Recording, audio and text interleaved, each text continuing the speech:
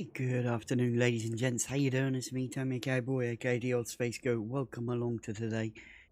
I'm your host and your stream here today on Twitch, and we're going to be playing a little bit of EVE Online. So let's rock and roll and get this on the go. Now we're going to nip over here. Let's go over here. Massive attack. Yeah, we're good on that. Over into rental. Let's rock and roll. Enough missiles in our launchers and in our cargo bay. Let's go. Let's go straight out. Andrew, thank you for your follow yesterday. Really do appreciate it. Thank you. Rental as well. We're off to let's rock and roll. Warp drive active.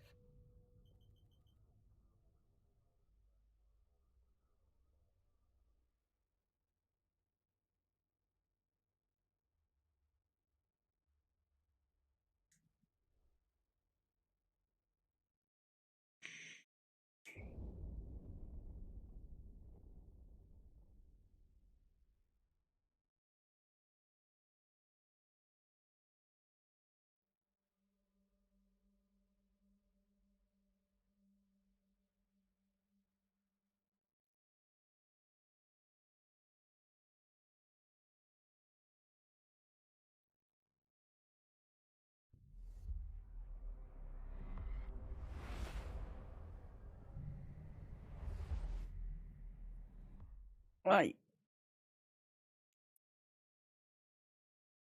Warp drive active.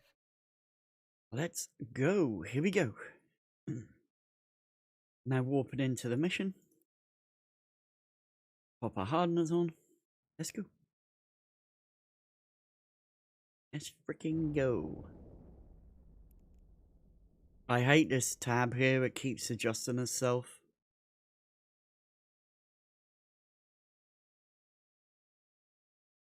This being annoying. Keeps adjusting itself. I wish it would stay in one place. Like I can't lock it or anything to stay in this, you know.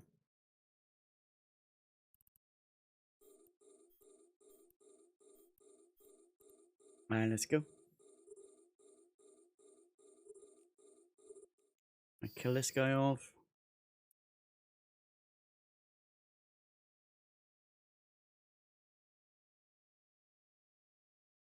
So I've opted out of using the Photon UI shit. I think it's horrible.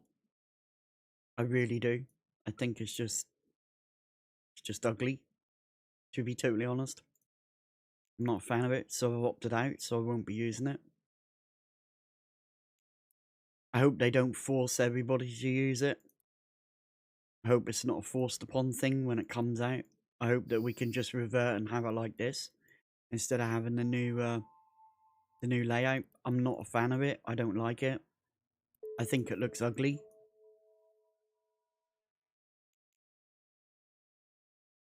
I really do. Like all these little boxes have little blue fucking bars above them and shit, and little blue bars above. It's just disgusting. It looks horrible. Hey Lvl4, how you doing? Damn, sorry guys, I forgot to bring you guys down. Let me bring you guys down here over here. There you go. Let me just pop you guys out, shove you over here so I can see you all. Sorry. How we going? I haven't done any more distributions. I did it Monday. I'm not sure if you guys want to see more distribution missions. We can run them. You know, I'm open to that. I'm totally open to that. Not doing them on Tammy, doing them on, you know, because I can do them straight away. I can do level 4s on Tammy straight away.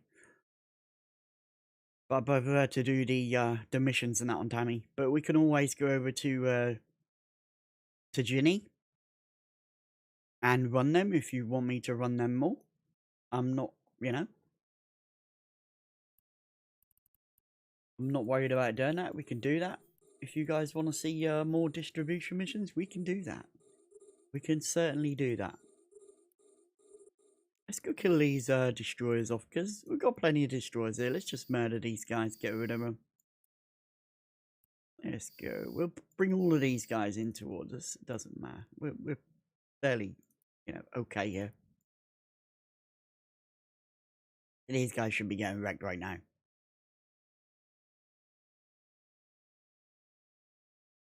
We can do that. We can do an experiment to see how much we can make from them. Yeah, we can do that.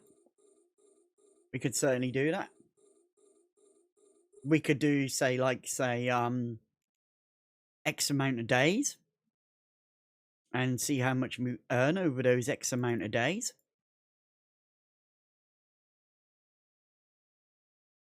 You know, we could get a little notepad set up for distribution with our current wallet information, and then go and do distribution missions for a certain amount of time each day. And then at the end of X amount of days, we can tally up what we've made. You know, we can see that. Tally up X amount of LP that we've gained from it as well.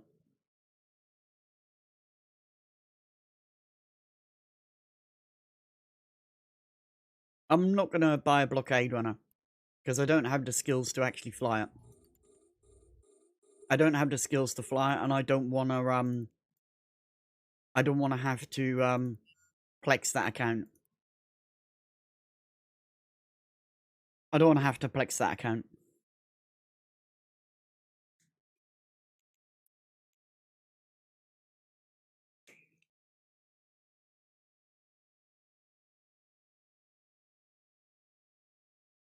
A module has run out of charges.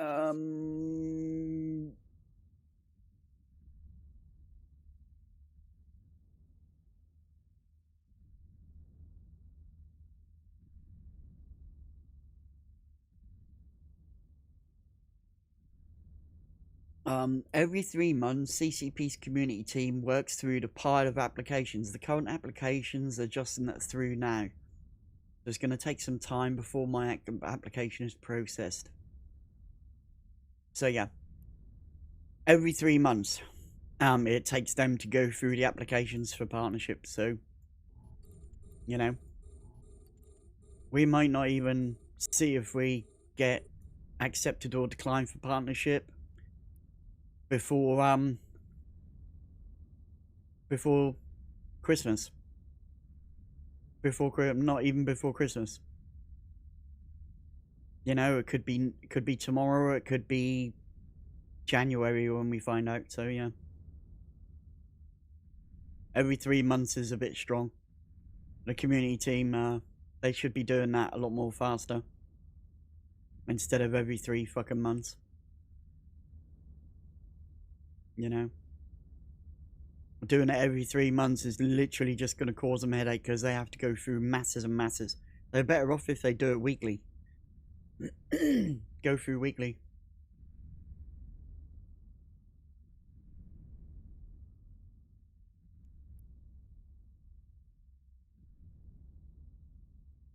Alright, let's go. Like I say, I ain't bothered. It's not for me, it's for you guys anyway, so it doesn't matter to me anyway.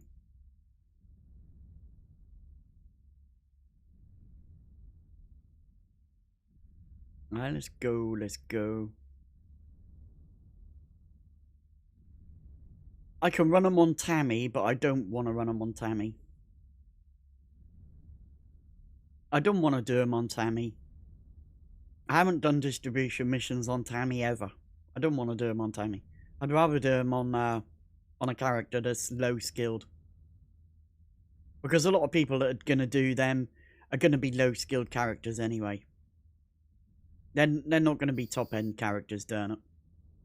They're going to be low skilled. So it's better to be low skilled than, you know, mega skilled, being able to fly all that shit. Because, you know, those characters aren't going to be able to. You know, those characters, they're not going to be able to do, you know, fly blockade runners and stuff. That's a lot of skill training just to fly a blockade runner, just for a set of missions. It's kind of pointless. They'd be better off training for combat missions instead. Because you're not making a lot of money doing those missions anyway. Warp drive. You know, active. we see how much we were getting for level 2s, level 3s. It wasn't a lot. Do you know what I mean?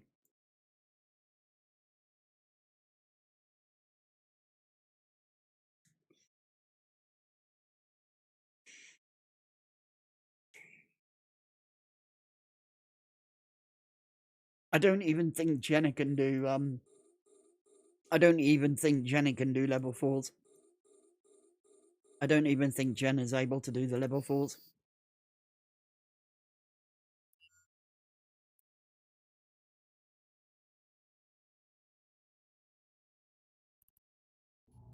This battleship's in range. I want to hit this battleship. I want to hit this battleship. I want to try and hit that battleship and get this group aggressed on me. At least bring those guys into me. Yeah, here they come. Good, good, good. Got them aggressed. So hopefully they'll push in towards me. These guys are kind of stuck a little bit, it looks like. But at least we've got them aggressed and no, they're all coming to me. So this is good. So that'll bring them into range.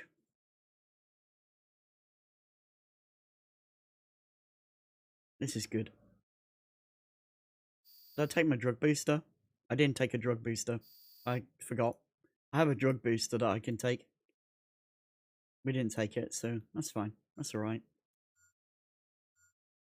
Let's go. My freaking foot still hurts. My foot is still uncomfortable. The swelling's gone down a little bit. The bruise is out. The bruise seems to be lightening up a little bit. But yeah, my toe still hurts. I haven't tried to put my motorcycle boot on. I literally haven't tried to put any kind of footwear on. I'm literally walking around in socks at the moment.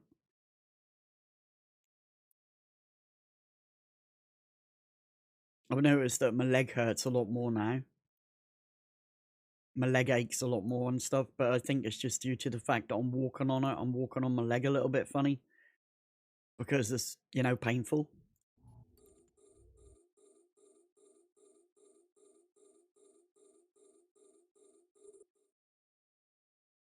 Just killing this guy off.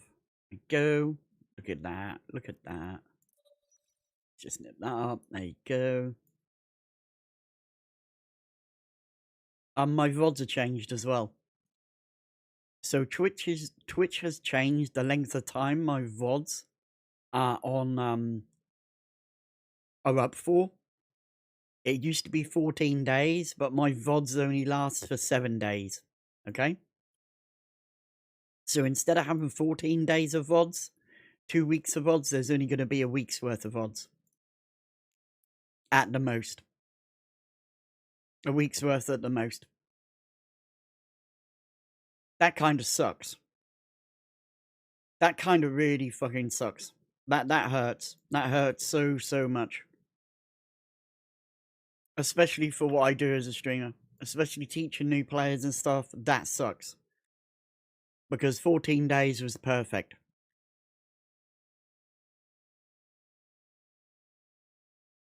14 days was perfect.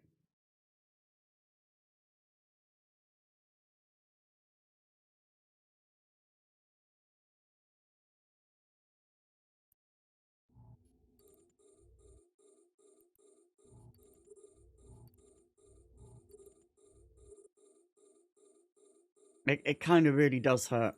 It kind of really does hurt. Twitch are literally shooting themselves in the foot for some reason. I don't understand why Twitch is doing all this shit. I really don't. I really fucking don't. I can't see the point.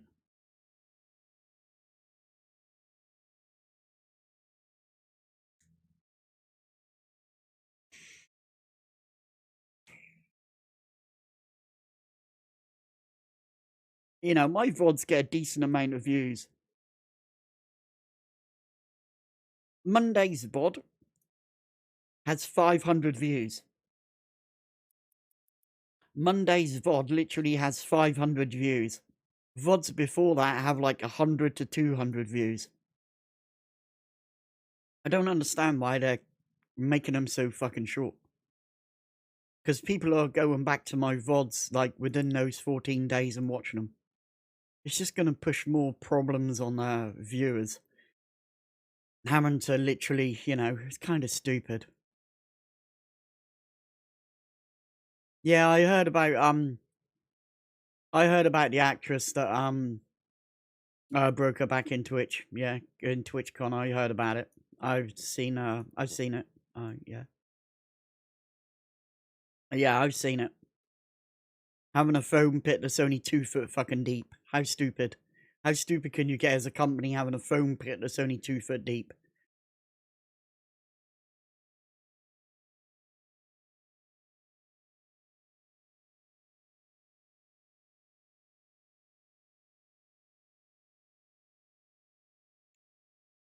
Yeah, I saw it. She had she's got to have, she's broke her back in 2 places or something, weren't it? Bless her. Hopefully she has a fast recovery. Hopefully Twitch actually pays for her fucking medical bills. Or the company who was running it. It wasn't actually Twitch that was running the foam pit. It was a third-party company that was doing it. So hopefully that third-party company actually fucking pays for her medical bills. Yeah, hopefully they pay for the medical bills. They should do. They're at fault. Foam pit, a 2 foot deep foam pit is not enough.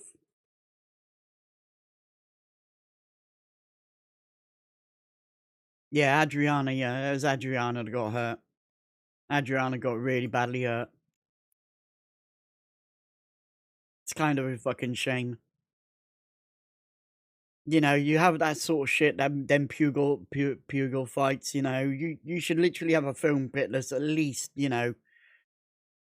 4 to 6 foot deep, not like, yay deep, yay deep with, yeah, it's kind of shitty. It's going to be really uncomfortable, her as a streamer as well as a Twitch streamer. She's not going to be able to stream as much. She's going to lose so much more revenue.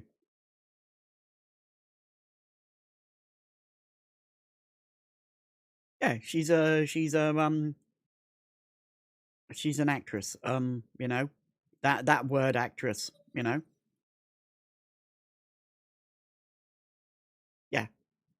It doesn't matter, whatever, whatever her work was or anything like that, it doesn't fucking matter. You know what I mean? That doesn't matter. I've heard a lot of people talking shit about her and her job and that. That's it. It's her fucking choice. If she wants to do that as a job, good job on her, man. Good job. You know what I mean? What you do as a job is up to you. People should be less opinionated.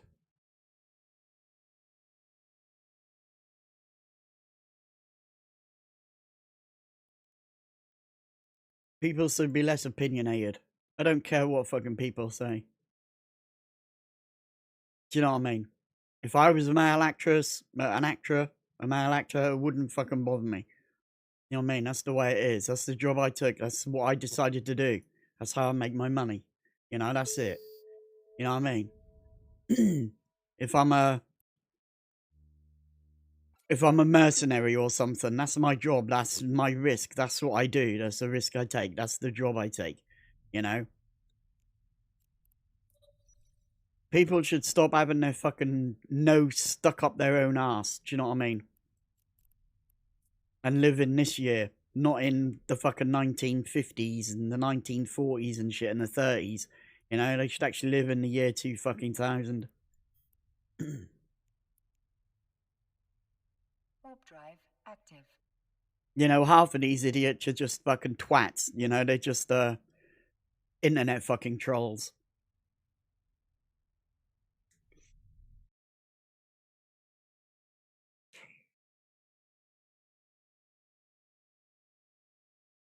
Most probably little basement dwellers or some shit like that. Have no fucking clue about real fucking life and shit.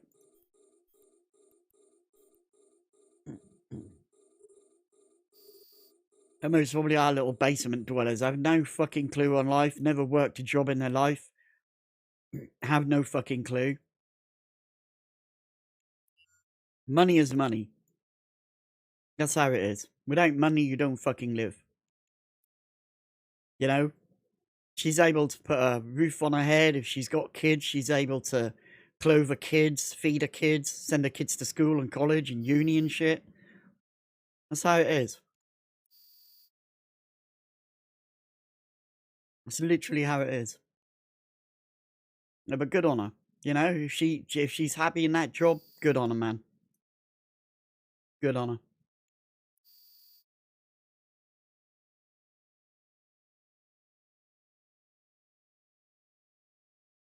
Yeah. It's kind of pathetic, really. Half of them should get a fucking life of their own.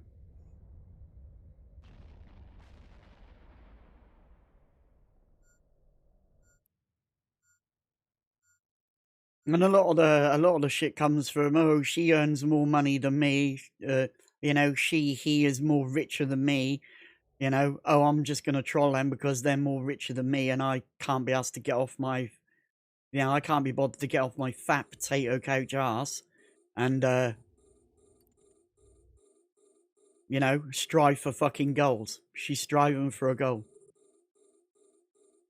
She's literally fucking striving for a goal. So, you know, hey ho, good luck, good job on it, man, you know?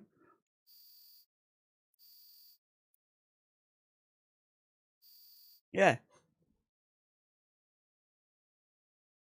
Just like any other female, you know, just like any other woman in the world. They strive for a, you know, they strive for goals.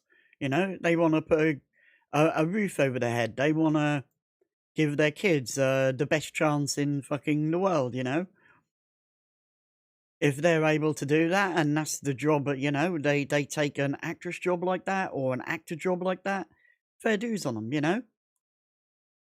They're just doing what they're just doing what they're doing to make the money, to get to have that money and to live comfortable. There's nothing wrong with that. I don't see anything fucking wrong with that at all. I don't see nothing fucking wrong with that at all. People should just get off their high horses and, you know, look at fucking reality in the world.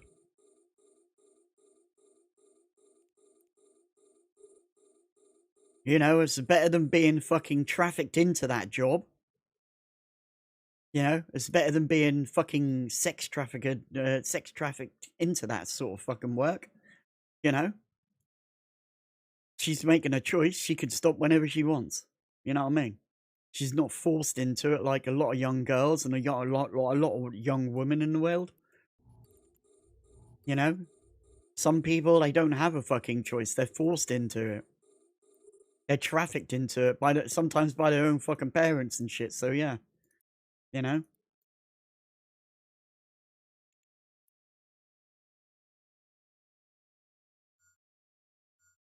power to them. That's how I see it.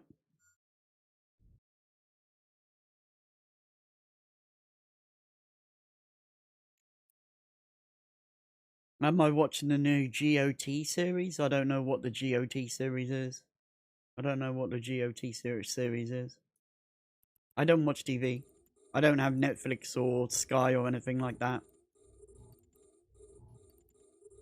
No, I don't watch Game of Thrones. I don't have Sky TV, satellite TV or anything like that, or a Netflix account or anything like that. I just have normal TV, the normal, you know, 100 channels of free bullshit that you get. That's all I've got. I don't watch TV during the day. I actually don't watch TV. I have a 32-inch fucking TV sitting there and it's literally turned off right now. The only time that goes on is when I go to bed. I'll lay in bed and watch TV. If I'm crick and sick, I'll lay on my bed and I'll watch TV.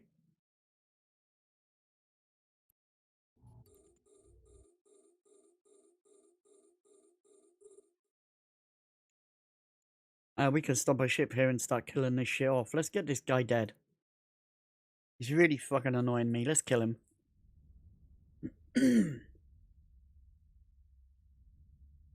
I live in a house. 3-bedroom house. Live in a 3-bedroom house.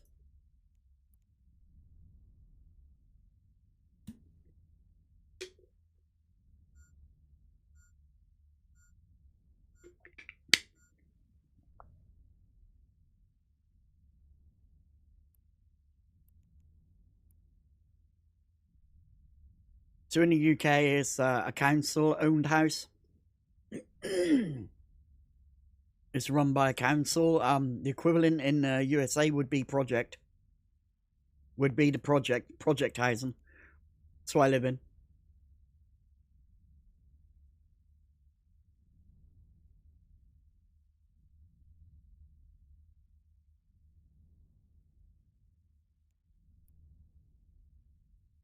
We're not well-off family. We've never been well off. Now, my dad doesn't have a new car. My dad has a second-hand car. Yeah, affordable housing, they call it. Yeah, affordable housing. Yeah. You know? But we're not a rich family. We've never been a rich family.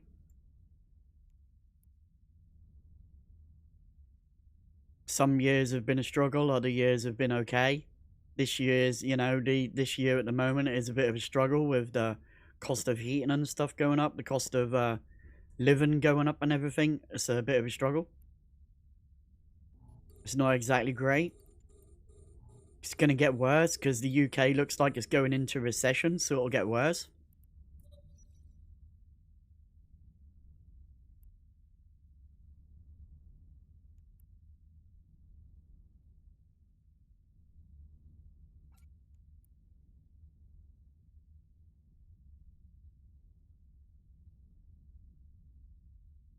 I get another 300 or something in November or something like that, I think.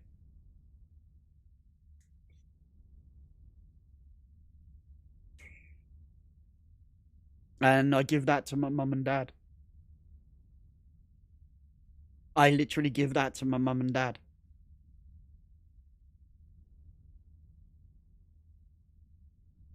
Yeah, I give that to mum and dad.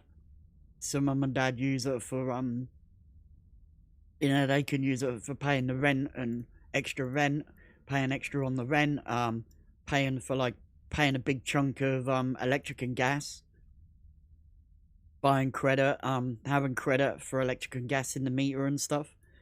That's what we do. We're on meters. We don't have a bill. We pay as you go. Pay as you use, as they call it. On the electric and the gas.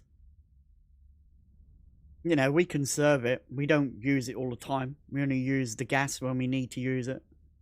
We have the thermostat set at a certain temperature, and we only turn it on when we feel cold. When we feel cold, we'll turn it on for X amount of time, and then we'll turn it off. We don't leave the heating running all the time. As soon as the house is warm, we'll turn the heating off. And when the house gets cold again, we'll turn it back on and heat the house up again. It's just how we do. That's how we live for a very long time. It's just how it is, Like I say, I'm not well off. I don't have a lot of savings. I'm 50, nearly 53 years old, and I have zero savings. I don't have any savings at all. Don't have any savings at all. No savings at all.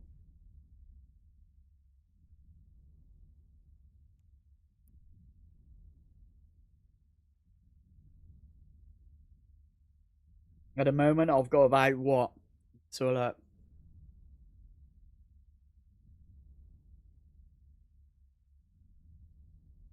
I got about 2.4k. I have literally about 2.4k to my name. £2,400 to my name. That's literally what I've got.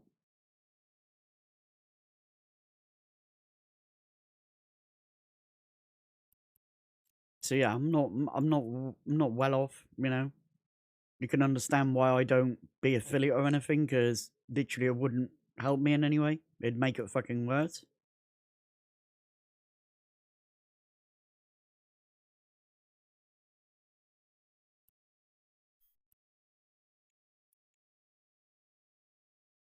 Warp drive active.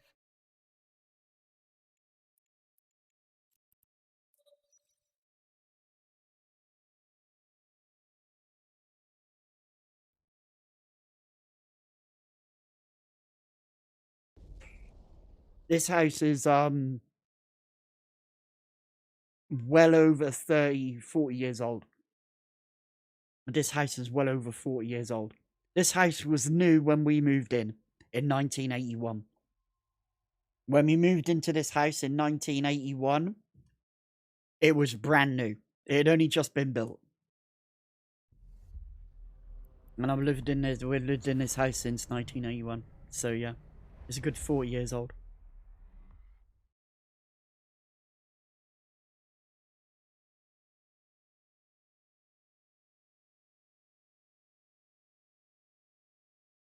Not really, no, no. Not for council, you know. There's older houses that the council owns. There's a lot more older houses, but, you know. Yeah, this is like 40-year-old. Built to 1980 standards, so yeah. The ceiling, I can't literally sand the ceiling down and take the plaster off the ceiling because it's got asbestos in. This ceiling literally has asbestos in. So the only thing I can do to the ceiling is paint over it to help seal that asbestos in. But the ceiling has literally got asbestos in it. Yeah. I live in a house that's literally coated in fucking asbestos. Yeah. Warp drive active.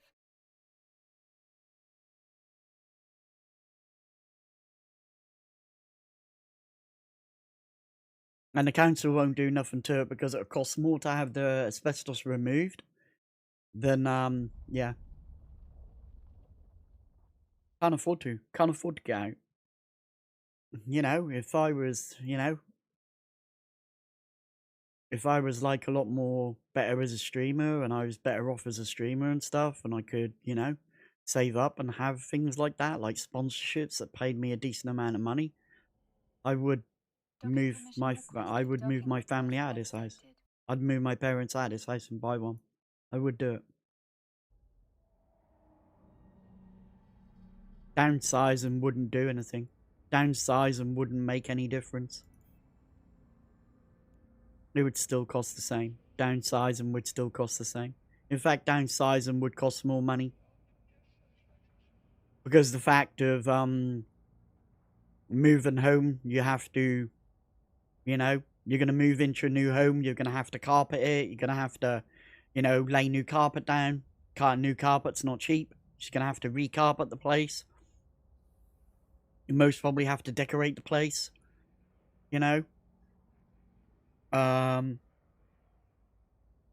then there's the moving cost, storage cost for all your storage, to have your stuff stored while you're moving and stuff. And getting settled and putting it all into the home and everything, the new home and everything. It's just a lot more hassle. Can't really afford it, so,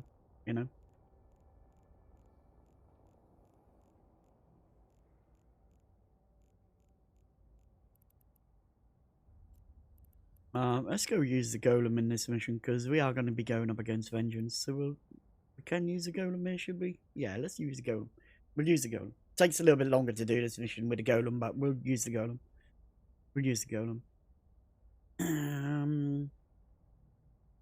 Let's go, stock up with missiles. Let's go do that. We'll grab that drug booster and neck that drug booster. I'm gonna put 2,000 missiles in here. There we go. Let's go drug ourselves up. See, this fucking thing keeps changing. Let's go drug ourselves up. There you go. We'll drug ourselves up. Let's go accept this. Let's go rock and roll this. Let's go.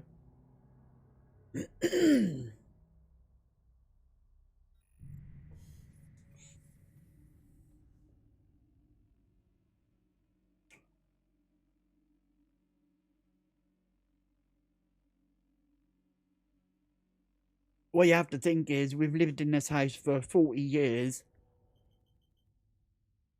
And there's a lot of stuff to move. There is a hell of a lot of stuff to move.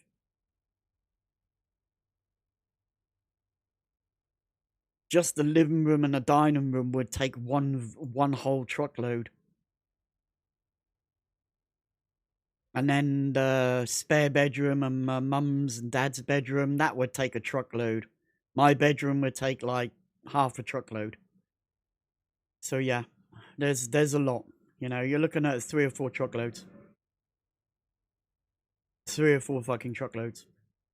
And then me and my dad can't move all that stuff. We don't have the strength to move all that stuff. My mum, my dad, and myself, we don't have the strength to actually move all that stuff. All that stuff would have to be placed in the new house and moved around in the new house for us. Because, you know, I can't carry those heavy objects. Me and my dad can't move those heavy objects.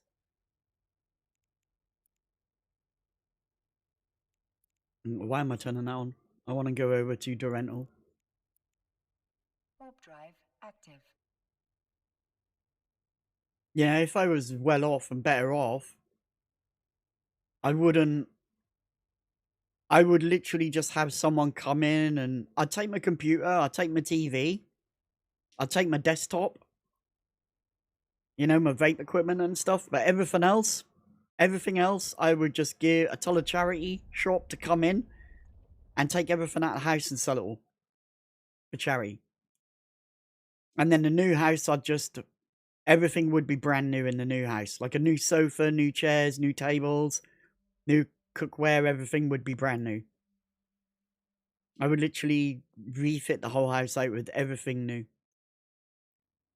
Instead of taking all the old stuff that we've got and using the old stuff, recycling all the old stuff, I'd just buy brand new beds. All the beds would be brand new. Everything would be brand new. But sadly, I'm not able to do that. Sadly, I'm not going to be able to do that. I won't be able to do that. In my lifetime, I won't be able to do that. Being honest and, you know. Warp drive active. The only other chance I'd get to do that is if I won the lottery. That'd be the only way. If I actually won the lottery, that'd be the only way I could actually do that.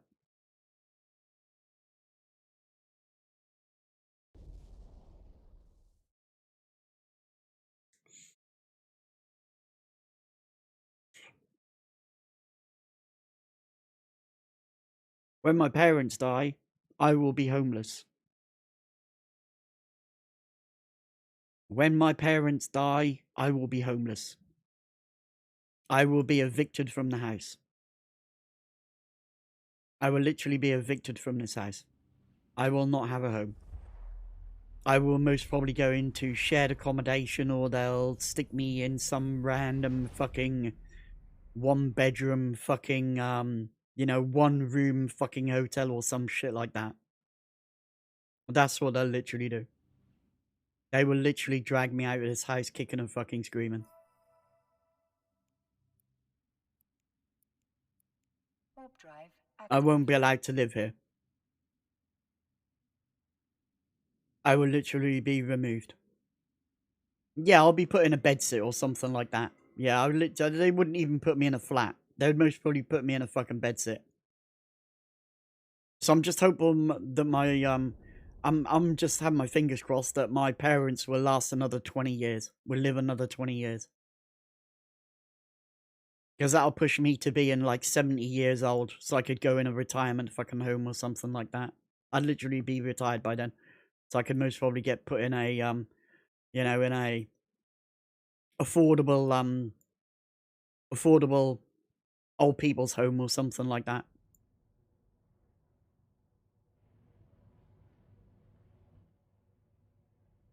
Unless I found a rich fucking, you know, princess or something that would want to live with me. And, you know, but yeah. Yeah. Warp drive active. Wishful thinking.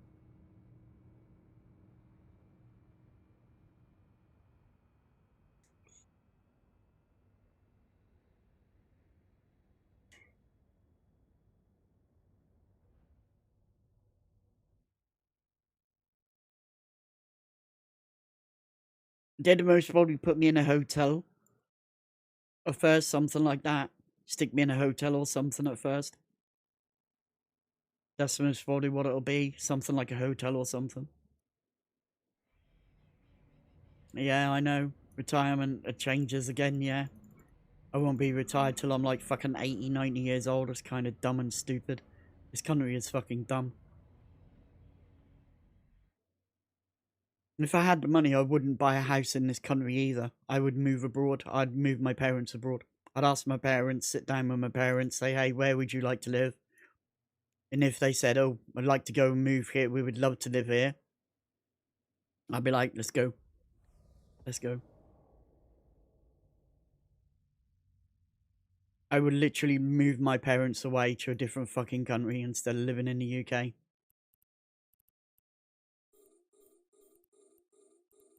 Like a lot of people, you know, you get a lot of these people say, yeah, we're proud to be British and shit like this. And really, honestly, I'm not proud to be British. I'm not proud to be English. I'm being really honest and truthful. I'm not proud to be British because of the way the country treats you. I'm not actually proud to be British. A lot of people say, yeah, we're proud to be British and shit like that. Yeah, nah. I'm not proud to be fucking British.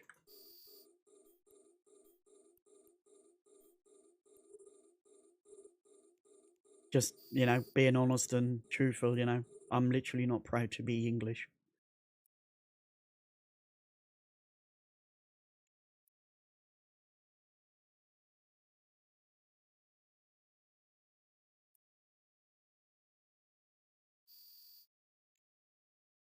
The thing is, the Tories are now ruining this country as well.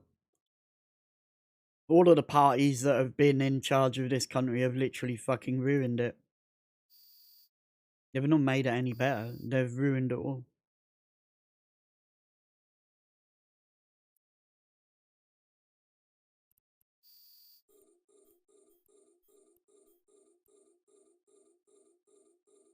They've literally ruined it. They've literally fucking ruined it. Shouldn't have left the EU. We shouldn't have left the EU for a start. That's truthful. We shouldn't have done because it's just made it even more harder. It's just literally made it a lot more harder. You know?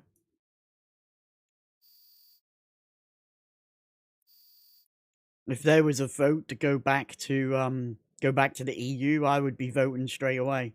Yeah, let's go back. Because we were better off. We were fucking a lot better off, you know what I mean? A lot better off. We were a lot better off as a country in the EU than what we are now. We're not better off now.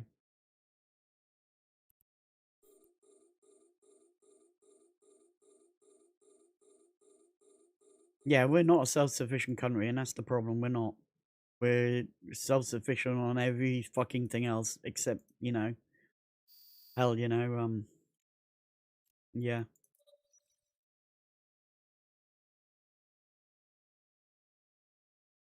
We're tech and research, not production. Yeah, that's right. We're not a country of production. We're definitely not a country of production. That's 100% right. Literally 100% true. We're not.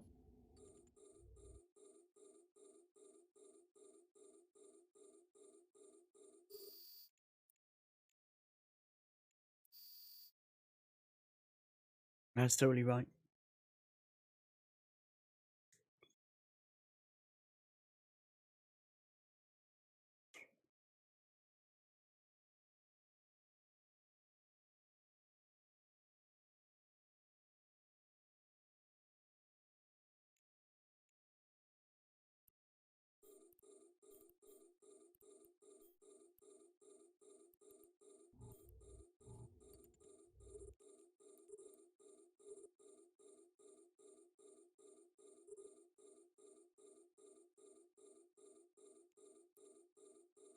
See how that goes. That's going to kill him. That's good.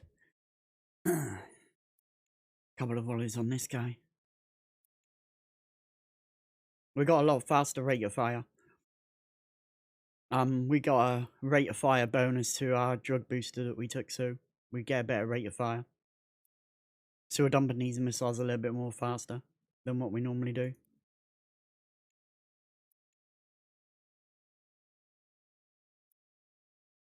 Come kill this guy here. Couple of volleys, hopefully will kill these guys. I'm doing 2 volleys just in case we missed the first one. That's what I'm doing here. 2 volleys there, let's get this guy. Grab these here. Do have a couple of sensor dampeners here. All these are sensor dampener ships, so let's just kill them off. Hopefully a couple of volleys will kill him. Yeah, 1 volley. Look, we wrecked that guy with 1 volley, but I'm going to put 2 on him each anyway. Just in case, you know, just in case 1 volley doesn't work. I'll see with 1 volley on this guy to see. But, you know, if not, we'll have a second volley there to go in. But we'll see if it actually does. See, we didn't get him with 2 volleys. We need 2 volleys. We definitely need 2 volleys on these guys. Module has run out of charges. There we go.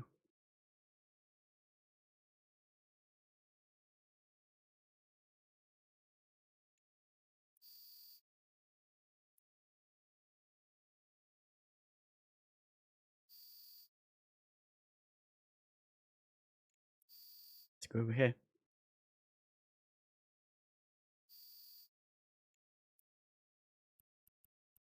Boom, he got shreked. Let's go over here and grab these 3 destroyers, kill those. We do a volley each on those and they'll die, hopefully.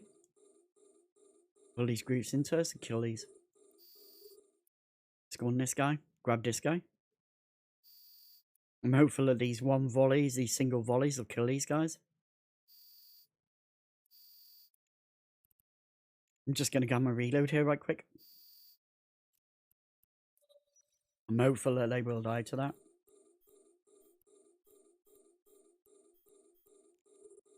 Now let's go. Let's go see if we can hit this guy with 2 volleys and kill him.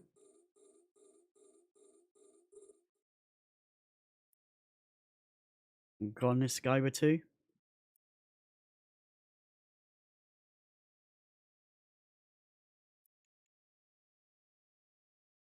Paint him up.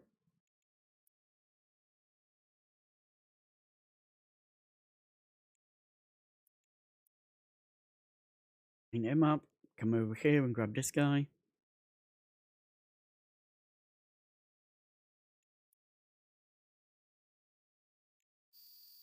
And this guy we need to paint. There you go. Kill this guy. There's the 2 volleys on him. I'm gonna grab this guy with 2 volleys.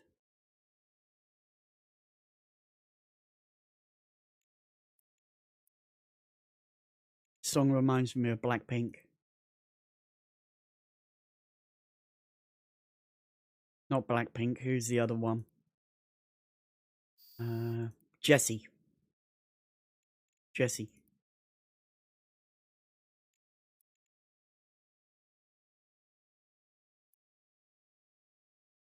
It's called Till the Morning by John David, Katie Candia Thompson.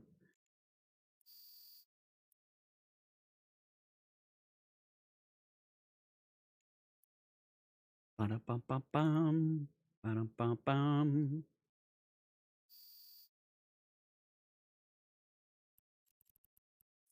Abandon all those wrecks.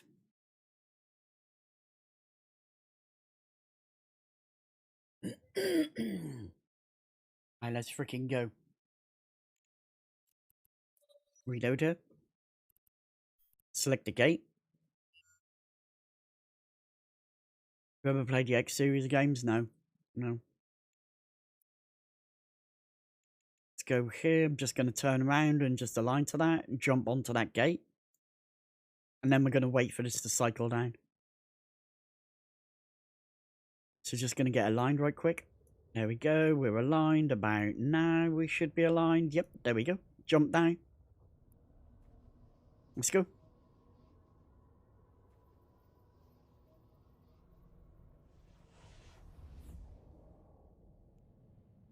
Boom, straight into a rock. We fucking jumped straight into a rock.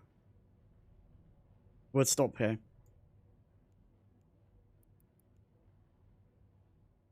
I'm just waiting like 30 odd seconds, 60 seconds for that to turn off. So we can reuse it again. Let's go.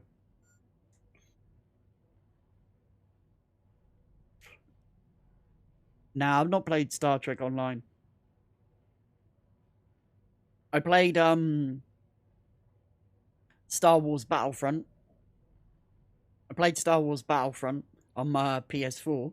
I played that when I had a PS4. I played that.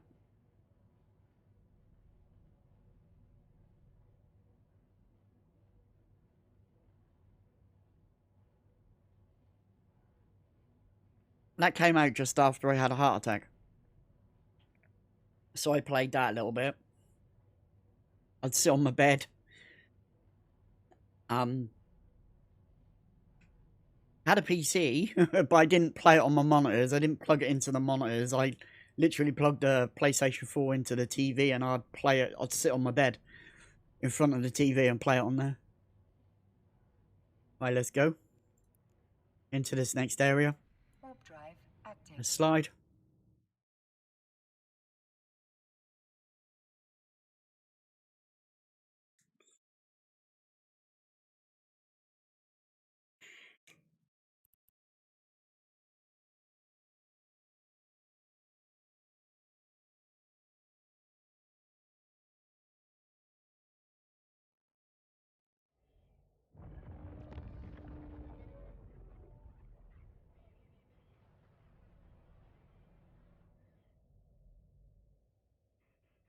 I'm going to do exactly the same thing here, but these guys are going to tackle me. So I need to kill these guys.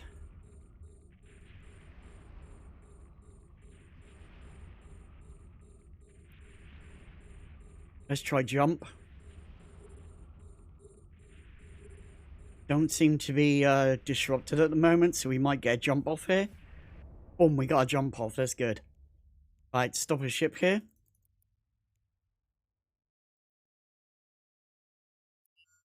Siege up. Start going. Let's go.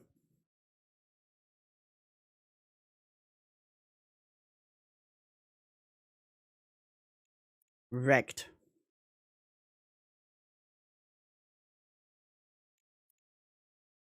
We'll see if these 2 volleys hit this guy and kill him. Yep, nice one. There's our 2 volleys on that guy. Let's go whack a couple of volleys onto this guy. 2 on that guy. There you go. 2 on this guy. Let's delete this guy. I think I got more than 2 volleys off there on him.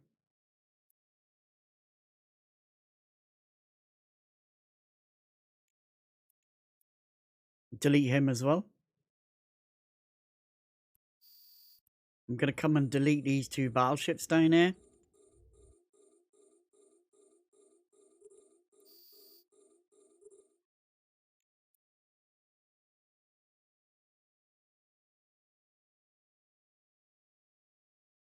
I doubt I'd give them a go. I doubt I'd give them a go. I doubt I'd give them a go. I'm going to look at 4 volleys here and see what we do, the damage we do here. See if we actually kill this guy. I'm going to put 4 on this guy and see how we go. I have another battleship over here that I can kill. And another one here that I can kill. So I'll kill these battleships off first. I'll put 5 in there on this guy and I'll put 5 on this guy. I'll just shove 5 volleys on each one of these. This guy might not go down to 5 volleys though. No, we did get him. That's okay.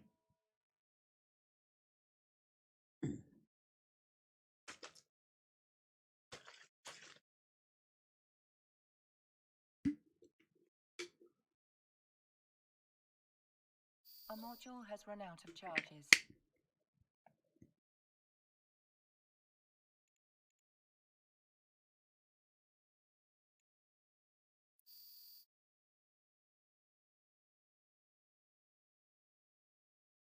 But maybe I do need to start treating streaming as a job, and well, not as a job, as a hobby more, and literally play for longer.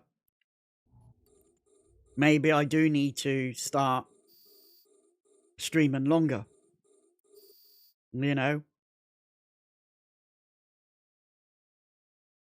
know, instead of 2 hours, 3 hours, do 6, 7 hours and see how it go.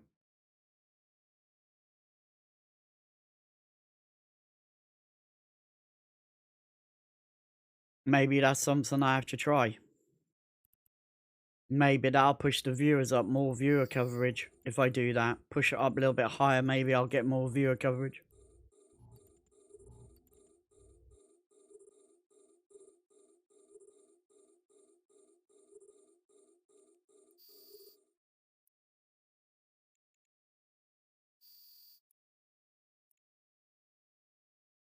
Like Torvald and Queenie, Blue and Queenie and Torvald. Harassing me a lot. They're not really harassing me, but they're just trying to get me to play Albion Online. They're really trying to get me to play Albion Online. Like Queenie's always saying, when am I coming over to play Albion? I don't like the game. The game reminds me of fucking WoW. It's like if WoW and Final Fantasy had a baby, it would be Albion Online. That's literally how I see Albion Online. They say RuneScape. I've never played RuneScape. I don't even like RuneScape. I've seen it played a couple of times. I don't like it. I don't like League of Legends either. I'm not a fan of that shit either. I'm not a fan of those games.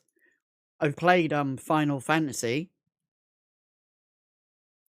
and I don't really like it. I have played Final Fantasy, and I don't like it. I don't like the grind. I hate that dungeon. I hate fucking having to do dungeons. That's what I hate.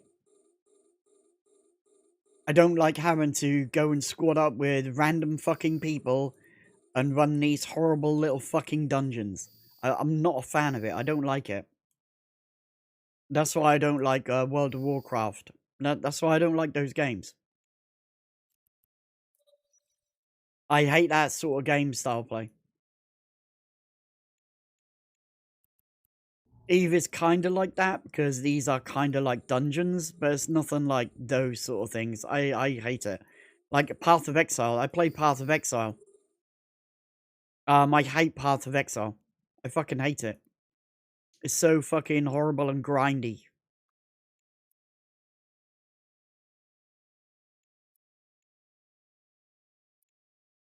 I'm just not a fan of those kind of grindy games. I'm really not.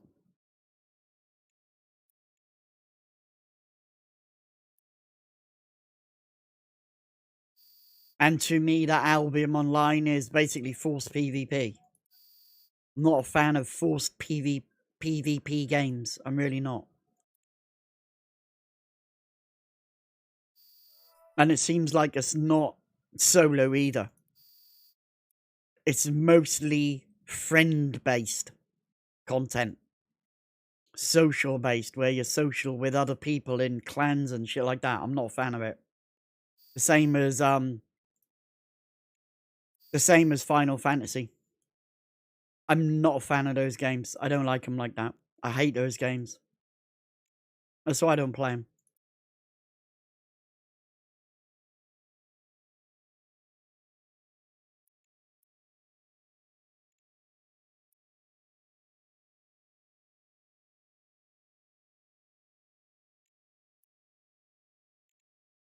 This guy didn't die.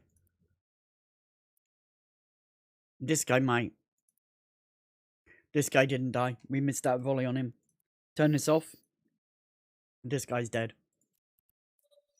Let's go reload. Let's go abandon these wrecks and we'll jump over there. So we need to go to that gate. We didn't really get a good distance away from that gate.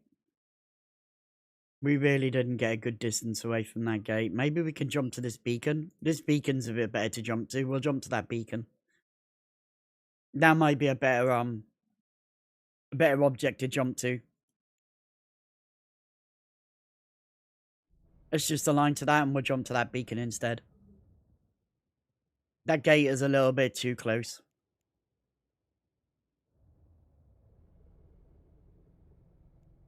Right, let's go.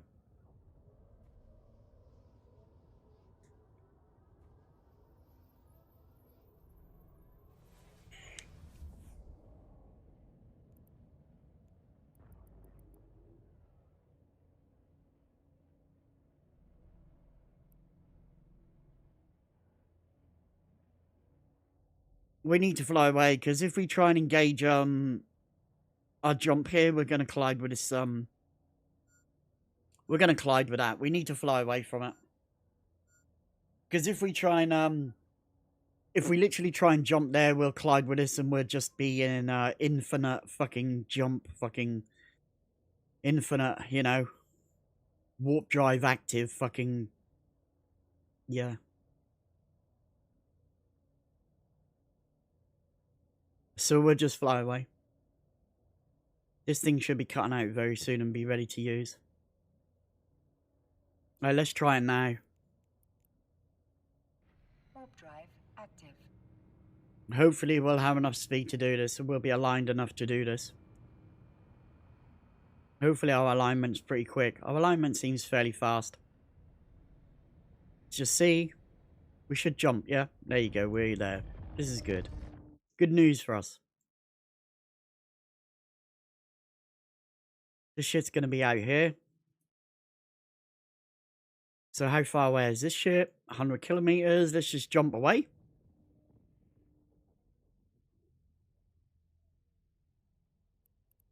We'll jump away. We'll start killing this shit because we're right on top of it. And these guys aren't going to engage on us. So we'll start killing this shit now.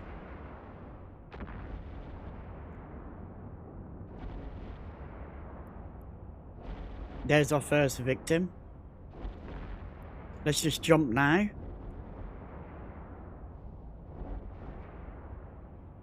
Get ourselves off this grid from these guys. Push ourselves away from these.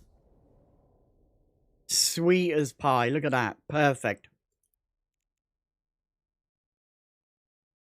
Right, siege up. Let's go. 2 volleys should kill this guy. He should be dead.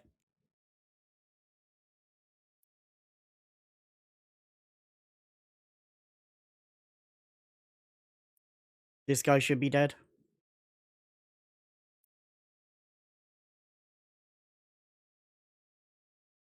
This guy should be dead. We'll target paint him up. I'm going to come over here and kill Giovanni. I'm going to kill him straight away.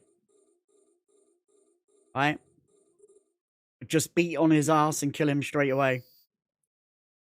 Because he's going to do a lot of DPS. He's going to push DPS on us from that range. So if we kill him now, we'll clean him out.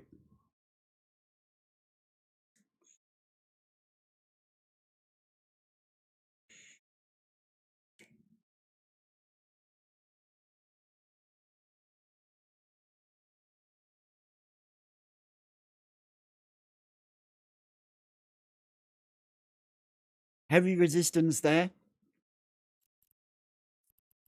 Yeah, a lot of resistance. 80% resistance on this guy. That's a lot of resistance to chew through.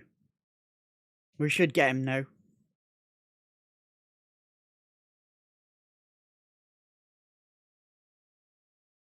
He is literally the only one able to hit us, though. Let's come and get all this small shit. We've got all this small shit here. Let's just kill all this small shit. I'm just going to try and dunk these destroyers quickly. Hopefully I can one volley these, hopefully. And allow us to reload. And then come over here and grab these guys and start working on these, the rest of these.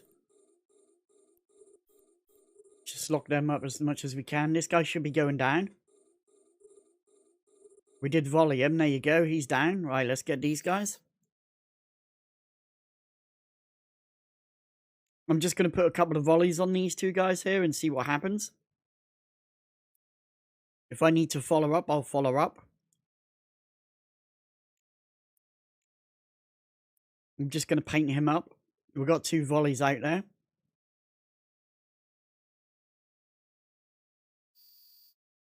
Deleted. We'll put 2 volleys on this guy and see how it goes. There's our first 2. Let's go on to this guy. Some of these might not die to 2 volleys, but we'll see.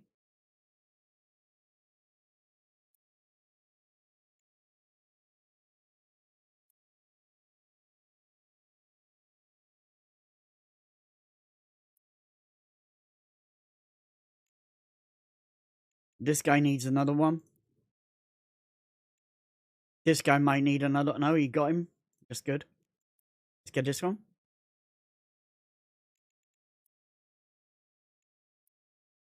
We'll see how we go here. We'll just dunk 2 volleys on each one of these and see how it goes.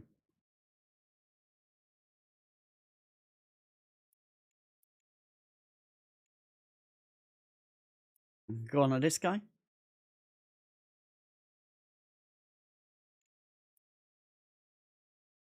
And this guy.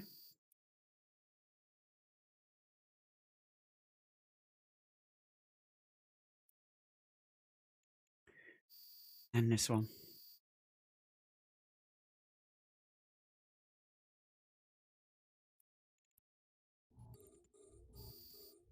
Got 3 battleships now. Let's just see if we apply on this guy. We'll just target paint him as well. We should apply on him, yeah.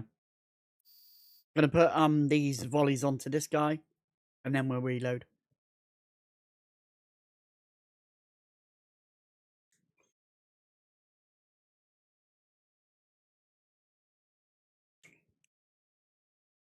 We're actually gonna take out these turrets and take the 160,000 disc off them as well. A module has run out of charge. We're gonna take the 160,000 disc off them. Let's go. Let's freaking go.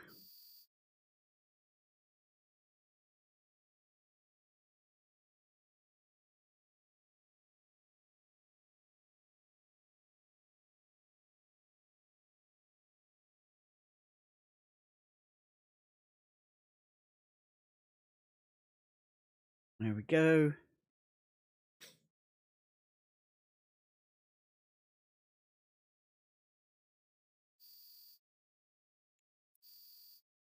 Job's done. Kill this guy off. Kill those turrets and we should be good. I'm just getting a drink, guys. Getting a drink.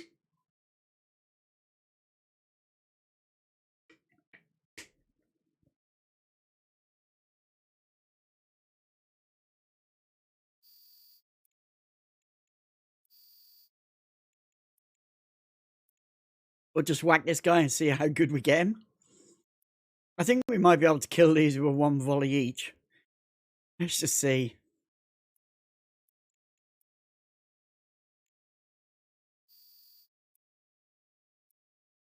Let's have a look and see. Hey, Use Online. How you doing, Use? How you doing, Use? Yeah, this guy needs 2 volleys. Yeah, they need like a volley, 2 volleys, or target painted. It's fine. We can just pump these with another volley each. Because we needed a different ship for application. Because one of these ships can do over 100 DPS. It'd take us a really long time to kill it with the Nighthawk, so I decided to go with the Golem because we produce a lot of power with the Golem. We output a lot more DPS using this ship compared to anything else. Abandon that container.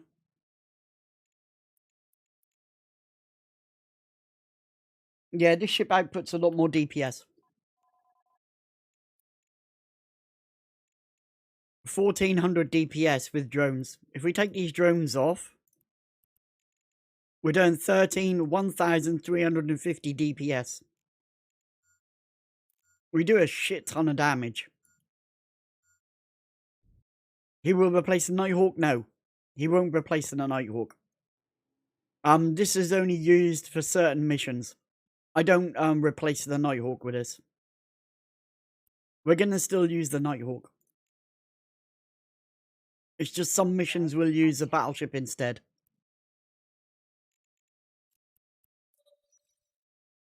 Some missions will use a battleship, some missions will use the Nighthawk.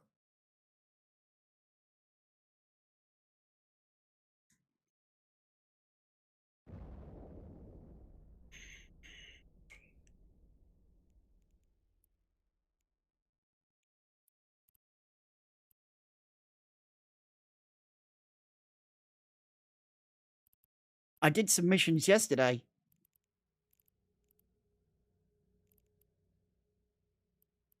I redeemed a lot of stuff, but I did a mission yesterday. I did a mission yesterday. I did another mission yesterday. I actually had a burner mission yesterday that I did.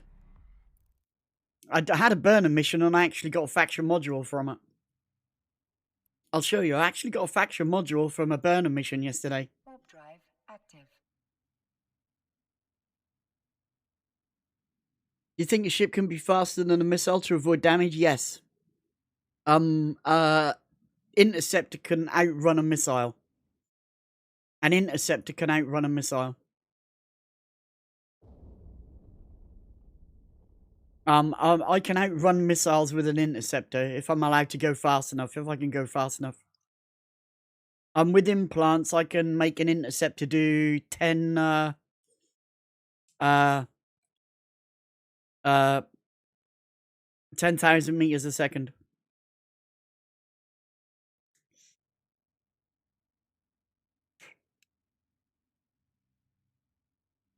I can make an interceptor do between 8 and 10,000 meters a second. Very, very fast. I can make an interceptor go very, very fast if I want.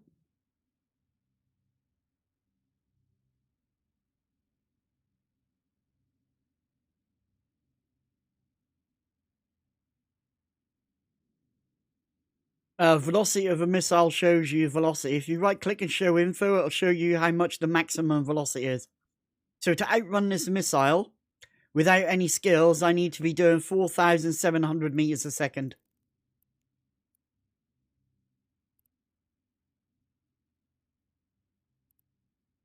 Without skills, I need to be 4,700 meters a second to outrun that missile.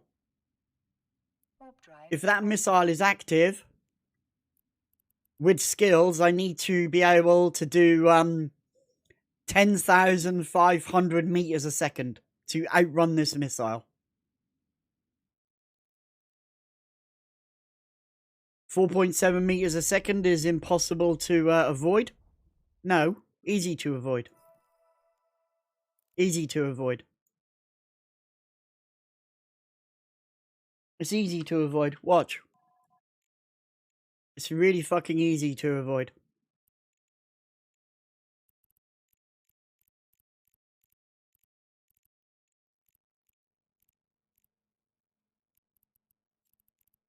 Docking permission requested. Docking request accepted. So we're going to go grab an Ares or a thingy. I'm just looking at what we get. Signature penalty. Signature radius. Propulsion diamond. Hybrid.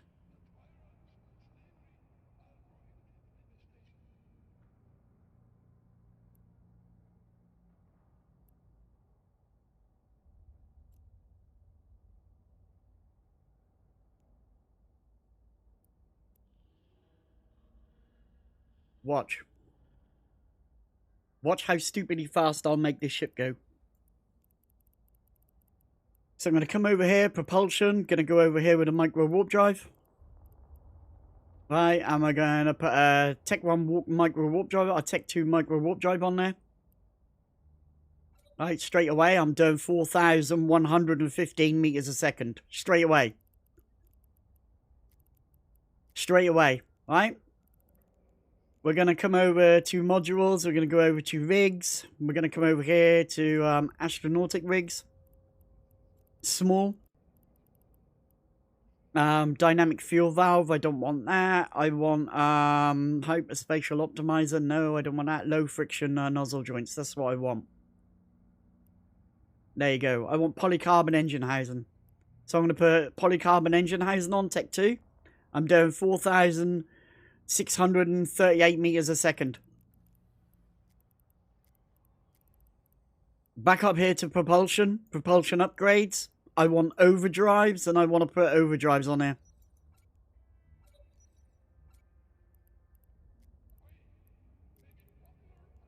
I'm doing 5,741 meters a second already. I'm doing 5,400 meters a second. If I come over here, I can make this even better. So if I change this out, if we just look at this module and the attributes, I get a velocity of 12.5. So I want to get higher than 12.5. So I'm going to come over here and look at this one. 12.5. Look at this one. 12.5. So it doesn't matter if I change those over, yeah? It literally doesn't matter if I change those over. Alright? So I'll come over here to this. And I'll come over here and I'll look at a faction module. Alright? I guess the A-type. And now if I look at the attributes on this, velocity bonus is 518%. And for the Tech 2 version, it's 510%. So if I remove this, right, and I put this on, I'll go even faster. 5,822.9 meters a second. That is without implants. That is not using implants. With implants, I could make that go even more stupidly faster. This is an Aries, okay? So let's come over here to, let's just claim our mission. Complete our mission, there you go. So that's an Aries, right? Let's come over to this and we'll go for a Tyrannus. We'll go for the Ranus. Right, now our Ranus has a base speed of 535, so we're not going to get as much out of it, but we'll still be able to go pretty damn fast. So we're going to come over here and put in our overdrives, and we're just going to stick 3 in there. Right, we're going to come over to our micro warp drives, and we're going to go put a Dead Space micro warp drive in there. We're going to go for Dead Space micro warp drive. We're coming over here for this one here. And we want a 5NM and we want a GIS the A-type.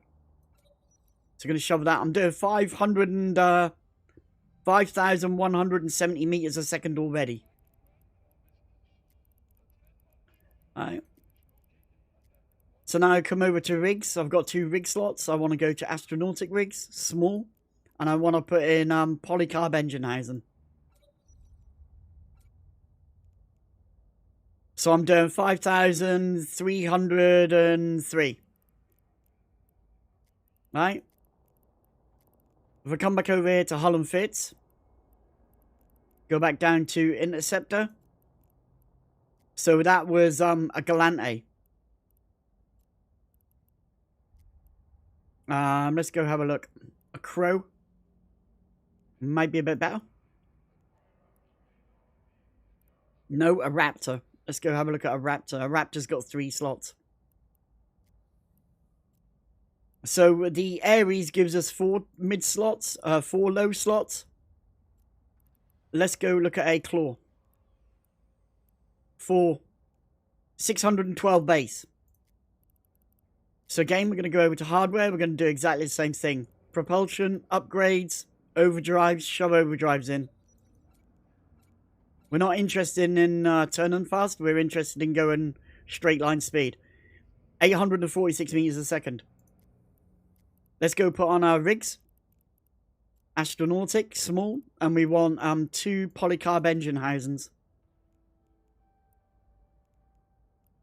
So these polycarb engine housings, these are making us a little bit more faster.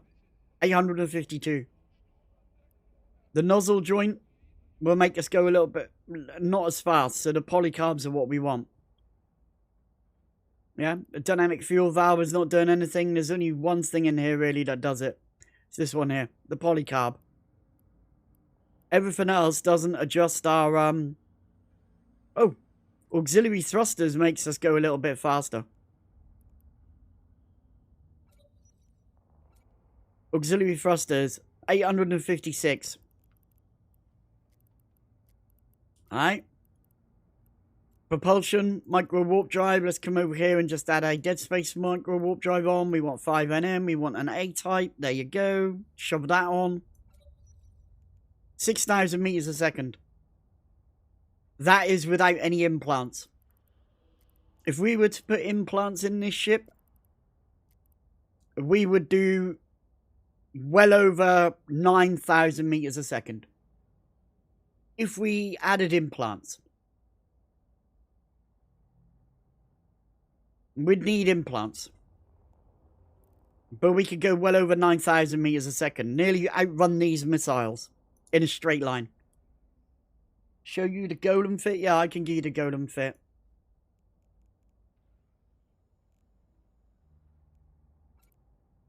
There you go.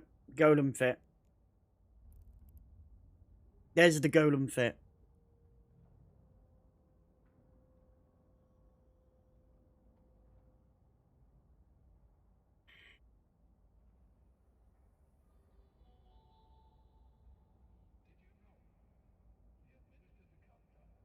Interceptors are really, really fast. Interceptors are really, really fast. They're designed to go fast. They're made to go fast. Frigates, not so much. Frigates are good. They're fast, but not as fast as an interceptor. An interceptor is a very quick, small ship. Anomic team, a Jaguar over in store. We don't want to go there. It's taking us through low sec. We're not going to do it. Stop the thief we can do, and we'll do that in the Nighthawk. So we do stop the thief in the Nighthawk. They're weak, yeah, they are weak. They will die if they get hit. But their intention is to go very, very fast. I actually use interceptors for traveling. I actually use them to travel. Yeah. If we come over here and go over here to personal assets and search for interceptor.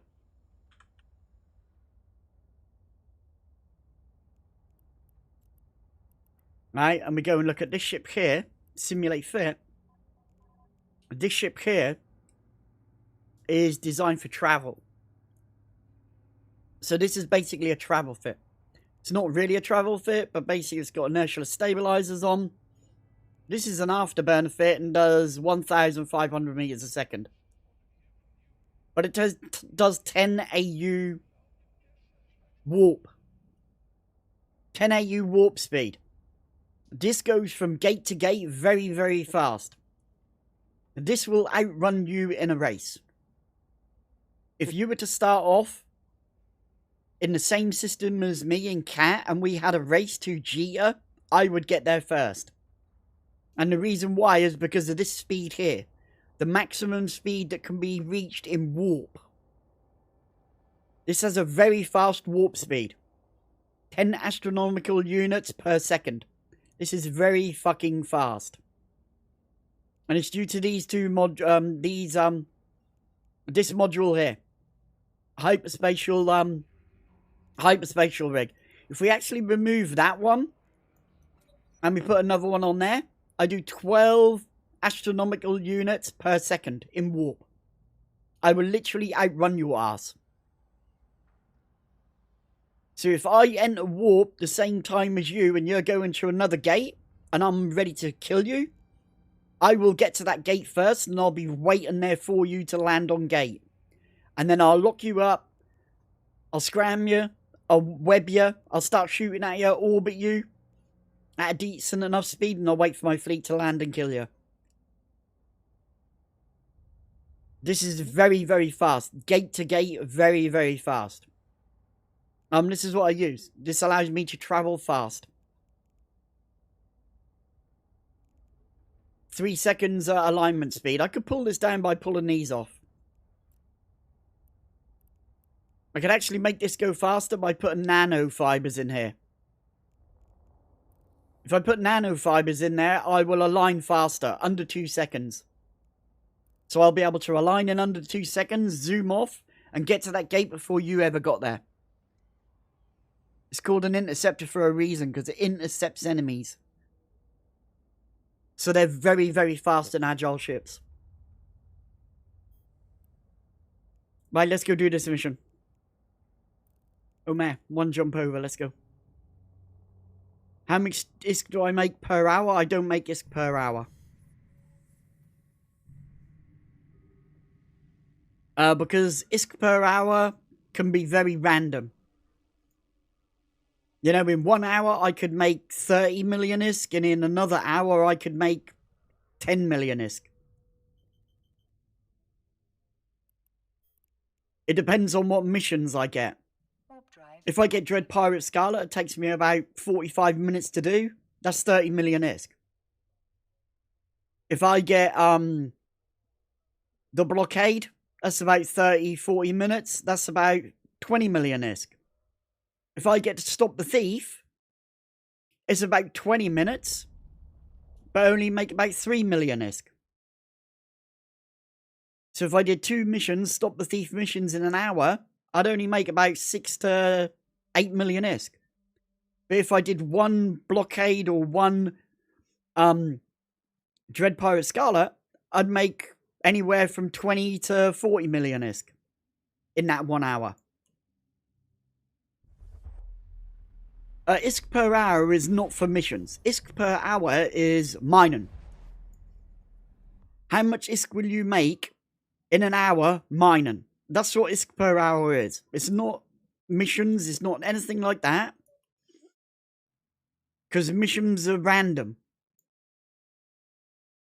But mining is just shooting a rock for an hour.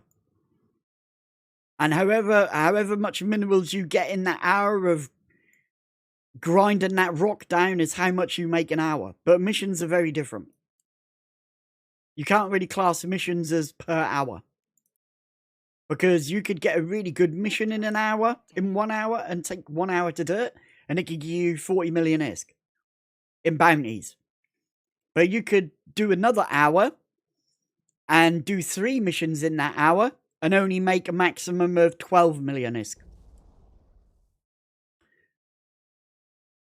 So that's why we don't use the ISK per hour doing missions. That's why I don't do it. What I do is I can show you what I've made in the past hour of running missions. So we started here at 999 million ISK, and we're now at 23 million ISK. So in this hour, I have made 24 million ISK. Basically what I've made. Just under 24 million ISK.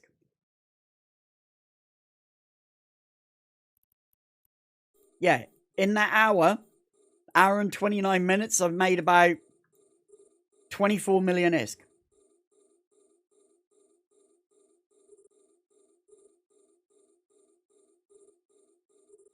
Yeah, that's about right. Gankers will be ganking.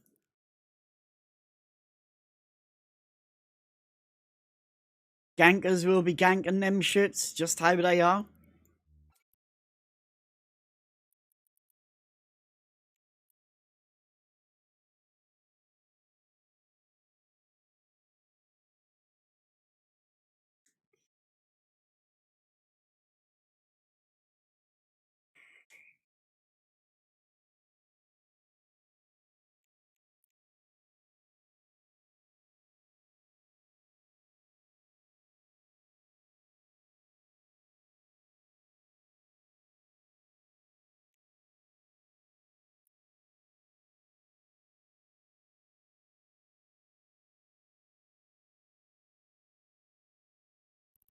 kill this battleship.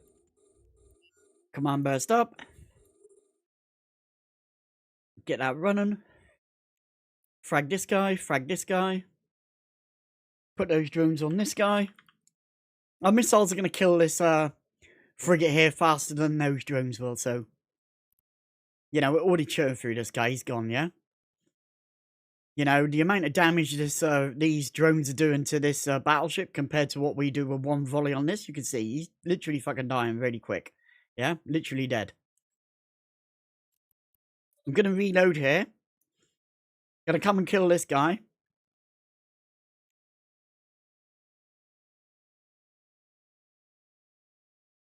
Let's freaking go.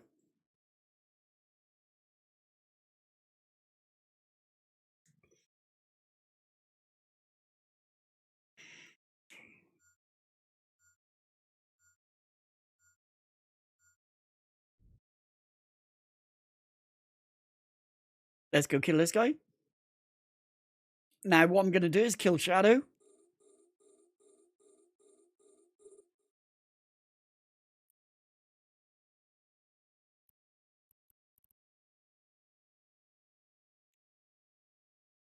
I'm literally going to kill Shadow. Get those reports in my cargo bay. And then I'm going to come over here and kill these cruisers. So we're just getting the reports off this guy. There you go. Now my drones are just going to be trolling around, killing these frigates here for me. That's what my drones will be done. Hopefully they will. Yep, they're going to go and kill frigates for me. And meanwhile, I'm just going to take out these cruisers.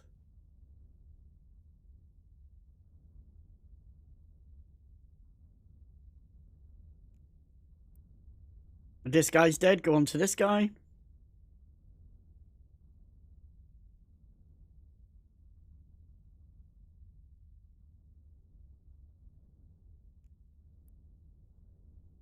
Come over here and hit this guy.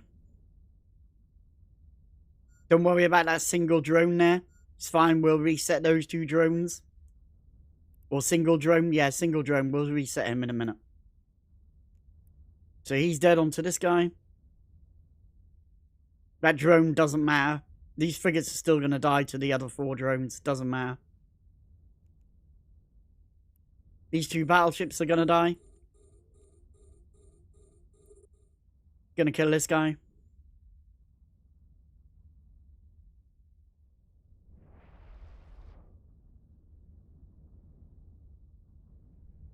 A module has run out of charges. Now we'll kill these 2 battleships. We'll come over and kill these next afterwards. Let's kill these battleships. Command burst up. Let's go. Run that.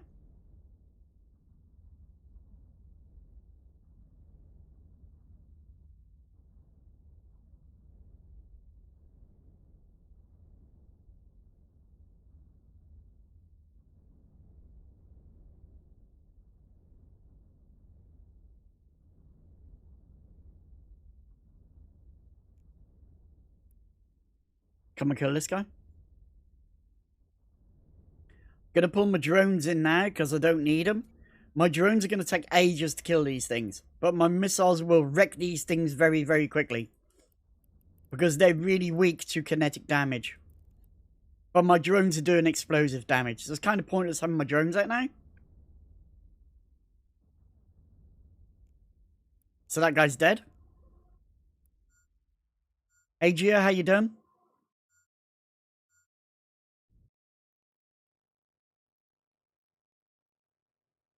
Four volleys on this guy. We should kill him. Nice one, man. Nice one.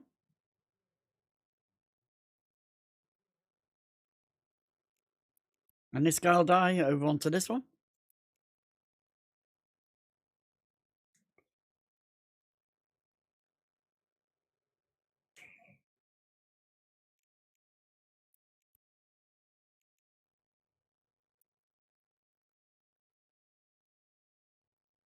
Got into a fight with another corp. They come out the wrong end. Yeah, that normally happens.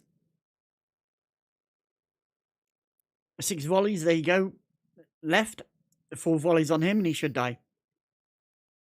There we go. Reload here, abandon there, and just move on home, because this mission is complete. Warp drive active. There we go. All done. Real quick and swift on them. Just murdered those guys. We're up to 4,042 followers, man. Holy shit. We're growing. We're growing.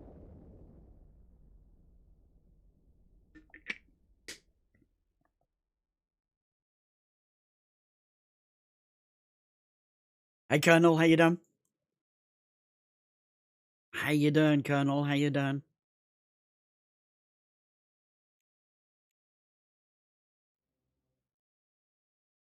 Let's jump through here. There we go. Looking good, looking good. Let's rock and roll. Let's get back home. Look up. Warp drive active. All it took was getting COVID to make me wake up early enough to get it. Yeah. Touch wood, I haven't had COVID yet. I had all the jabs and that. Well, I've had 3 jabs. Everybody else has had 4 jabs, 5 jabs, 6 jabs. I've had 3. Had my 2 main jabs and then a booster, and after that I was like, fuck that, I'm not having any more. No, I've only had 2. I didn't have a booster. I have had no boosters. I've only had 2. I've only had two COVID jabs. I refuse to have any of the others because the first 2 made me dog fucking sick.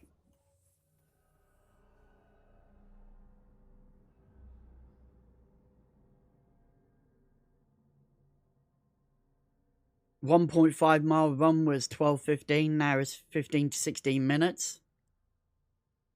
I can't even fucking do 1 mile in fucking an hour. 1 mile takes me an hour. Over an hour. 3 miles takes me 6 hours. Walk 3 miles takes me 6 hours. That's 2 hours a mile. 2 hours for every mile. I can't fucking do that. Hey, Rota. How you doing? How you doing, Rota? Yeah, we're still doing that. I get fucking tired just brushing my teeth. Well, I can't even say that. I can't say I get tired brushing my teeth. Because I don't have fucking teeth to brush. I get tired just trying to wash my fucking hair. I am literally fucking shattered just trying to wash my hair. Having a shower literally fucking kills me. It literally fucking... I can't do anything. I'm literally fucked after I'm had a shower. I literally can't do anything. It literally fucking knackers me out so fucking quickly. It's so weird though, man, because I never used to be like this. I never used to be like this.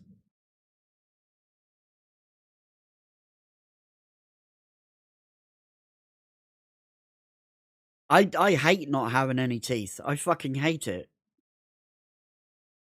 I literally hate not having any teeth. I fucking hate it. I can't eat stuff I liked. I can't eat a bag of crisps. A bag of chips. A bag of crisps. I can't eat them. I literally can't even eat a Mars bar. I can't eat Twix. I can't eat fucking chocolate bars. Because it literally just rips my fucking gums apart. And my gums just literally have big fucking cuts and become infected. I can't eat them. I can't even eat an apple. I can't even eat an apple. I can't eat a pear. I can't eat an apple. The only thing I can eat is things like nectarines and peaches and plums. That's all I can eat. And that's hard because they've got big massive pips in. So I literally have to cut them up with a knife and have little tiny slices of fruit. I haven't eaten an apple for a long fucking time. Pizza, I can't even eat a pizza because the crust is too fucking crunchy and hard and literally cuts my gums up. I can't eat a pizza. I can't even eat a steak. I literally can't even eat a steak because I can't chew a steak because I have no teeth to mash it up. I can't have dentures either. I can't wear dentures either. False teeth. I can't wear dentures either. Because you need your gum to be in this sort of shape. You need your gum to have a ridge to it. And my gum is literally like that, flat. I've got no ridge for dentures to sit on and actually grip onto. My gums are literally flat.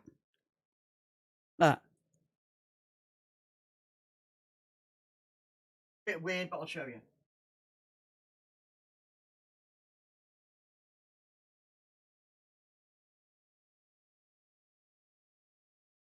My gums are literally flat.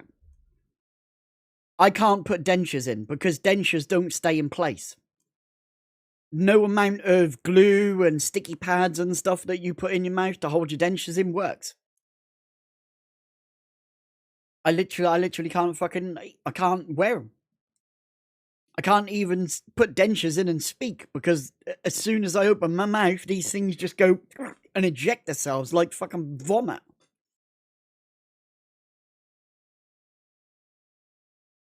I've had like 4 pairs of dentures made for me and none of them actually stay in. None of them work. And in the end, the dentist just said, hey, we can make him another pair, but... And I'm like, what are the odds that they'll stay in place when I'm trying to eat or talk or anything? And she's like, the odds of them staying in place are 1%. I said, what are the odds of them falling out every time I try and eat something or speak or anything and that? And she's like, 99%. There's no way that they will stay in place. The only way I can have them stay in place is have surgery. And have posts, titanium posts, drilled and screwed into my jawbone, upper and lower jawbone, my upper jawbone up here, and my lower jawbone, and the dentures will click on and snap onto place. They're like, you know, like a ball and socket joint. You get a ball and you get a socket and you put it in and they can swivel in that and click in and out. But to have that done is about £8,000. It's about £8,000. And there's a really big risk of me having a blood infection. If they do it, there's a chance that I could have a blood infection. I can't afford to have an infection in my blood because it could destroy my destroy my heart valves and then cause me to have a heart valve replacement surgery. And that's fucking serious shit. So I run the risk of literally, if I have that done, I literally have the risk of having teeth that I can actually use, or the risk is that I get an infection. It goes into my bloodstream and literally destroys my fucking heart valves. So yeah. So I have to live with. I regret having all my teeth taken out. I should have just left the fuckers in there. And just let them fall out naturally over a year or so. I was having abscesses on my gums and in my teeth and stuff every 2 to 3 weeks. I would literally have an abscess in a tooth. I'd literally get an abscess in a tooth and they'd give me antibiotics and that would disappear. And then about 3 days later, after having those, about a week after having those antibiotics, 2-3 weeks after those antibiotics, it would be back again. that abscess would come back again. The antibiotics would kill it off, and then all of a sudden it would come back again. This is a Nighthawk. Super noob. This is a Nighthawk. It's a Tech 2 Drake. It's basically the Tech 2 version of a Drake.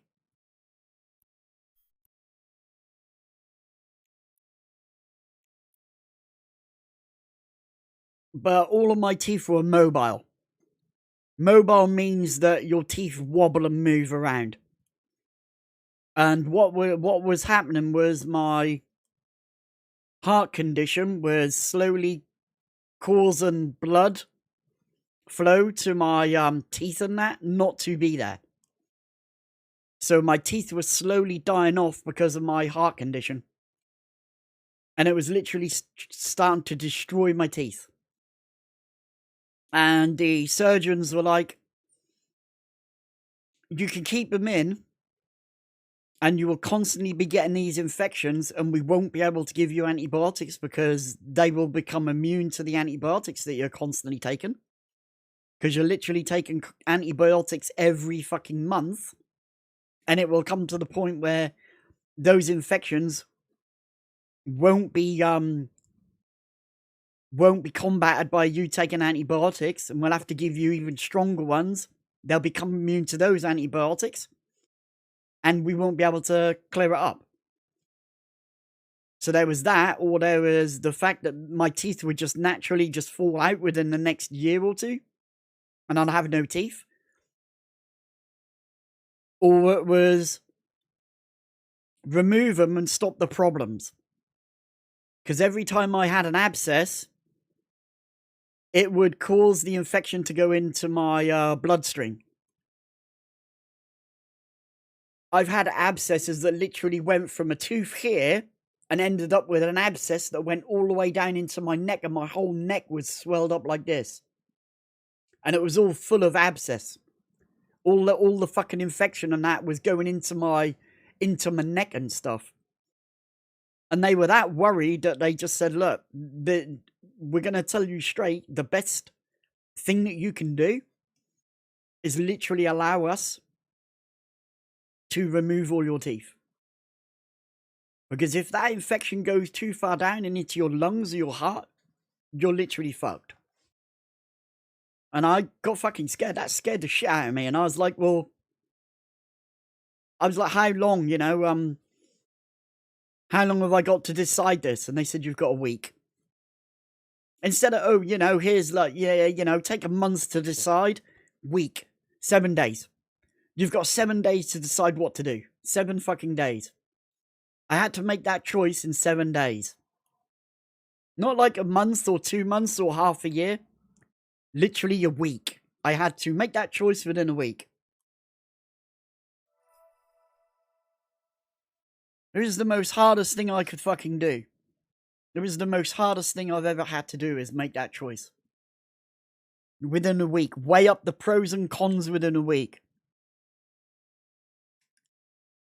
If I would have known that I wouldn't have been able to have dentures, dentures wouldn't have worked and stayed in my mouth because of the bone loss that had happened, or the loss of the bone and that, because the way the disease was working on me, I would have literally decided, fuck it, I'm not going to have them removed.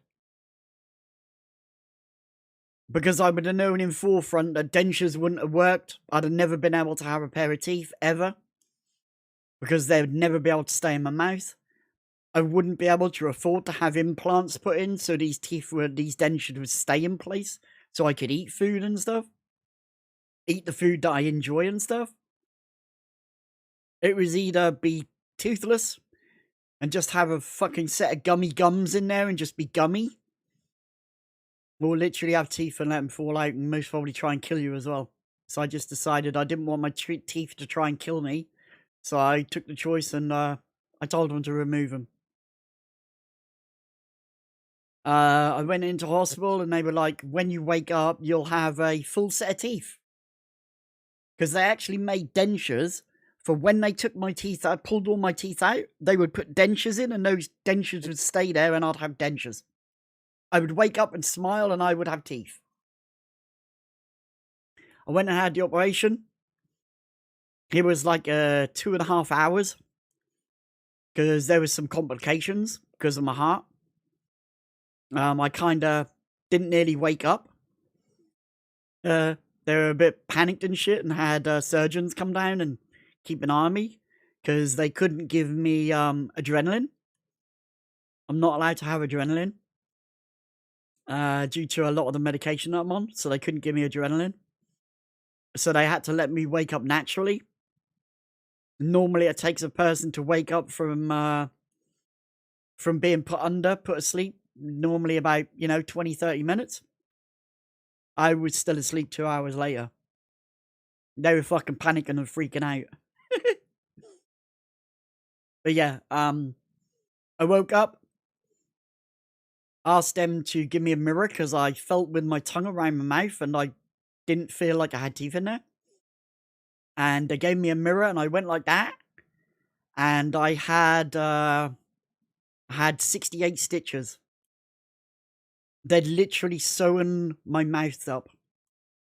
I literally had stitches from all the way back here, all the way round, all the way back here, and all the way round. They had to literally cut my gums open to remove all the bits of teeth and stuff, all the bits of tooth and stuff. And then sew those holes up, put packing inside it and literally sew them up. And the reason they had to do that is because I didn't stop bleeding. That was why I was left to stay asleep for a long time. Because my body wasn't clotting the blood up and the blood was just literally pouring out of me. It was like having a tap running all the time with just blood flowing out. Because I was on, I had blood thinners. I was taking blood thinners and then my blood wasn't coagulating and, so they literally had to put all these little bits of like seaweed stuff into the holes that they'd created. And they literally take a knife, cut my gums in certain ways so they could fold these to create flaps that would cover that hole and keep that blood in the fucking holes. So it literally didn't pour out of all these holes in my mouth. So I had like 68 stitches in my mouth. I woke up with 68 fucking stitches. No teeth. It's fucking the worst thing I ever did in my life. I regretted what I did. As soon as I woke up and I see that, I fucking regretted everything I ever did. Everything. I just regretted everything. I regretted life. I fucking hated it. I tell you the truth, I didn't even want to be alive. I fucking hated it. Because I knew I royally fucked up. I literally knew I'd royally fucked up by doing it. It was the worst life choice I had to make. Do I regret not having teeth? Yeah, I really do. Because there's food that I can't enjoy anymore. I can't eat a bag of crisps because it literally causes my gums to be cut to bits. Like a razor blade. It's like eating a razor blade. Literally like eating a razor blade. So yeah. Hey ho, shit happens. That's the way it goes. That's how life is. You make mistakes. You live with your mistakes. I made a mistake. I fucking live with it. That's the way it is. You make these stupid mistakes in life and you live with those mistakes. So yeah, I just, yeah. Now I don't really give a shit. Do I miss it when I see people sitting there eating a bag of crisps? Yeah, I really do. I would like to just go there, take each one of those crisps out and just lick every single one of those crisps. And lick all the flavour off those crisps and just put them back in the pack and say, yeah, here's your crisp back. Cheers. When someone comes up and says, hey, do you want a crisp? I feel like taking the crisp out, licking all the flavour off and putting it back and saying, yeah, cheers. We can't really do that because that's a really disgusting thing to do. That'd be a really disgusting thing to do. If you did that to your girlfriend or wife, you would be sleeping on the sofa for the next 4 months. So yeah, I don't suggest you do that, okay? But yeah. Shit happens. You just deal with it. You just have to deal with it. It's what life is. Life is just life is just dealing with problems. That's what life is. Alright, let's go. Gone berserk. Let's freaking rock and roll here. Let's go. But yeah. shit happens. You know, if I was well off, I would literally go and have the implants put in. I'd risk having the implants put in. I would literally go private to a private hospital and risk having the implants put in.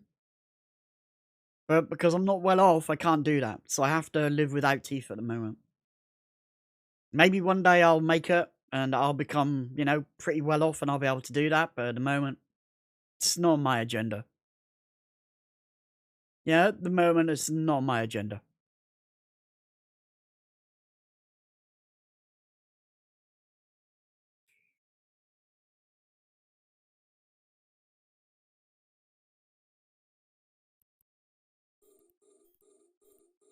Alright, let's go.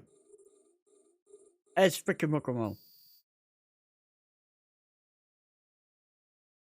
But like I say to everybody, you know, who comes along and says, you know, I've been doing this, I've got this, I'll do this, you know, and I feel bad and that. Life is full of fucking twists and turns, okay? You know, I'm like now, what, 50-year-old, so you know, I've been around a little bit, okay? Yeah, I've been around. You know, a lot of you guys may be young on that, okay? Take this from someone who's older, and has a little bit of life experience. Life is full of twists and turns, okay? Life is what you make it. Don't worry if you screw up, because you're going to screw up in life. That happens. Life is not a straight path, right? Life has roundabouts, it's going to set you back on the path, it's going to push you forward on the path. If you screw up, don't worry about it. Just get on with life, right? Mother Nature is not there to make everything super cool. Mother Nature is against you all the fucking time, okay? So if you make a mistake in your life, don't worry too much about it. You've made a mistake. So's everybody else, okay? Everybody else has made a mistake in their life. Some people are not willing to admit that they've made a mistake in their life, right? But we've all made mistakes. Don't worry about it, okay? Don't worry about it. Just move on. Forget about it. It's water under the bridge, as we say in the UK. Water under the bridge. There's always new water flowing under that bridge, okay? So, ignore it. You made a mistake? Wow. Who cares? Everybody else has made mistakes in life too. Just live with it. Just get on with life. Don't dwell. Get on with life. It's like I don't dwell on the fact that I fucked up myself by starting to smoke at the age of like fucking 12 years old. I was stupid. I was dumb. I made a mistake. You know? That shit was how it was. What is done is done. Yeah, what is done is done. I'll admit to my life mistakes. I spent fucking what? From the age of like 18 all the way up to like the age of 40-year-old, I spent most of my life just taking fucking drugs and being a total fucking idiot. There's another mistake I made in my life. Being addicted to drugs and being a drug addict. But I'm clean. I'm clean. I've been clean for what? I've been clean for like, a long fucking time now. I don't smoke weed. I don't take amphetamine sulfate, cocaine, all that shit. I no longer take all that shit. I decided at one point in my life that I needed to fucking grow up and become an adult. And that's what I did. We all make mistakes. We don't just make one mistake. We make many mistakes in our lifetime. It's something you're going to do. You'll learn from those mistakes. Over time, you'll learn from those mistakes that you made. Just get on with life. How did I start taking drugs? Friends. So-called friends who I thought were friends. The group I used to hang around with. The people I used to hang around with.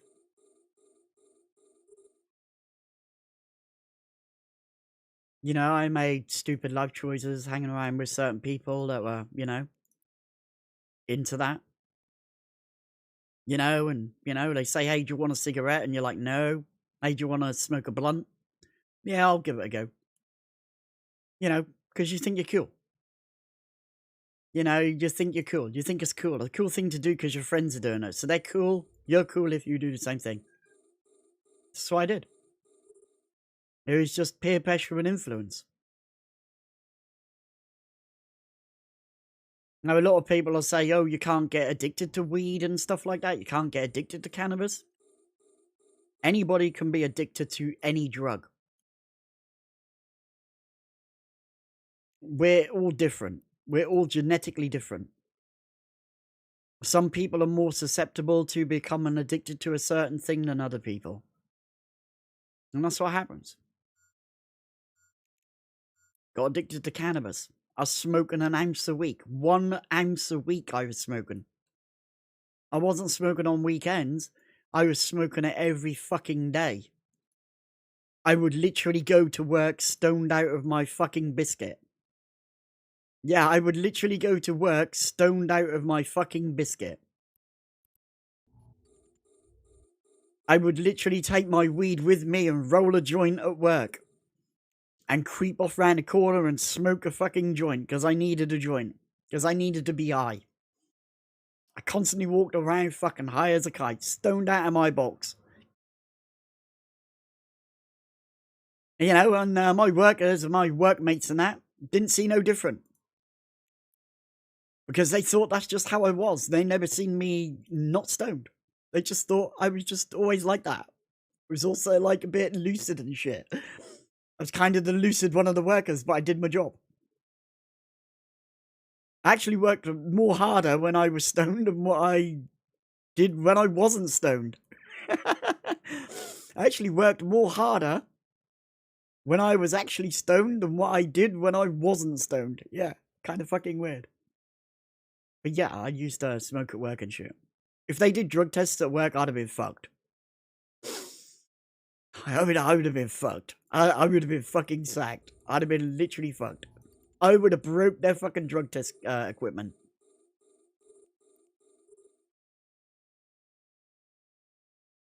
I would be smoking a joint every 30, 40 minutes. I'd literally be smoking a joint. Literally smoking a joint. Just constantly off my face. Yeah, I'd literally be constantly off my face. Yeah.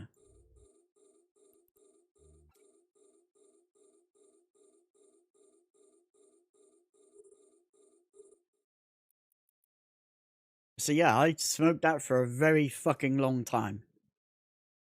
And it wasn't the cheap weak stuff, it was like the best you could get.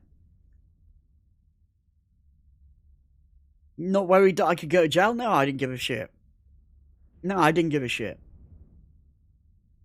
I didn't give a shit. You know? Yeah, honestly, I didn't give a shit. Never even bothered me. Never even bothered that I could literally go to jail. Didn't give a shit.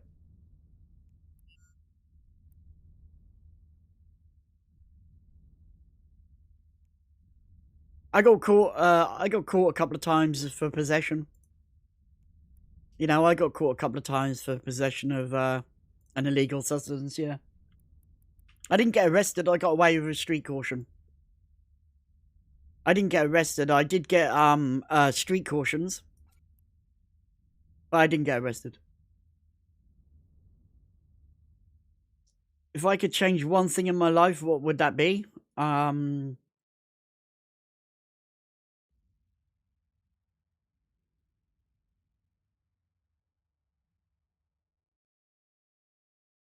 That's really hard because I would like to change 2 things. Let's just say if I could change 2 things, it would be tell myself when I was 13 years old not to smoke a cigarette.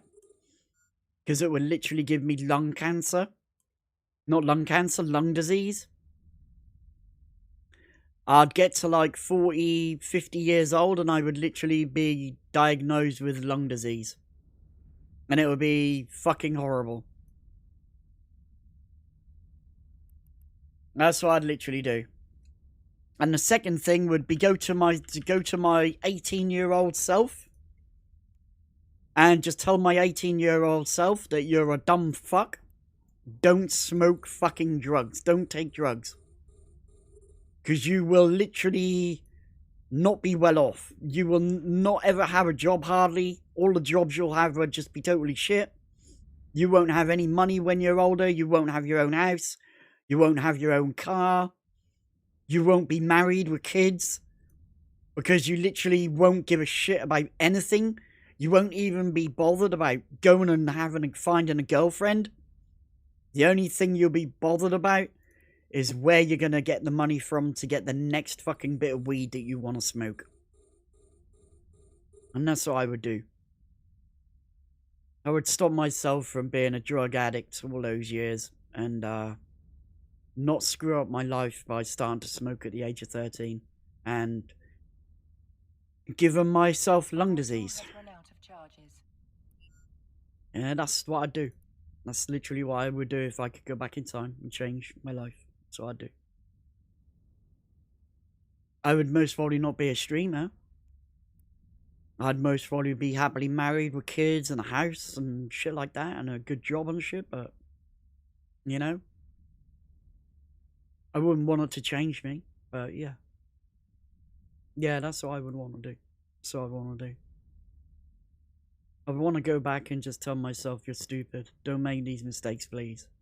Please don't make these mistakes, because these mistakes are going to fuck up your life. Just don't do it. That's what I'd want to do. But sadly, we can't do that in this world. Sadly, you can't turn back time and do that. So, like I say, you're going to make mistakes in your life, okay? You're going to make mistakes in your life. You're going to make mistakes that you regret later on in life as well. Don't worry about it. Don't worry about it, because we all make mistakes, guys, okay? We're not infallible. We're not perfect. Humans are not perfect. We're not perfect, okay? We're going to make mistakes. We're going to fuck up. That's just how it goes, okay? Just live your life. Get on with it. Live your life. You've only got one life. Go and live it.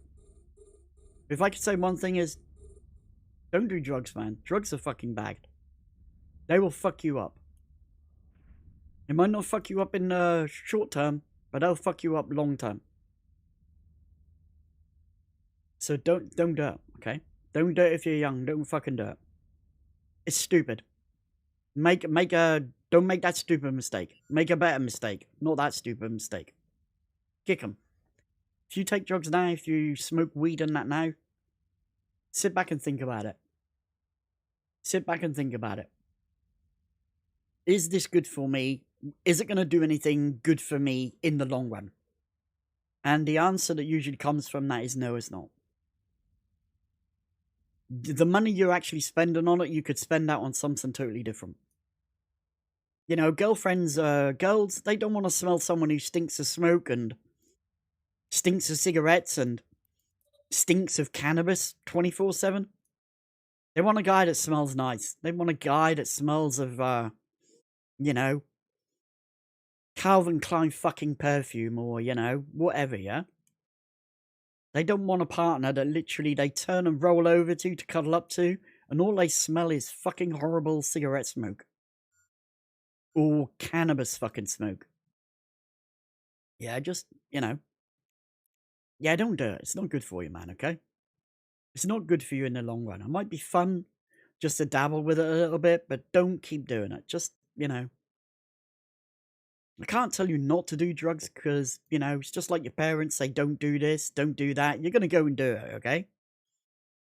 But when you do, just think twice. Really think fucking twice. Think hard, okay? This is coming from someone who smoked it who did drugs for a very fucking long time. And I don't mean I just smoked weed. I did huge amounts of fucking amphetamine sulfate. A lot of amphetamine sulfate. Huge amounts. Huge amounts. I'm not talking like a gram here and there. I'm talking like 10, 12, 15 grams a week. If I wasn't high on fucking weed, I was high on weed and fucking amphetamines. On the weekends, I'd go and do fucking magic mushrooms and LSD and shit like that. I was a proper fucking druggie, okay? I'll admit, I'll stay in there and I'll say to you guys, I was a fucking druggie. That's the way it was. I was a total fucking drug addict. I was a fucking idiot. I was literally a fucking hippie trying to live in the 70s, but it was really not the 70s. It was like the 90s.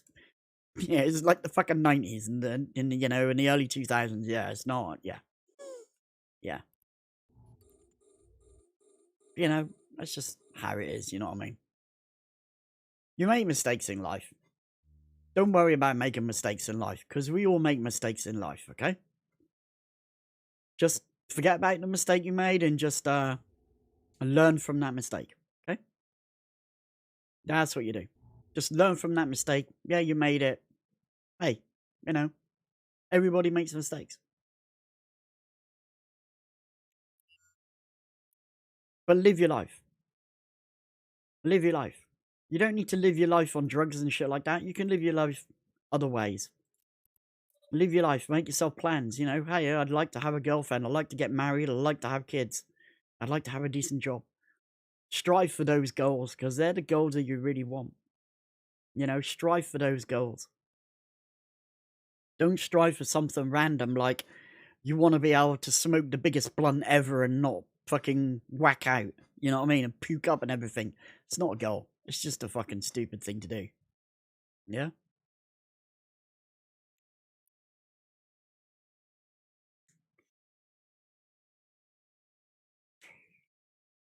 But take this from the perspective of I don't know if perspective is the right word. Take this from the eyes of someone who's been there and done it and reformed themselves. From someone who was a long time fucking drug user. Did I do other shit? Yeah, I did other shit. I did other fucking shit.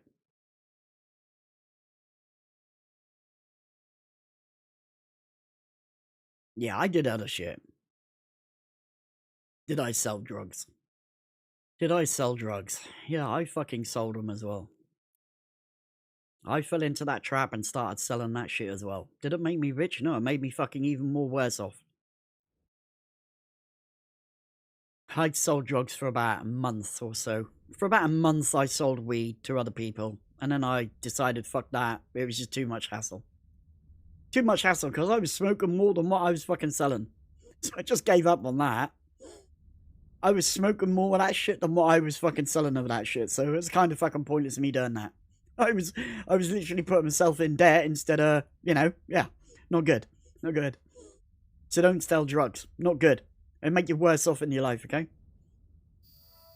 Yeah, I did stupid things. I did fucking stupid things as a younger person. I grew up and I learnt from my mistakes. I don't make those mistakes again.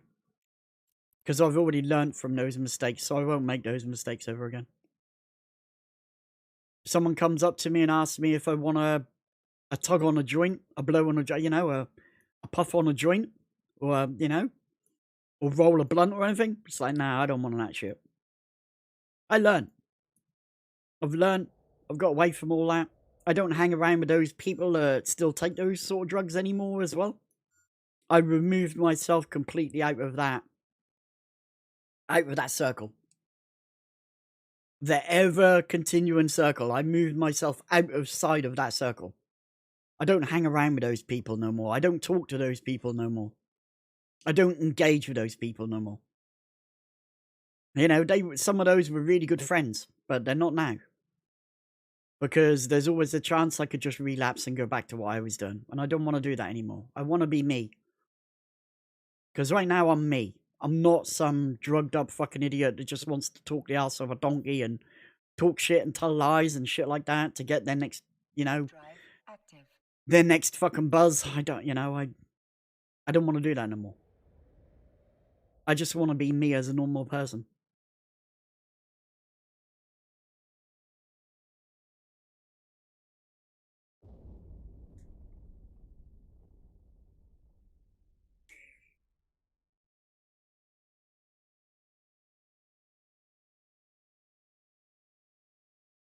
And the nice thing is I don't smell of smoke anymore.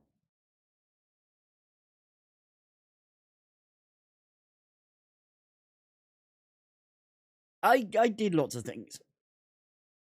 I did lots of things. I didn't rob people and steal off people and shit like that.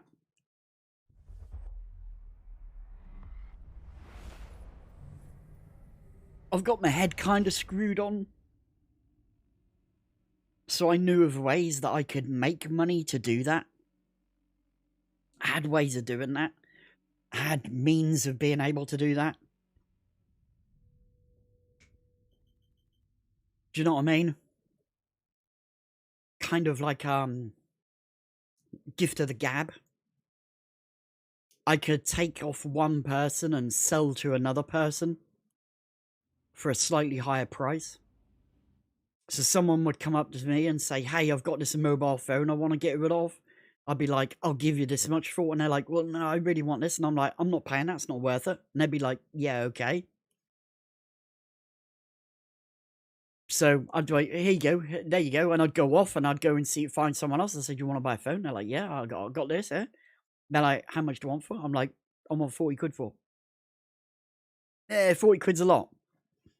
Yeah, I only paid 15 quid for it, but I want 40. 40 quid's a lot. I'd say, look, you know, I'm going to do you a favour, yeah? I'm going to do you a favour. I'm going to sell it to you for what I bought it for. And they'd be like, how much is that? I said, look, I paid 35 quid for it. I'm not going to stitch you up. I'm just going to sell it to you for what I paid it for. Pretty quick lie. It's basically a fucking white lie. I only bought it for 15, but I'm getting 35 for it. So here you go. I've made myself 20 quid extra. I told them I bought it for fucking 15. I bought it for 35, but really I bought it for 15. So I was making on top of that anyway. I could have sold it for 20 and still made money. But that's the way to do it. Things like that. People will come up to me and say, hey, I need a stereo. I need a car stereo fitted in my car. Can you do that? I'm like, yeah. How much are you going to pay me? You know, we'll give you 30 quid if you could fit this and do this correctly. I'm like, yeah, I can do it correctly. 30 quid and I'd do it. I'd go and spend about an hour and a half and fit a stereo into someone's car. Made myself 30 quid. Pretty fucking quick. Pretty easy to do. Because I was knowledgeable in that. I had knowledge of being able to do that. You know, I knew my way around the inside of a fucking car. I knew my way around the inside of behind your dashboard. I knew my way around the inside of your dashboard that I could remove your fucking stereo without you knowing it had been removed. Yeah, that kind of way. So I knew how to fucking install car stereos. So I installed a lot of fucking car stereos for people. Some were stolen, some weren't stolen, some were purchased truthfully and stuff, but I installed a lot of car fucking stereos into cars. It's another way I made money. Do our jobs. People say, hey, need a worker, you know, I'm a bit slow. One of my boys has not turned up for work. Anybody out there that can come and help me? Yeah, I'll come and help you. How much am I getting paid? 50 quid a day. Yeah, I'll come and help you. That's 50 quid in my pocket. There's 50 quid in my pocket just for a day. Just for a day's worth of labouring or something like that. So yeah, you know. There were ways to make money. There were ways to make money and fund my habit. And that's just how it went. Docking permission. That was just ways of doing it. There was ways of doing it.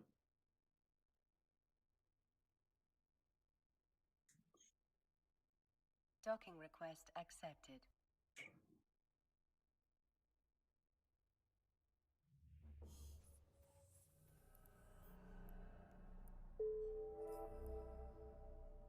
Oh, look at that. Dread Bio Scarlet. Let's freaking go. Let's freaking go. I'm going to put 1,500 missiles in there. Boom, man. I'm going to grab a gate key and then I'll show you that module that we got yesterday. Boom. So here's the module we got yesterday. We got this. It's not worth a lot, but we got an Imperial Navy small remote capacitor transmitter. That's what we got. Now I haven't found a girlfriend. I'm on the dating site, but you know, it's a bit like it's like a Tinder sort of version where you swipe right or left. Left to say no and right to say yeah. Fancy the arse off you. You know, let's hook up. No, I kind of do that, but Farid, thank you for your follow, man. I really do appreciate it. A lot of the people that like me either come from Cuba, Cambodia, Africa, Brazil. Yeah, yeah, yeah, yeah. I had a couple come from the Philippines. I contacted them. They were nice. They were kind of down to earth and chilled, you know. I'd say hi to them, and the reply I'd get back is hello. And then I'd type back and say like, "Hey, how's your day? Hope you're having a good day. You know, hopefully the day's you know, prosperous for you and stuff like that." And they'd come back, and their reply would be hello. I'm like, am I speaking to a fucking robot here, or do you not? Are you not able to understand English? Most of the time, they don't understand English very well because they're not able to read what you texted them. So I kind of got fed up with that. Another couple of girls, basically another couple of females, said that they were in my sort of area, and I contacted them, and I'm like, yeah, you know, yeah, I'm doing well. Hopefully the weather's good for you. Knowing that I live in the area where they are, and they would reply like, yeah, the weather's pretty shit today. It's raining and overcast. And I know that because I live where they fucking live. They live in the area, you know, within 100 miles of me. So I know what the weather's like. And they'd come back and say, yeah, the weather's really bad. It's really, really cold and frosty and stuff. And I'd be like, okay. And then they'd be like, yeah, we live in Russia. I'm like, okay, okay, okay. Why do you have on your profile that you live 50 miles down the road from me, 100 miles, 200 miles down the road from me, but you live in fucking Russia? Yeah. Yeah. There's like, okay, kind of like fizzle that conversation out and walk away. If you can't be fucking truthful of your location, you can't be truthful in the words that you type and you talk. So, out of the window. A lot of people do that. A lot of people on these dating sites will put that they live in London, but then underneath their profile they'll say, "Oh, we currently living in the Philippines or currently living in Thailand or something like that." And I'm like, well, if you can't be truthful with your location where you really are, you can't really be truthful. I can't really believe the words that you say when you're talking to me. So yeah, it's not great. Not fucking great. Not great. I kind of get cat fucking fished. Kind of get catfish from people from the Philippines and fucking, you know, blah, you know. Yeah. Alright, let's go. Let's go freaking do this.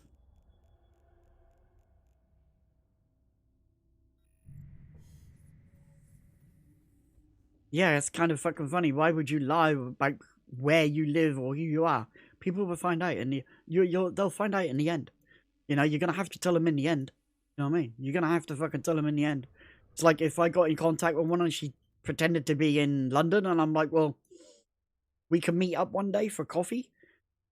Yeah, we can meet up at blah blah blah Starbucks and have a coffee and chat. If you feel like it in open public where other people are around, you know? Because that's what you normally do. You don't just go meet up in a hotel and just bang, and then, you know, you tend to go on a date and, you know, go for coffee or something and chat over a coffee.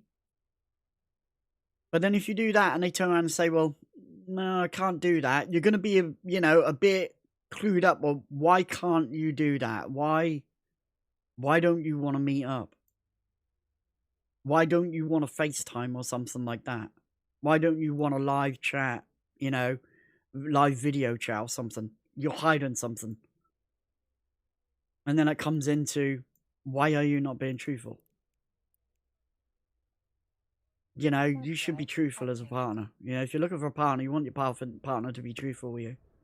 That's kind of hard to, you know. So, yeah. It rings red flags. It just rings red flags and pushes you away. Do you know what I mean?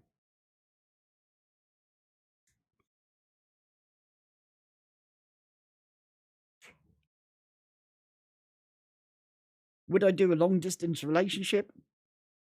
Hell fucking yeah. Hell yeah.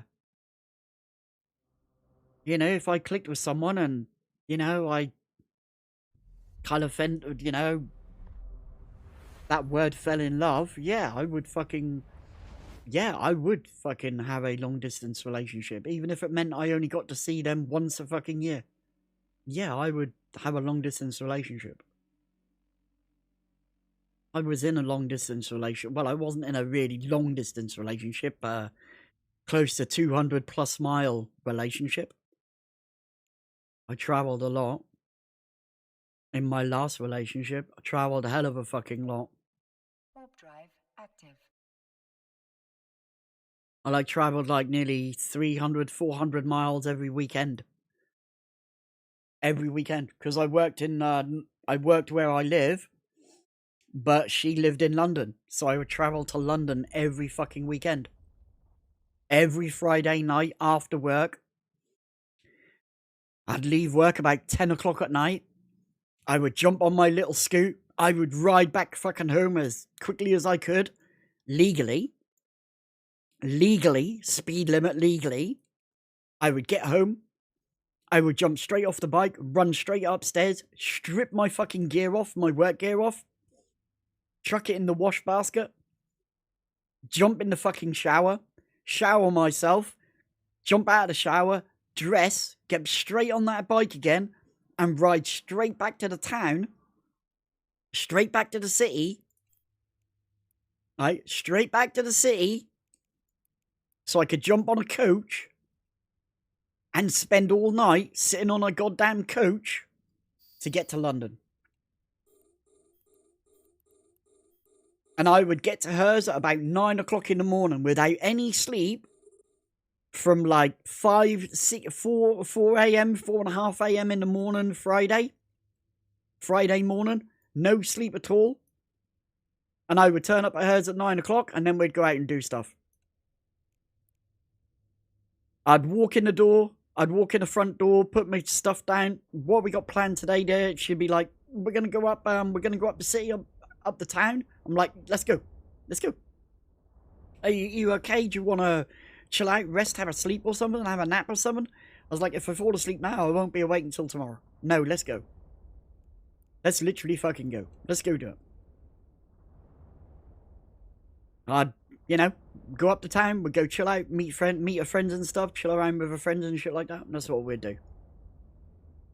It's literally what we'd do. I'd spend a Saturday there, Saturday night, the Sunday evening. I would literally leave hers at about 4 o'clock in the afternoon, Sunday afternoon. Catch the coach at 5 o'clock in the evening. I would get back to I'd get back to where I lived, the city, Norwich. I'd get back to Norwich at about 2:30 in the morning. I would jump on my bike, ride straight back home, shower, throw on my work gear, straight back out with no breakfast, straight back out, ride to work, make a coffee at work, drink a coffee, start work. And I did that for like a year and a half, nearly 2 years I did that. I did that for like nearly 2 years.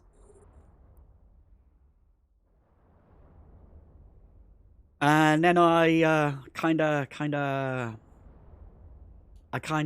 asked her if she wanted to get engaged. And she was like, yeah. So I got her an engagement ring and shit. Because I'll be honest, I loved the girl. I was fucking smitten. She was the one. And then, I don't know what really happened. Nothing really happened. Everything was all cool on my end. You know, everything was fine. I would still travel in there. I'd spend a Christmas holiday with her. You know, I'd take a week off of work over Christmas and go spend Christmas with her. You know, Christmas Day, opening the presents and shit and doing all that. And then one day, one fateful day, it was February the 14th, Valentine's Day. I was working. On February the 13th, I got a phone call. She's like, hey, you coming up tomorrow? And I'm like, it's Valentine's Day. I was like, I've told you, love, or, you know, I told you, dear. I'm actually working after work. But it's Valentine's Day. We were going to go to...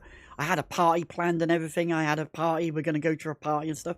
I was like, look, I have to work, but as soon as I leave work, I will come. As soon as I leave work, I will get on. I was only working half a day. I was like, as soon as I leave work, I'll be there. Because I was working a night shift. So I would have left off work about 6 a.m. in the morning. Rightfully, I wouldn't have got to hers till about, you know, like 4 or 5 o'clock in the afternoon. But I was willing to do that. And she was like, no, that's no good, you know, blah, blah, blah. I'm going into one on that. I was like, look, you know, if I could get off work, I would get off work. But I have to work. If I don't work, we don't have money, right? If I don't work, I don't have money. I have to work. I took a lot of time off. I have to work. This is the day I have to work. I'm like, don't worry. We can do a whole full weekend, and we can treat a whole weekend as a fucking Valentine's Day. Don't worry about that. But I have to work. And February the 14th turned around. I got off work at 6 o'clock in the morning. At 10:30 in the morning, I got a text saying it's over. That is it. I got dumped via text on Valentine's Day. So every Valentine's Day that turns over, every February the 14th, is a bit of a sore fucking nail in the... There's a bit of a knife in the heart. Valentine's Day is. Because that was the day she walked out of the relationship. I asked why, and the text I got back was, it's just me. It's me.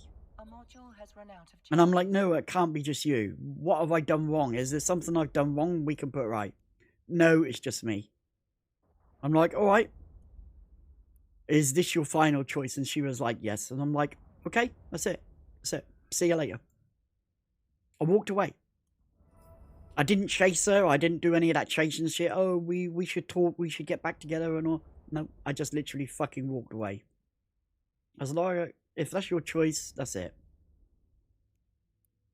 I respected her choice. That was her choice. I respected it. I wasn't going to fucking chase ghosts. So, yeah. I walked away. I walked away. She'd play the mind games and text me and say, did I hurt your feelings? And I'm like, well, yeah, you literally stabbed a fucking knife in my heart, man. You know, of course you fucking hurt my feelings. But then in the end, I just stopped playing her stupid mind games. I stopped listening to her text, replying to her texts and shit. She was just texting the, you know, empty fucking space because I was not interested anymore. So she went her own way. 2 weeks later, she was with another bloke. 2 weeks later, she was sleeping with another fucking bloke. I was like, good luck to him, man. Good luck, man. Good fucking luck, because, you know, no doubt you'll be under the bus soon. Yeah, she threw him under the bus as well. She threw him under the bus as well. Their relationship lasted about 3 months, and then it was like, you know, she moved on. He was under the bus. I was like, fuck that. She still tries to contact me and shit. She still tries to talk to me on Facebook and shit, but I ignore her. I just talk to her friend, because I know her friend, her best friend. Like her best mate. I'll say hi to her best mate and wish her best mate happy birthday and shit. I won't wish her happy birthday. You know, she burnt the fucking bridge. That was it. She burnt the fucking bridges. That was her choice. I'm not gonna be all for, you know. If I ever met her on the street, yeah, I'd say hi, stop and say hi, how you doing? Module has run How's out of everything going? charges. You know, how's the boy? You know, shit like that. That's all I do. Small talk. I won't be getting into long conversations and shit with her, telling her stuff what's going on in my life and, you know, all that sort of shit. I won't do that. I don't wish her a happy birthday or anything, because I'm not on that sort of par. You know, I'm not on those sort of, you know. So yeah. You know, she made her choice, you know, I respected that she made her own choice, so that was it. I wasn't gonna try and make her change her mind on that choice, so that was just how it was. We're just gonna kill this container because we don't need it. We already have a gate key, so let's just blow this up anyway, it doesn't matter.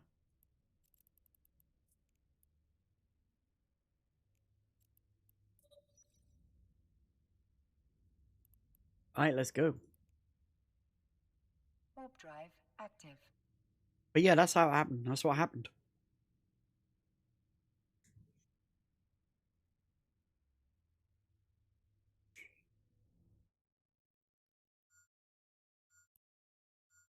I sent her ring back to her. Because I got her an engagement ring and she got me an engagement ring. I sent her ring back to her. And she contacted me one day and said, "You want your ring back?" And I was like, "Nah, keep it. Pawn it off. If you want to sell it, you can sell it. If you want to keep it, you can keep it. Do what you want with it. I don't want it. I didn't want it.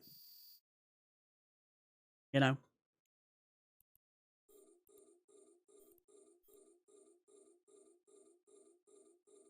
So yeah. That was like a £2,500 engagement ring I got her.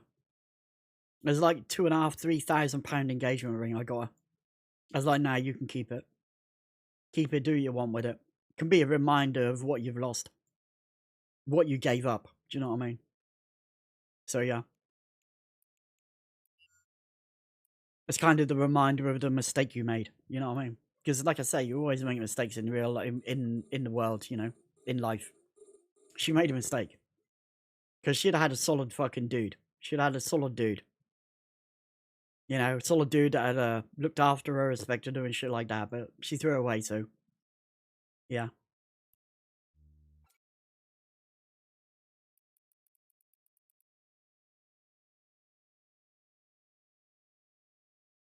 So yeah, I'm a little bit, you know, on trust and stuff. I'm a little bit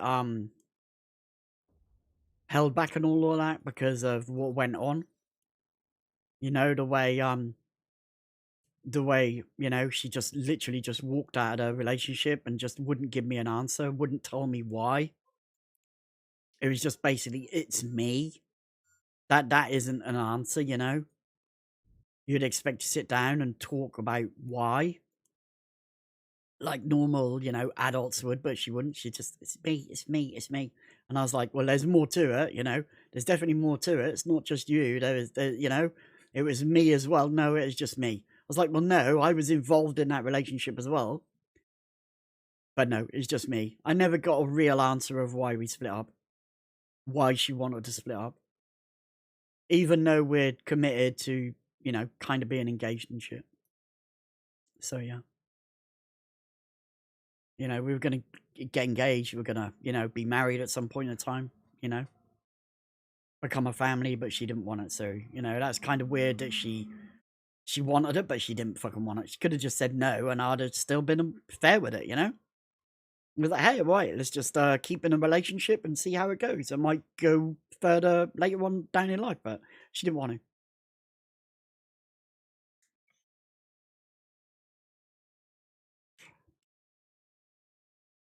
But it was like her that brought up that subject at first. It wasn't me that brought it up. That was her that brought it up. And like, "Hey, we should maybe go a little bit more further and, you know, and commit." And I was like, "If you want to do that, I'm totally down to do that. I'm totally fine with that." She's like, "Okay." So we could say that we're like more than a couple now. And I'm like, "Yeah, we can say, of course. Of course you can say that. Of course we can say that." You know what I mean? If that's how you feel, like I feel, yeah, we can do that. Because I told her how I felt. I told her, if she wanted to spend the rest of her life with me, I'd be willing to do that because I was fucking smitten. But now I'm a bit wary of that. Now I'm a lot warier of that now, do you know what I mean? Has run out of charges. If I was to get into a relationship and she said within the next 2 years, 3 years, I want to get engaged, I'd be like, whoa, whoa, whoa, whoa. Hold your horses. Let's not rush into that too quickly. Let's just make sure we are fully on the same page and wavelength, and that isn't going to change within the next two months. Do you know what I mean? Yeah. Yeah, because we got engaged on the December. We got engaged on the 25th of December. And then 2 months later, she was like walking out the fucking door. So, yeah. It was kind of fucking weird. December, she's saying, yeah, want to go, we'll take it further. We want to be more than just, lovers and friends. We want to be partners and shit like that. I was like, yeah, okay. And 2 months later, she's like, hell no, I don't want to do this. Could have made that fucking choice a lot more sooner. But she just wanted to finish it. Instead of saying, no, I think being engaged is wrong, we should just not do that right now. I'll be like, that's fair. Let's not do that then. But it's like instantly from wanting to be engaged to instantly being, hell no, let's just walk away from this shit. And I never got the real answer to why we split up. So that always sits on in my back of my mind as well. Was it me? Was it her? Just her? Was it something? Was it me? Was I the reason? What was it? I don't know. And it always sits in there. It's always a question in the back of my mind. What did I do wrong? Did I do something really? Did I do something wrong? I don't know because I never got an answer. So I don't know if it was me at fault or if it was just her. She felt different. She felt different than that. Don't know. But that's what it was like. It was kind of fucking weird.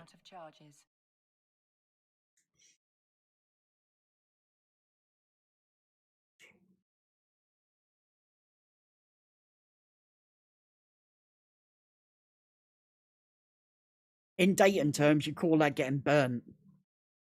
So I got burnt, and I'm a bit wary of being burnt again like that. Being treated like that again. I'm a bit wary of being treated like that again.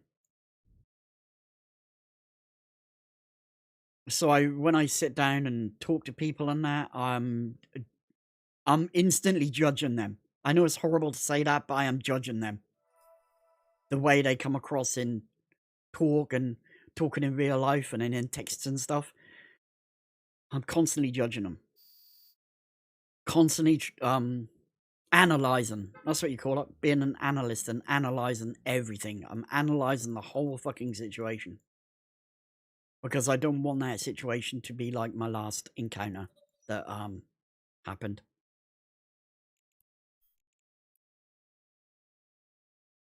Warp drive active. You could say it's trust issues, but it's not trust issues.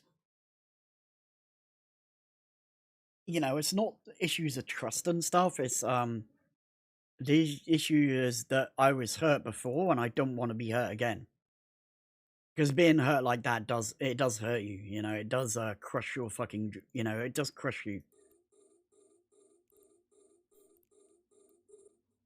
It's like you're on an escalator. You've got all the way to the top, but all of a sudden the escalator just goes backwards. And however fast you run, you can't get to the top of the escalator. That's basically what it's like. I don't want to be on that escalator anymore like that. I'd never want to be on an escalator like that again. So I'm a bit wary. Do you know what I mean? I don't want to be treated as a toy boy or a fucking sugar daddy or anything like that. I just want to be treated as a, as a human being, as a You know, as a proper partner, a boyfriend or whatever, and not just something that, not an arm ornament. Because that's how I felt. I felt like I was her arm ornament. I was basically like an ornament hanging off of her arm. Do you know what I mean? That's how it felt. Something that she could, like a fancy watch, you know?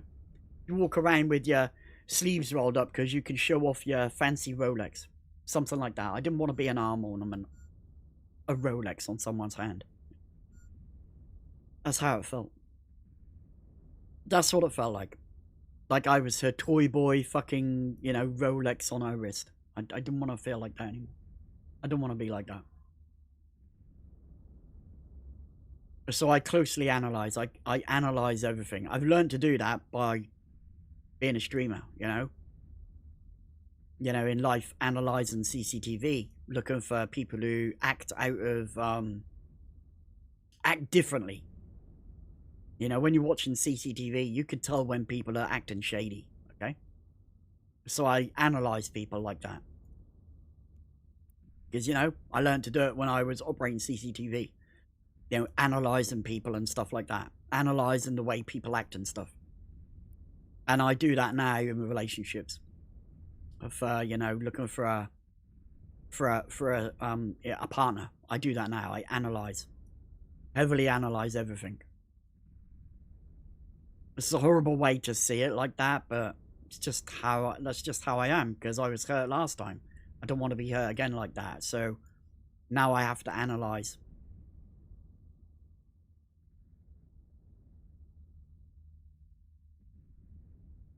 It's a bit like you sit there daydreaming, you know, sitting on a park bench and daydreaming, and you see a bloke walk past and you analyze him. You look at him, you look at his drip he's wearing, and you're like, yeah, this guy's fairly dripped up, you know. Most probably got a decent job. He's wearing an expensive pair of fucking Air Ones, do you know what I mean? You know, he's fairly dripped up, you know, Hugo Boss shirt. He's got a little bit of a, he's got a gold chain, but it's not a big flashy thing, you know, it's kind of sensible. Yeah, his hair's swept back, well kept. You know, the dude looks after himself. He's pretty, you know, he seems to have his head screwed on. He's not, you know. You see another dude walk down the road, jeans all torn to bits, you know, pair of fucking army boots on that are not even tied up. You know, wearing black nail varnish and stuff, you know. Yeah, this guy's kind of chilled. He's got his different vibe. He's kind of in this, like, goth sort of vibe. You analyze people. And that's basically what I do with prospective partners. I analyze them. It's a horrible way to see it, you know. It's a horrible thing to do, but when you've been hurt like that before, it's basically what you do. You start to analyze people. So, you know, every single message they write is analyzed to see if there's any similarities. Do you know what I mean? Yeah?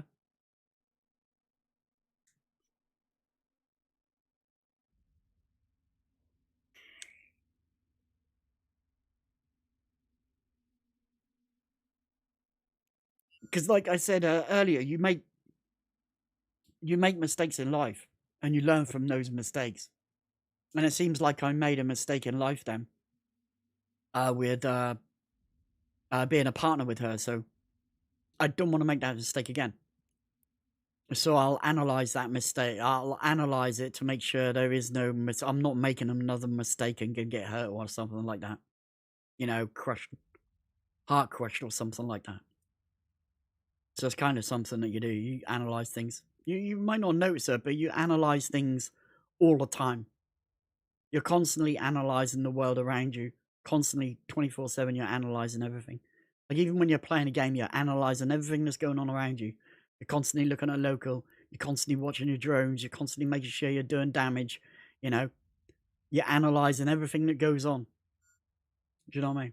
And you do that in life as well. You do the same thing in life. A module has run out of charges. When you're driving down the road, you're constantly analyzing the road ahead of you. Is that child going to run in front of my car? Oh, I need to brake. You know, you're constantly doing this analysis of the world around you. I do that when I'm looking for a prospective relationship. I don't know, maybe people don't do that. Maybe I'm fucked up in the head. Maybe I'm a little bit weird for doing that. You know, maybe I should go and get some help because I'm doing that sort of shit, but yeah, I don't know. It's just something I do, you know.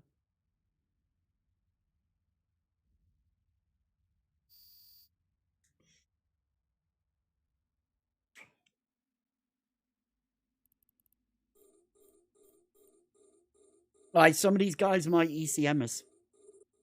Eliminators I think it's eliminators of dirt. Eliminators might actually these eliminators might actually try and ECM us. Yeah, eliminators try and ECM us. So just try and push some DPS onto this guy and try and kill him off. So it's less chance of being ECM by those two. While we're doing that, we're going to grab a bit of a Slurpee and keep ourselves hydrated. So let's do that.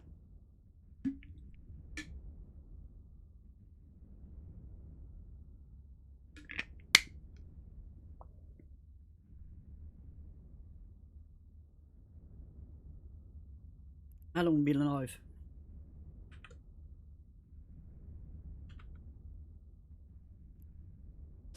Not bad, not bad. Nearly 3 hours. I will need to get up in a minute and then stretch my legs. I'll kill these and then I'm just going to get up and stretch my legs for a couple of minutes, okay? Over on this guy.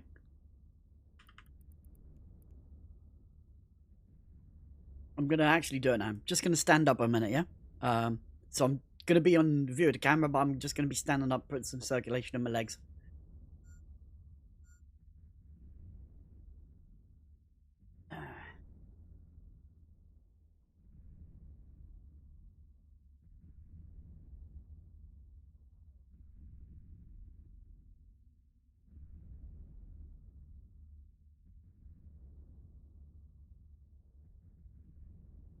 Right.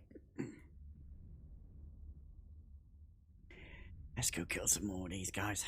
Get rid of this guy, hopefully.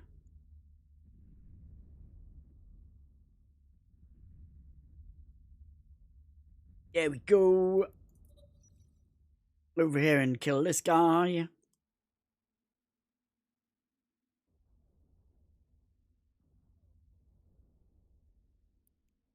Boom, let's wreck this guy. We've got some bounties coming in. Let's have a look. What have we got? What have we got? What have we got? 6 mil. 6 mil and no man. We should have some more bounties flowing in soon.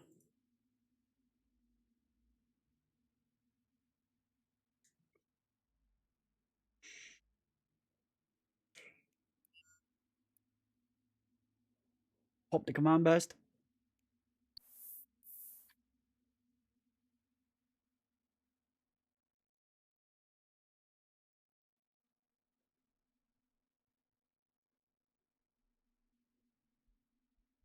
Let's go roll on through this guy. We're going to go roll through this guy next. Let's go roll through this guy.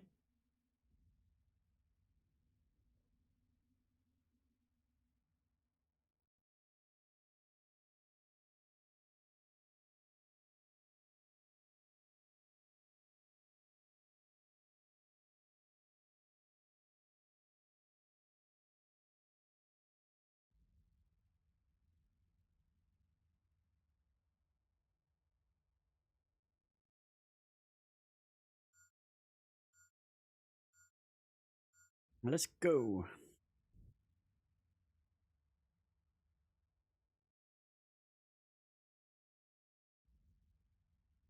Just whack this guy down.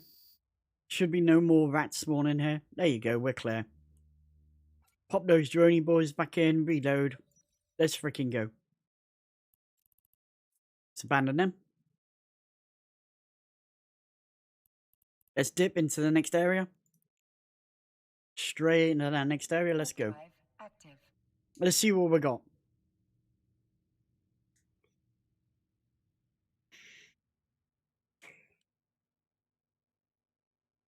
Was it going to be Serpentis or Amar? It's going to be Amar. Amar battleships. Alright, let's go. Grab these. These are going to be Guristas, no doubt. Yep, Guristas. So we want to kill these two here first. These two frigates here first. Grab this one. Command burst. These annihilators we want to put to the front because these will do ECM to us. These three cruisers here with 3 words to their name, they will do ECM to us. So we want to get rid of those. Once we've done that, we're going to come over here and lock in their Scarlet up and put her on the end here. We're going to kill this frigate here. Drop these drones, push these drones onto this first guy here. Let's go.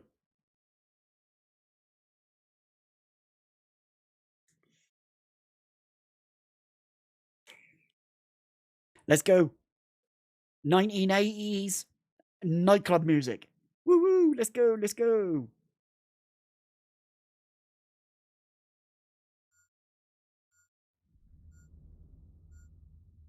Kind of a bit weird. It is only Wednesday. It's kind of fucking weird. It's only Wednesday. I kill this next guy here. And near Scarlet has a 5 millionist bounty, so be sweet when we kill her. What we're now going to do is push forward. So we're going to move towards this group up here. So I'm just going to double left click in space between these two structures here. And I'm going to fly between those two structures and push myself forward. So about 65 kilometers away from this beacon. That's going to put me in range to kill the rest of the battleships that are spawning over the back here. So they're not going to be 90 odd kilometers away. They're going to be about 40 kilometers away from me. 30 to 40 kilometers away. Now we're going to come and drop in near Scarlet. We're going to kill this guy. We're going to drop in near Scarlet and take that 5 mil bounty.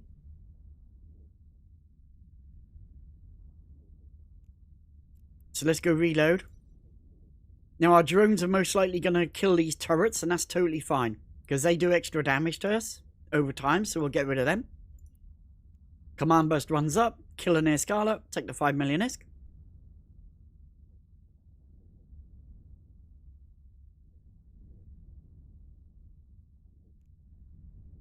And we should be seeing that DPS land here. Might need a little bit more on her, yeah? We'll put one more volley in to kill her. There's our 5 million ISK. The mission is actually complete. Killing her is completes the mission. Now we come and kill these these 4 battle cruisers here. These 4 Feroxes. Kill them.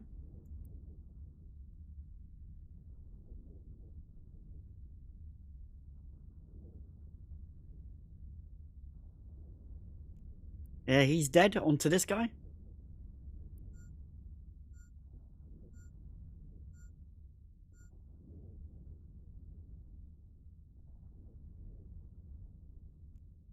He's dead. We'll go on to this guy now.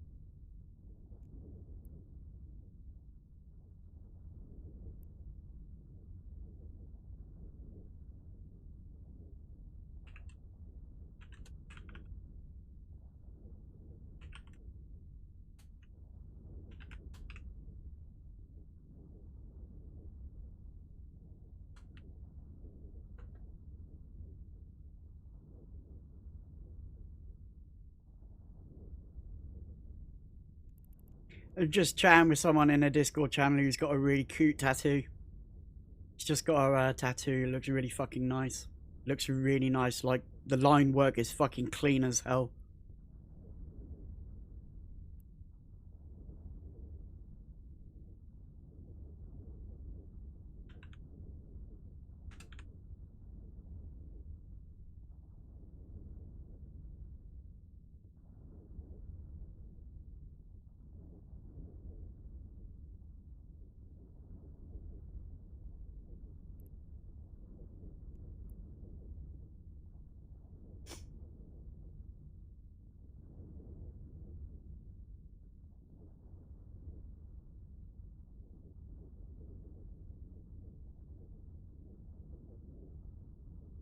That sometimes happens, Drax. That sometimes happens.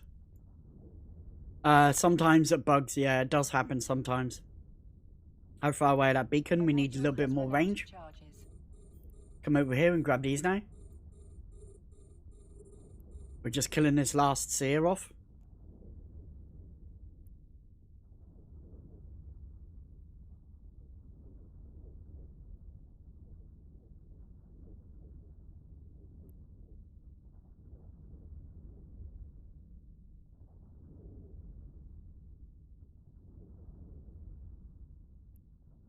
Yeah, check this, guys, look. It's really fucking nice. Look at the shading. The shading's fucking amazing. The line work is fucking perfect. Look at this. Straight lines. Straight fucking lines. Really crisp lines and stuff. It's fucking lovely. It looks amazing. That is a really fucking cute tattoo, that is. That's a really nice feminine tattoo for girls and stuff. It's really, really fucking nice. Really nice tattoo.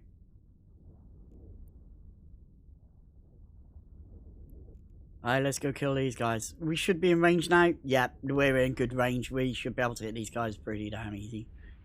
Alright, let's go push these drones onto this guy. Let's start working, killing this shit.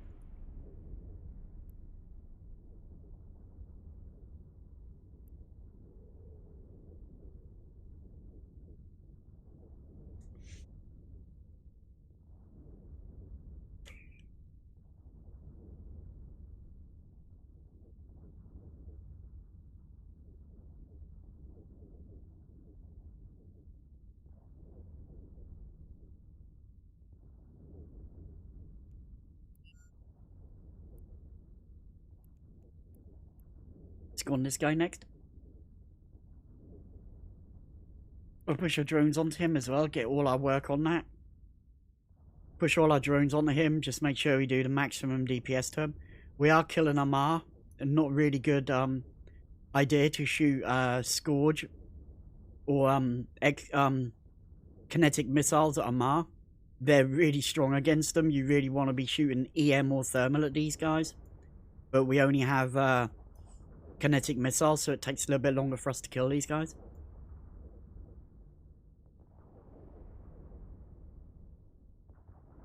So getting the maximum amount of DPS on these is a really good idea. Maximize the damage. There's a tick, 15 mil, sweet as. We're still gonna have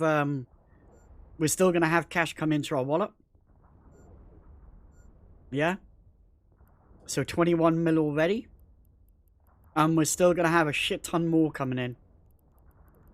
Okay, we're still gonna get a shit ton more coming in.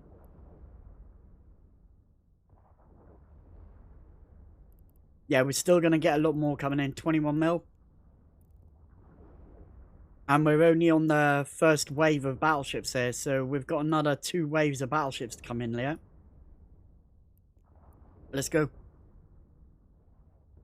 Let's go shove this DPS in. Let's go.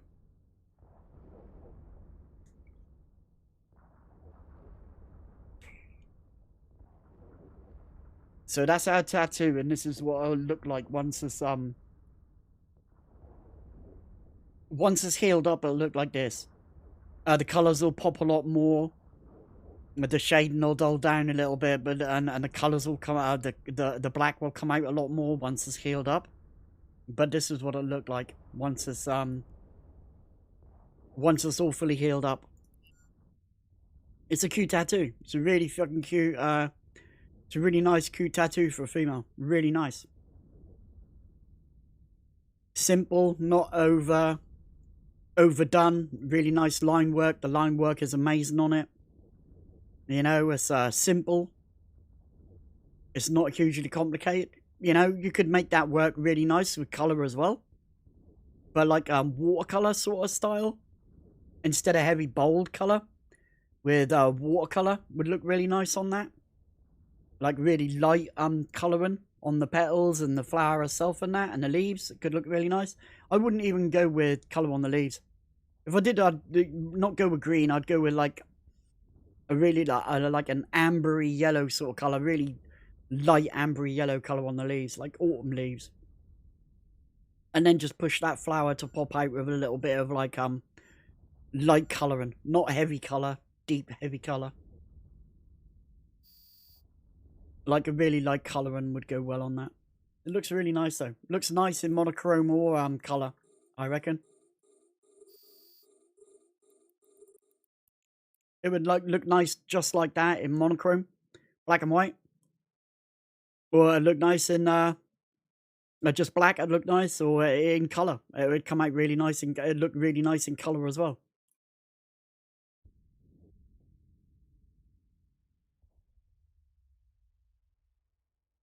A module has run out of charges.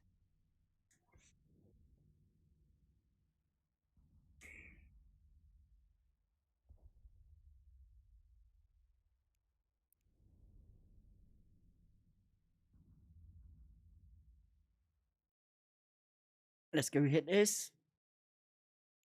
Come on, burst up.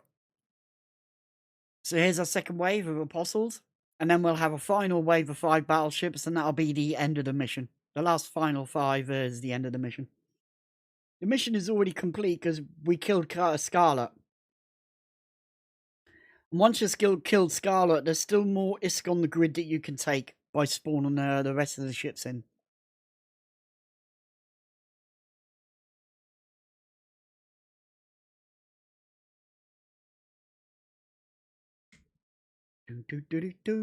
Just wreck this guy, go for the next one, make sure all our DPS is on him.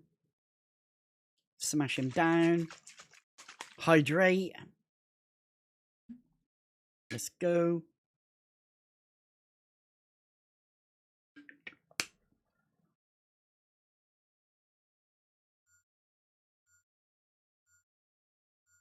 So in the third room of this mission, you can kill Scarlet and Air and literally complete the mission. But if you take your time and run this mission all the way through, there's an estimate between 25 and 40 million ISK in just bounties alone. In just bounties alone, 25 to 40 million ISK. Hey Keller, how you doing? Hope my toe is a little bit better. My toe is it's uncomfortable. It's still uncomfortable. It's still broken. It's not going to be broken. It's going to be broken for a while. It's uncomfortable, but it's not immensely painful like it was. I can deal with this. I can deal with it.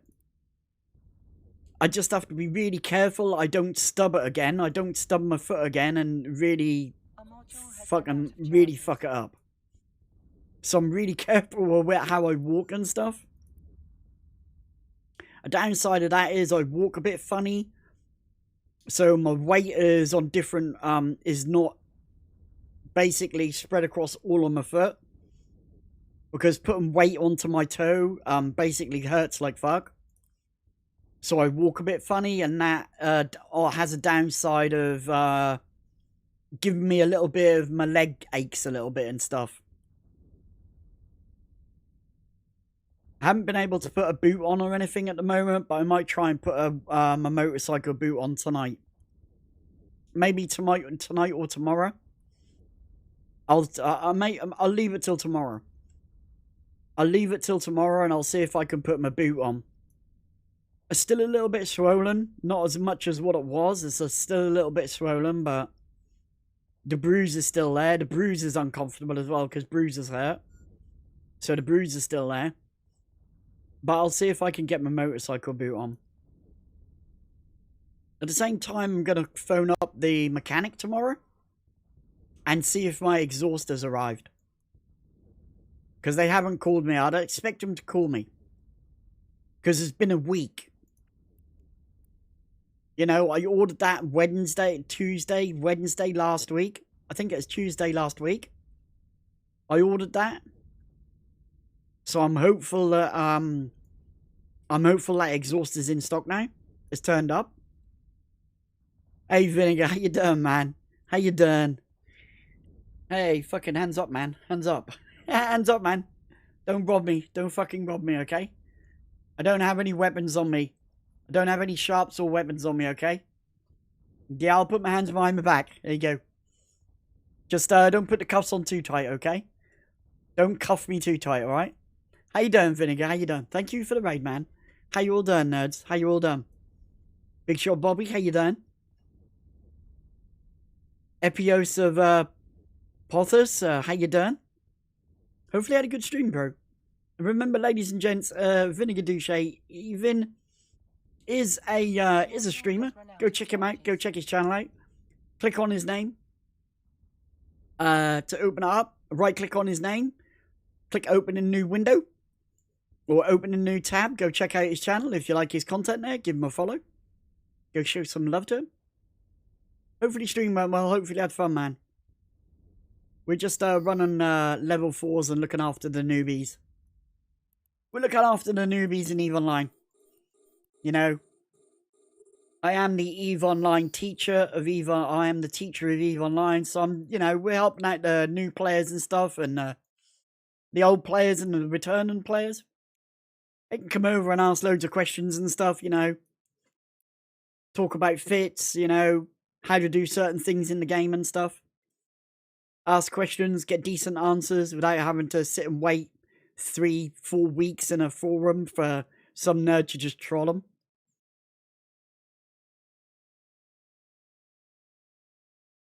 At the moment, we're just finishing off this mission here. It's called Dread Pirate Scarlet.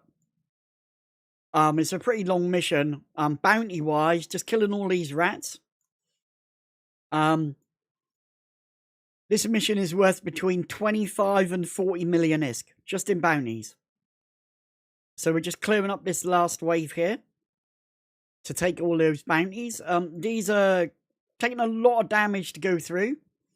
For the reason is we're shooting kinetic.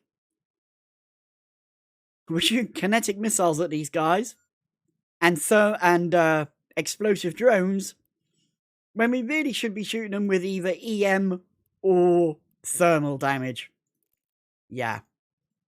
But that's how it goes, you know. They'll die. It might take a little bit of time, but they will slowly die at some point in time. We'll grab this nerd, shoot him. We will reload first. We'll reload first. Wait a minute. Sorry about that. I tried to swallow air instead of breathe air in. Sorry about that. We're flying a Nighthawk, a Tech 2 command battle cruiser. That is what we are, command ship. That is what we are flying. The nice thing is this ship gives us a 37% more damage if we use kinetic missiles. So we would do the same amount of damage to these ships if we were using... so we do about 500, 600 damage to these ships. We would do about the same damage if we used...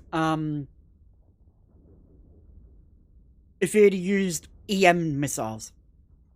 We'd literally still be doing the same amount of damage. But we get a bonus to kinetic missile damage. So the damage we're doing now would be exactly the same as if we were shooting these guys with EM missiles instead. I pop a command burst up, just keep that shield running. You know, there's a decent amount of ISK on the grid here. We're looking at what? 5 mil? Just from these 5 ships that we're going to be killing. 5 million ISK. So, you know, 5 million ISK is nothing to throw away. You know, that could buy us a caracal or something. So well worth taking out these enemies here and taking the ISK.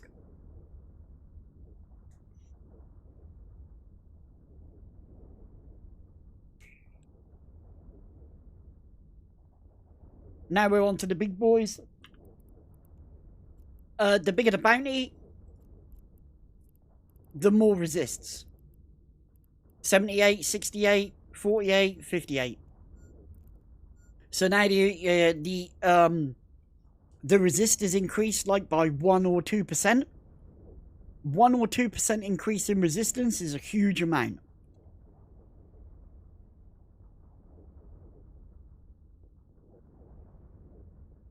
I stopped playing in 2012. Popped in recently, saw how badly they hosed the mining ships and left again. Yeah, they really fucking hosed the mining ships. They kind of screwed up. A lot of the changes they've made over the past 2.5 years, 2.5 years, 3 years have really fucked up the game. It's not made it better, it's made it worse. But they had to try something, do you know what I mean? They had to try something. So maybe the next iteration is going to be different and it won't screw up shit so much. We're still just killing this patriarch. It takes a bit of time, these guys do.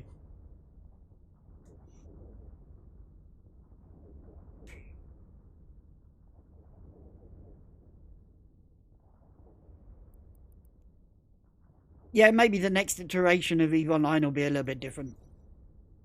Maybe they won't fucking screw up so bad. You know, we've told them a lot of times, being players of the game and being the people involved in the game that actually play the game, that it was a wrong move to do. But they didn't believe us. Perhaps they'll believe us now. You know, if we ask for cat ears, they should give us cat ears. They shouldn't just turn around and nerf minerals because they think we need that nerfed. It's kind of a stupid thing to do. Listen to your player base. Your player base will tell you what is wrong. But if you don't listen to them, you're never going to know what is wrong. You know? You're never going to know what is wrong and literally just be pushing buttons and tweaking knobs and, you know, sliders and knobs here and there, and it's not going to fucking fix anything. Listen to your player base. Listen to the people that actually play the game and understand the game very deeply. Because they're the people that can help you fix it. I'm just going to kill this guy. Hey Jabade, how you doing? How you doing? How you doing? Hopefully you're all having a great week, midweek. It is Wednesday. It is halfway through the week. We've only got tomorrow and Friday, and then we're back to the weekend again. Damn, these weeks go so fucking quickly. Only felt like yesterday it was the weekend. But yeah, hopefully you're all having a good time. You're all chilled out. Hopefully you might have something cool planned for the weekend. Maybe take the wife out for a meal or something, or the girlfriend out for a meal. Maybe set up a weekend of gaming with your mates. You know, you're all gonna go and chill out and play fucking FIFA or something. Or maybe jump into some random, you know, random game. Overwatch 2. No, you're not gonna play Overwatch 2. Maybe you're gonna play an FPS game or something to chill out for the weekend. Hang out with friends and family and shit like that. Maybe if you've got a niece and nephew, you're going to teach them EVE Online and get them in a mining barge and make them do loads of mining for you. Because they'll enjoy doing that. No, they won't. They'll enjoy flying ships and killing rats more than mining. So, yeah. Maybe you got something cool planned.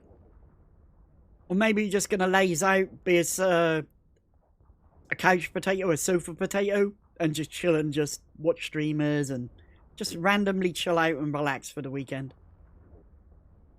You know, sit there with a cold beer or a nice glass of wine for the ladies there. Feet up. TV on. Watching a bit of YouTube and stuff. Watching a bit of TikToks and, you know, all that sort of good stuff. Maybe posting a few memes on the EVE Online forum. You know. Maybe throwing up a couple of tweets on Twitter. Maybe showing some images on Instagram. you know? Meme life, yeah. Doing some memes up there on the EVE Online forum. You know, don't do too many because they'll ban you from the forum. So don't get banned.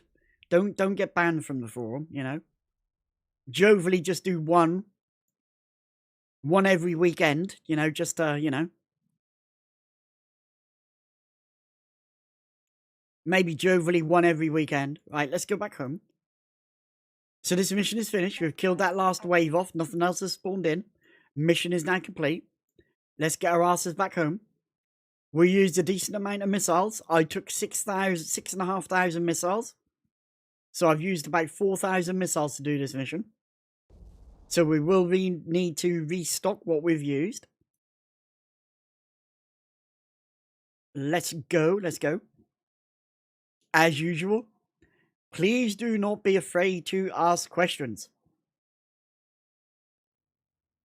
I've been playing EVE Online for 16 years. I've done low-sec piracy, null-sec warfare, null-sec, you know, massive wars and stuff, high-sec Care Bear shit. Please don't be afraid to ask questions, okay? Don't be afraid to ask questions. You know, if you're new and you're trying to fit a frigate and you're struggling, don't be afraid to ask questions and say, hey, Tammy, I've got this little frigate here called an Atron, but I don't know how to fit it. I don't know what I'm doing. I literally don't know what I'm doing. I don't do suicide ganging. I don't do suicide ganging. I want the new players to stay in EVE. I don't want them to leave. Don't listen to the fancy shit that CCP tells you. I want my new players to stay in the game, not leave because they just can't afford to play.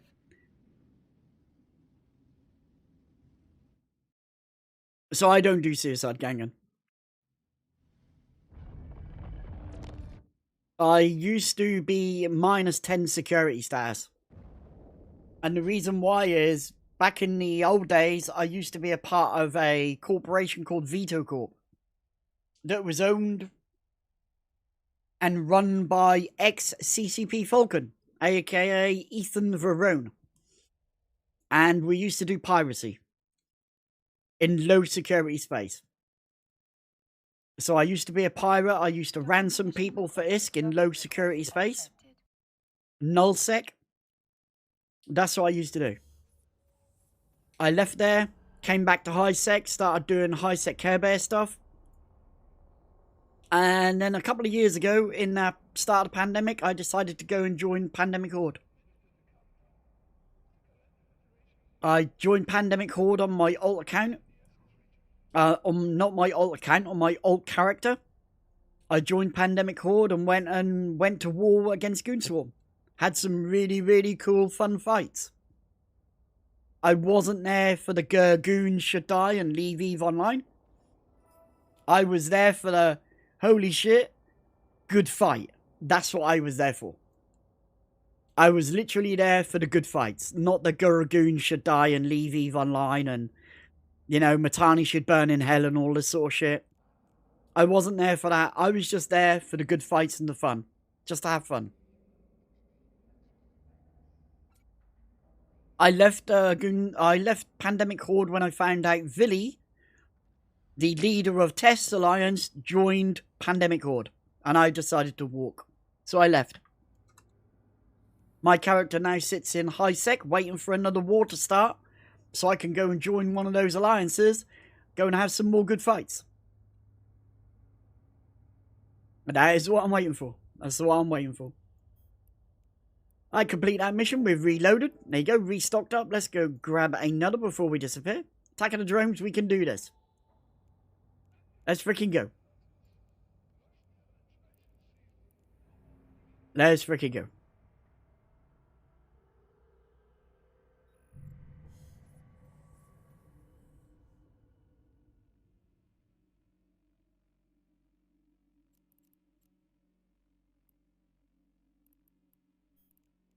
Durenta, let's rock and roll.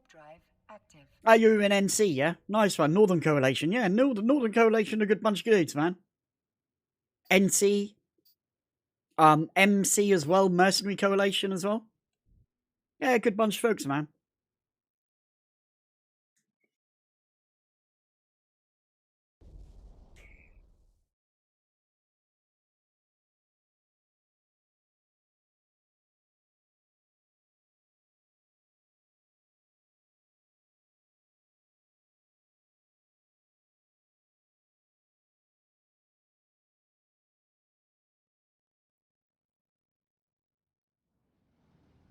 I can remember fighting Mercenary Coalition a couple of times in Veto Corp.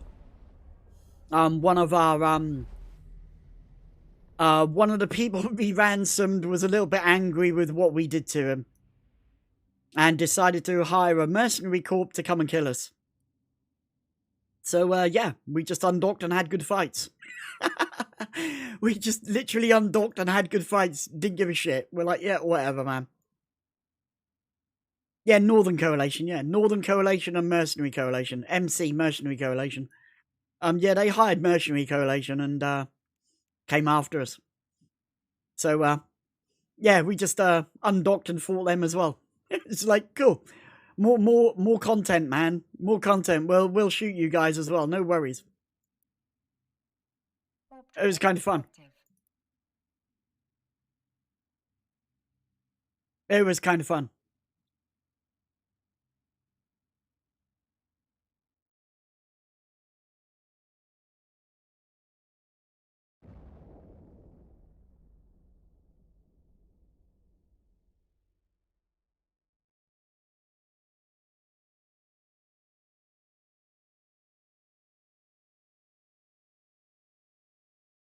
Old days were very different to what the days are like in EVE Online now. It was very different back then.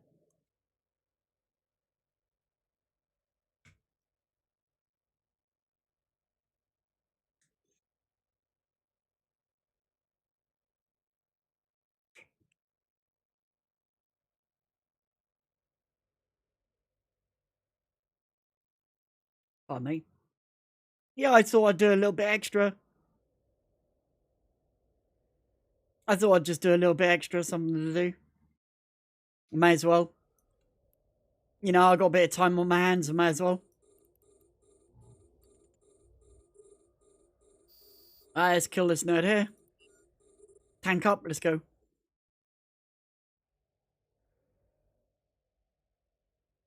I said like earlier today, I said earlier on in the stream, I might try a long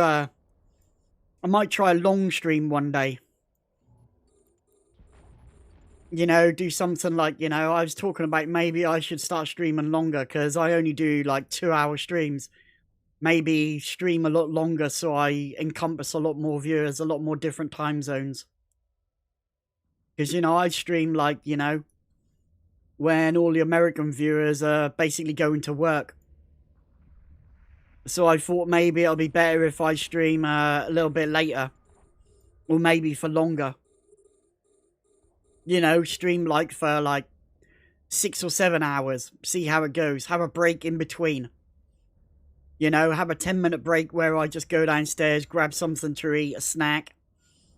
Grab a hot chocolate, swap out the G Fuel for a hot chocolate or something. And then come back up and finish off stream and stuff like that. Do a little bit extra. Have a little bit more time streaming. You know, the longer I stream, the more viewers I get to come across. Possibly more more viewership comes through. So that's what I was thinking.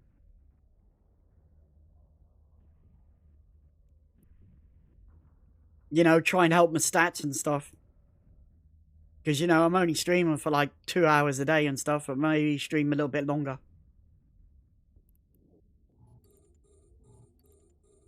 You know, some days I'll stream for just 1 or 2 hours, but other days maybe a little bit longer.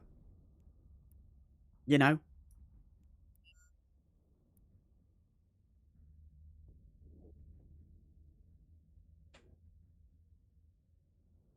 I was thinking on Christmas Day to do a nice long stream on Christmas Day.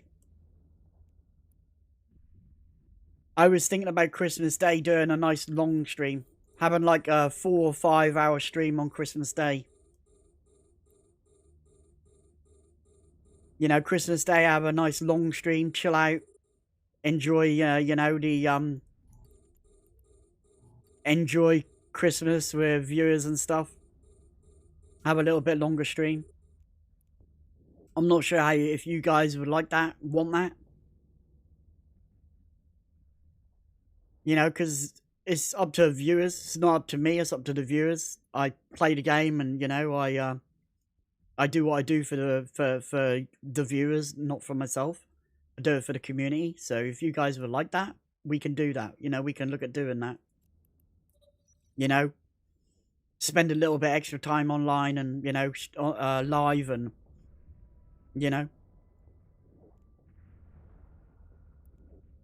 yeah, we can do something like that. Also thinking a lot of our American because we have like 40% American viewers and only like 20-25% UK viewers, because UK tends to be at work when I'm streaming. So I was thinking maybe once every so often we'd do a late evening stream where I'd start stream at like 6 o'clock, 7 o'clock in the evening, UK time. And we'll cover a little bit more, of the EU UK time zone when when people are getting just back from work and wanting to chill out and stuff. You know, they had a heavy day at work, they want to just chill out, watch a few streams and stuff. You know, get out of that work, we could do that. I was even thinking of doing a late night stream one day. You know, just randomly, if I'm having a rough time at night and I can't sleep very well, just get up. You know, if I find I can't sleep, I'll just get up, fire up the computer, fire up the stream, and do like a 3 o'clock in the morning stream. Do a 3 a.m. stream or something to cover some of the American time zone, cover the, prime time American time zone. Do stuff like that. You know.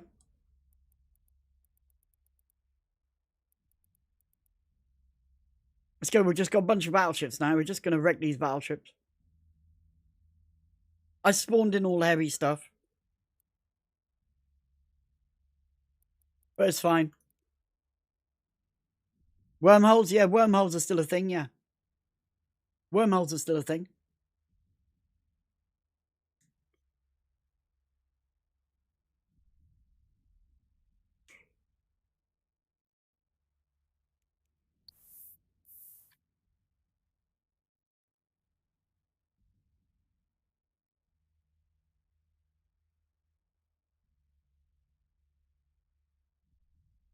But, we'll see. We'll see what happens.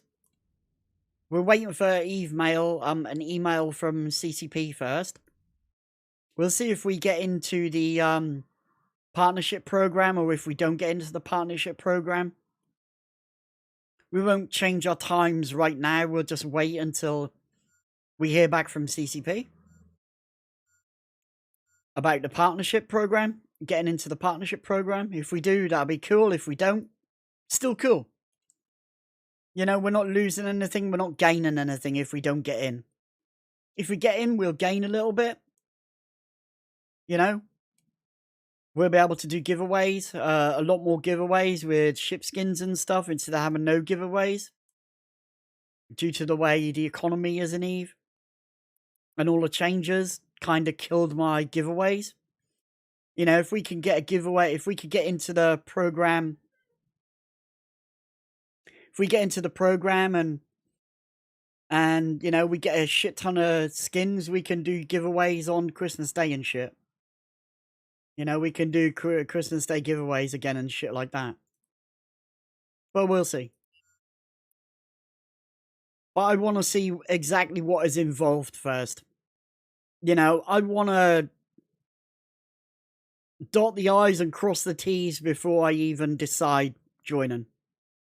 So putting the application in and them saying, yeah, you can. I'll join their Discord and then I'll look through their terms of service and contract, and I'll see exactly what they want. And then if I decide it's not, I'll leave and say, no, I don't want to be a partner because of this, this, and this. And I'll outline why I decided not to be a partner. But, you know, I want to make sure it's suitable for me and my viewers, not just for them as a company. I want to make sure it's suitable for me and my viewers. You know, like I don't have to do certain shit.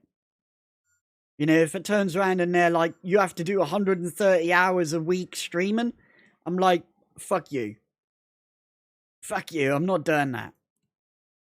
I'll stream when I want and how for how long I want. I'll stream what content I want. If they're like, oh, you have to partake in this certain event and these certain events and stuff, I'm going to be like, no, that's not me. I will do what content I want to do. I'm not going to have anybody force me to do content that I don't want to do. How come I still have the old interface? Because the old interface is poggers. The old interface is fucking poggers. And the new Photon UI is Kek W, man. The new fucking... is Kek fucking W, man. The old interface, the old UI is poggers. The new interface is Kek fucking W.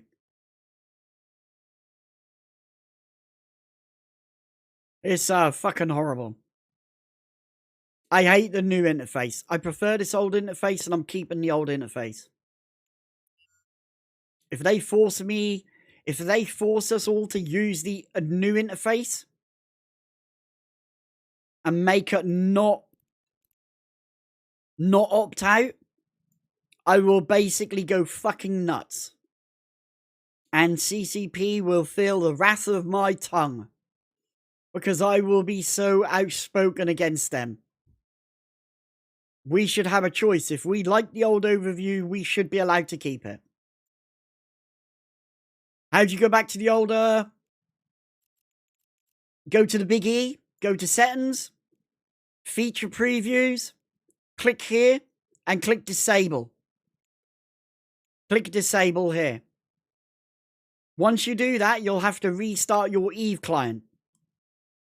Close Eve, restart Eve, and you will be back to the old overview. We won't have this shitty one that they've got.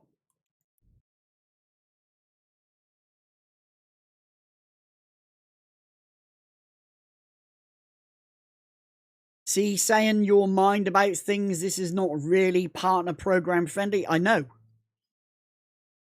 I know.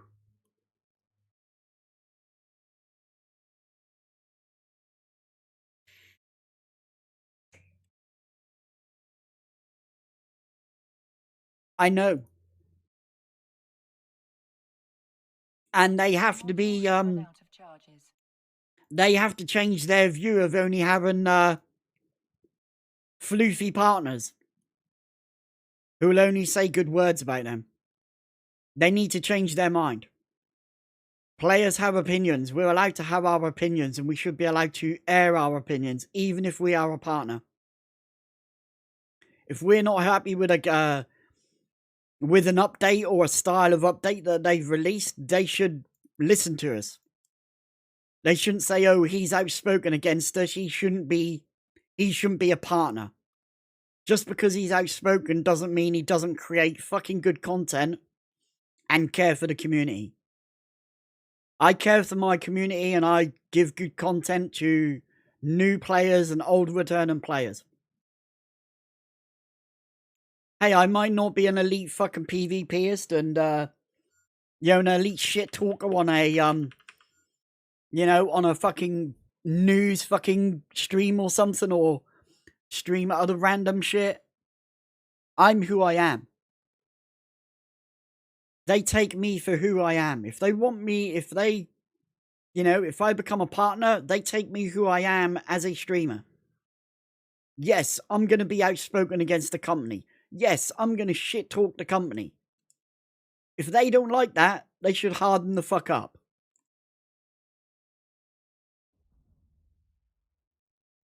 they should harden the fuck up. Because there's a lot of people that talk shit about them on Reddit. And I'm not as bad as the Reddit group. The Lvl4. So if they, if they think I'm really bad, they should go and look at Lvl4 and see how bad Lvl4 is towards CCP. And then they might change their mind and think, hey, Tammy is fairly fucking cuddly and floofy compared to Lvl4. So yeah. That's how it is. I tell it how it is. I don't hide the fact that the game is shit. The game is in a bad way. I tell it how it is. If they can't stomach that one of their players, a long-term player, is talking shit and telling other people how the game is and what the game is, they should think fucking twice of being a developer. Because you're always going to have people that say things about your game. A module has run out of charges. If they don't like what I say, they should come to me and say, hey, Tammy, we understand you're pretty pissed off. Can you really sit down and explain to us why, so we can understand why you're outspoken like this and what we could change to make you not be so outspoken about this? And I would sit down with them and talk to them and tell them. I would say, the shit you done to minerals and mining barges and stuff literally fucking ruined the game. It's literally crushed industry. It was a mistake you should have never made. You should have never done that. You should have sat down with the players and listened to what the players said. Put out a questionnaire on the EVE Online launcher. When they come into game, they're asked to do a questionnaire, an anonymous questionnaire, and air their views on ideas you have. What you were going to put through as the mining and industry changes. And if those players say that it is a really bad idea, you should literally turn around and be like, they're telling us this is a bad idea, and yeah, we can see why this is a bad idea now. Maybe we should really think about what we're going to do. Instead of just doing it and saying, hey, harden the fuck up and deal with it. Because telling your players to harden the fuck up and deal with it costs you a lot of money. Especially when those players decide that, yeah, we're going to harden the fuck up and deal with it. We're just going to go and play Albion Online instead. And now you've lost all your fucking income from those players. Or those players are just going to unsub their 40 accounts. Yeah. Don't be so fucking arrogant. Come down to our level. Listen to your players. Do not fly around in your super aggressive OP ships and think you can do it. Get the developers to have a standard account just like any other player and go out and play the fucking game. And learn what is broken. If mission runners are complaining that missions are really bored and shitty and crap, actually get developers to go out and do these missions and find out why they're so boring and crap. And if those devs come back and say, hey, yeah, we done those, but they're really fucking boring. They really need to be changed. Change the shit. Change it. Do what the players want. Yeah, you can't make every single player happy in the game, right? You're not going to be able to make every single player happy in the game. But if you can make the majority of players who do that content kind of happy, you're getting a W for it. You're getting a freaking W. Because those players aren't going to decide to go and move on else fucking where.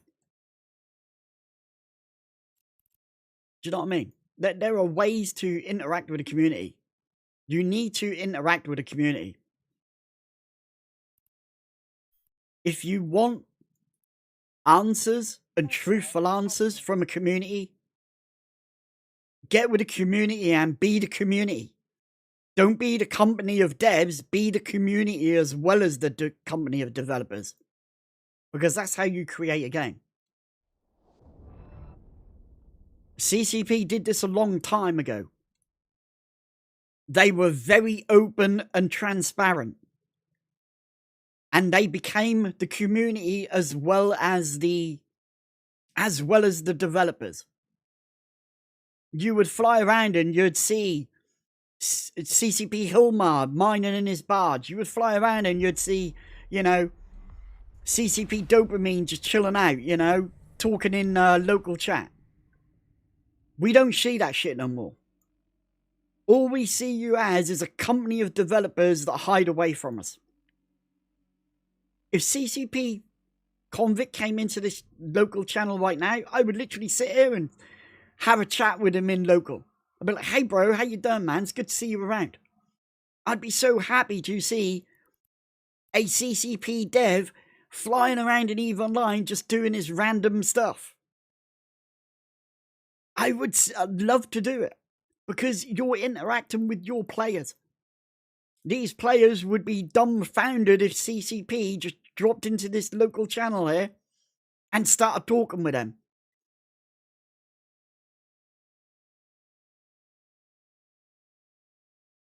This is what they should be doing.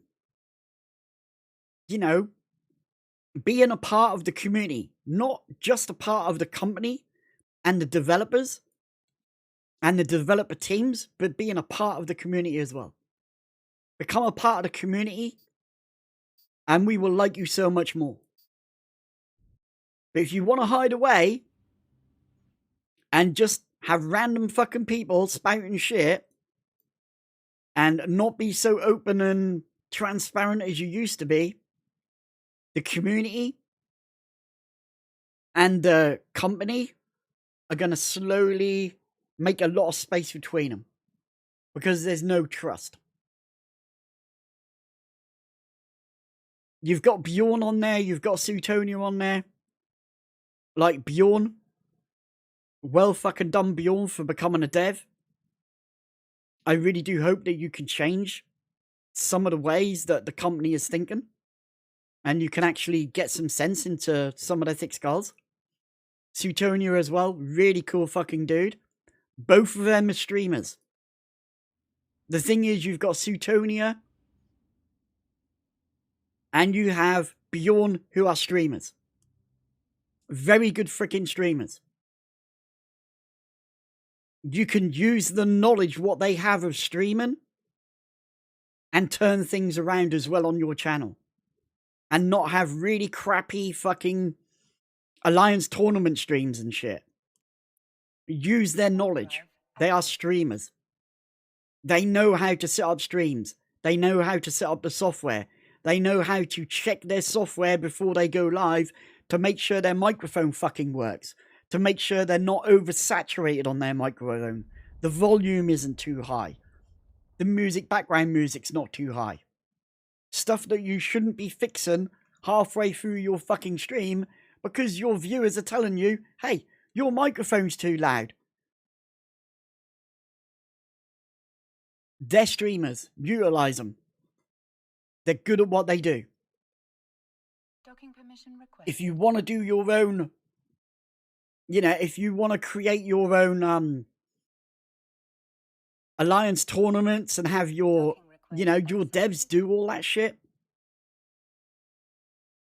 use the knowledge that you've got in the company now. You have Bjorn and stuff. Use them.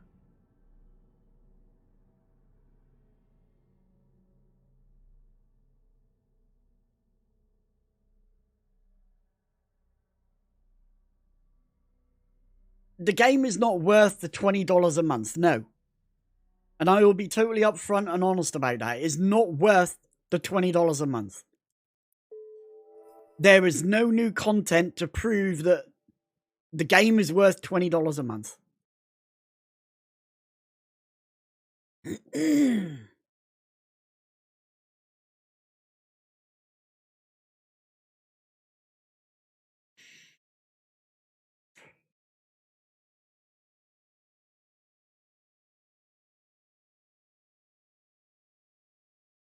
Akio, the funny thing is, back in the days, when there was no Plex, the player numbers had been higher. There was Plex back in the day, but Plex was very different. So now in EVE Online, you have 500 plex. Right? 500 plex. Each plex is worth a certain amount of money. Now, what happened was, right, in the old days, there was plex. One plex was worth a subscription. So back in the old day, they had one plex. You bought one plex, right? And that was worth one subscription. And that subscription cost was around 360 million ISK. That's how much it cost for you to buy that one plex and subscribe your account for 1 month. CCP decided that they were going to take that one plex and they were going to turn that one plex into 500 mini plexes. Okay? 500 mini plexes.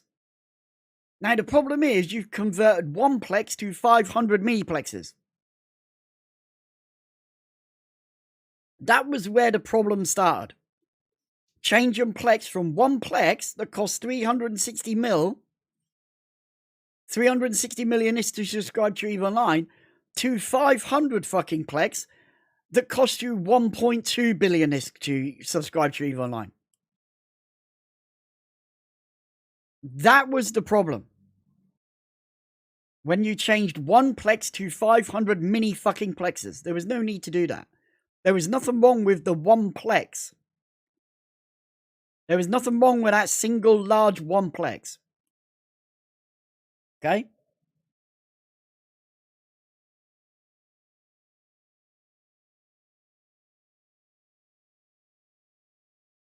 Yeah, and that turned people to not needing to pay at all for a premium or a mega account. Now, that's true. But it means it was more easier for people to actually be in the fucking game and logged in. Because back in them days, there was no free account. Back in them days, there was no free to play.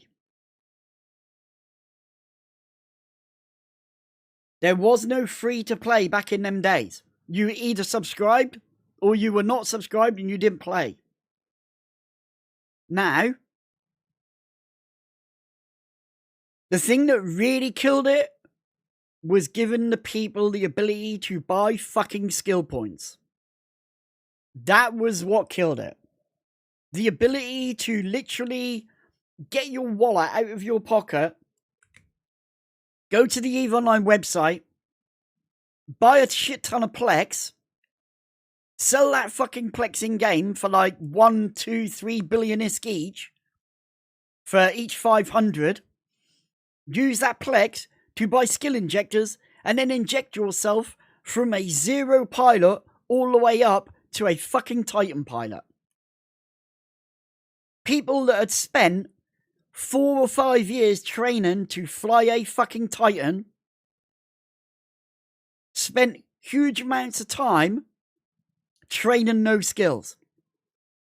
And then all of a sudden you could just go and buy a shit ton of plex, sell that plex in the game for a shit ton of ISK, buy some fucking large skill injectors, and all of a sudden, instead of taking 3 years to fly a Titan, you could fly one in 15 minutes.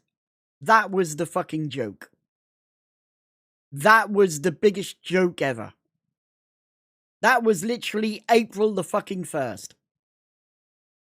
That shouldn't have happened. That should not have happened. I spent a long time training to get into a carrier. I spent a hell of a long time training to get into a carrier. And now someone can literally get into a carrier within fucking 5 minutes? That's a fucking joke. That is literally a fucking joke. That is literally taking the piss out of me, who's been playing for X amount of years and took nearly a year to train the carrier skills. And now, some random nerd can just jump into the game, spend a couple of $100, and literally be fully trained into a carrier in 15 minutes? That's a fucking disgrace. It literally means all those skill points I trained were fucking worthless. All that time I spent training no skills was literally fucking worthless. It was literally fucking worthless. Because now you can just, you know, flop your wallet out with your e-peen and e-peen your way into a fucking carrier. Whereas other people, it took them months and months and maybe years to fucking train into it. It was a joke.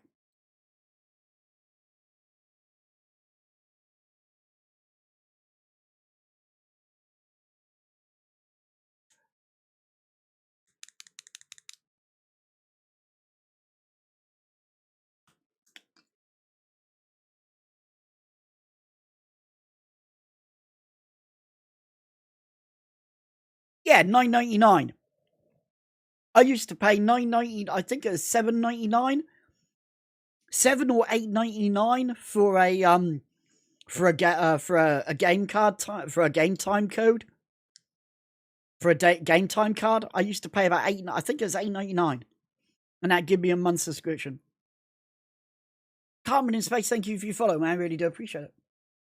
Farad, thank you for your follow as well. Thank you guys for the follows. Really do appreciate it. She could do another mission right quick.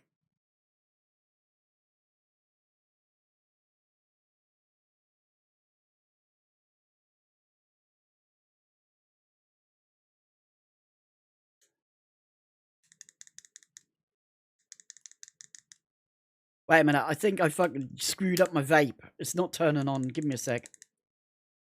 I need to give my vape a little bit of a rub down. Give me a minute. Give me a minute. Give me a minute. Let's have a quick look. I think it's a bit dirty. Yeah, it's really fucking dirty. Let me just scrape them. Fingernail scrapes. There you go. Let's see if it works now. I'm just chucking batteries in a vape so I can have a vape. No. Still not doing it. Give me a sec.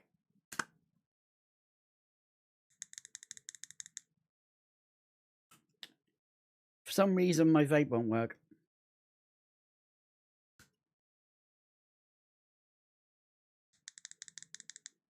There we go. We've got it booted up. There you go.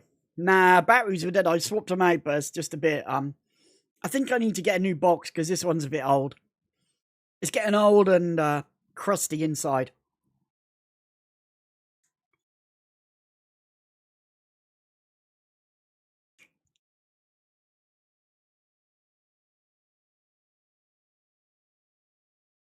I got a Geek Vape, a Geek Vape Aegis X. It's a really, really good mod. Really good.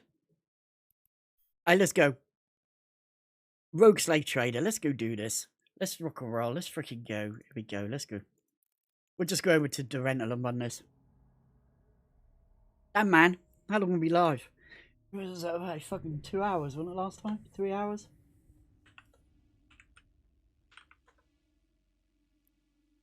Holy shit, fucking 4 hours, man. We're doing good, man. We're doing good. I do need to get up and while I'm warping and just, because my leg's aching a little bit. Warp drive. My leg's aching a little bit. I need to get up and just get some more circulation on my leg.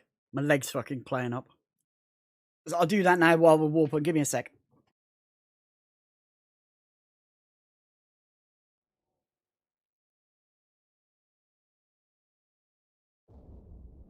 I really do need one of those standing desks where I can stand and sit.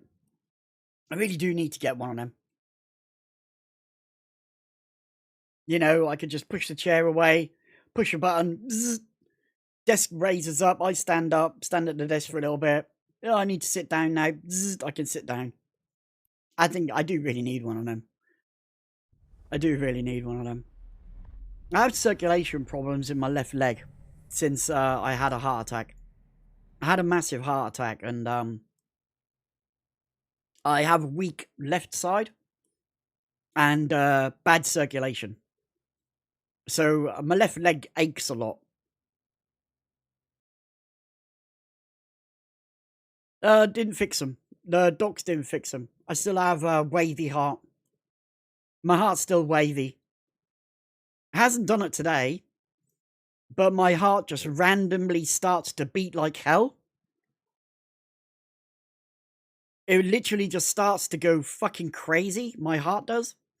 And then all of a sudden go from like 120, literally goes from like 120 beats, 120, 140 beats a minute to like 60 in the spate of like that. It literally goes super fast and then just goes doink and just drops. So yeah, doing that has been a bit really weird and fucking crazy. Let's go warp to a location. Let's go run this. Active. No, I can't make a donation goal. I'm not allowed to have donations because it's seen as working. I'm not allowed to do that. I could actually lose my health benefits if I did that.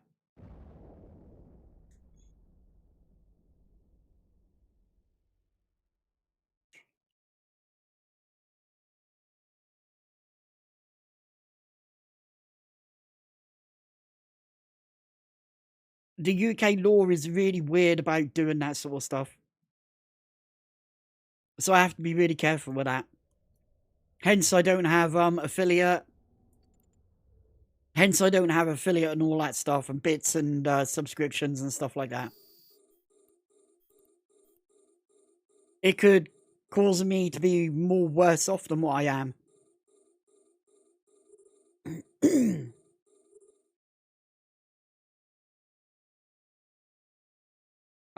Just my medication for a month is it's just shy of £200. 200 UK pounds. That's just for my medication to control my heart and deal with my lungs. That's not including bills to pay for electric, gas, food, toiletries and shit like that. I would have to make so much money to be able to just be stable. It's not good. I literally wouldn't be able to stream. I wouldn't be able to afford to. I wouldn't be able to afford to do that. So that's why I don't have that. That's why I just treat streaming as just having is just as a hobby. That's why I have streaming is just as a hobby. If a company came up to me and said, "Hey, we'd love to sponsor you," if you play our game over a certain amount of time, we'd give you like £20,000, £20,000 or, £12,000. Would I take it? Fucking hell yeah. That would help me so much. 12,000 in just 1 month would fucking help me so much. That would allow me to literally pay for my health and medication for fucking ages. I could go affiliate and do that shit. I could be a streamer and do that shit. But that's only if those sponsorships came in regularly. Like Nvidia coming up. Hey, we've got this new capture card coming out. We're willing to sponsor you and give you a free capture card. And maybe a couple of extra you can give away on your stream if you're willing to showcase our card. Yeah, I'd do that if I was going to get paid for it. If I was going to showcase that and they were going to sponsor me and I'd get paid for doing that, yeah, I would do it. Because that would help me. It would help me so much. I wouldn't have to be on sickness benefit. I wouldn't have to be taking money off the government. I would be in a lot more control. But being on sickness benefit, you're not in control of your life. They're in control of you. So right now, the government controls me. I don't control my own life. The government controls it. Because of all these dumb rules they've got set in place. Do you know what I mean?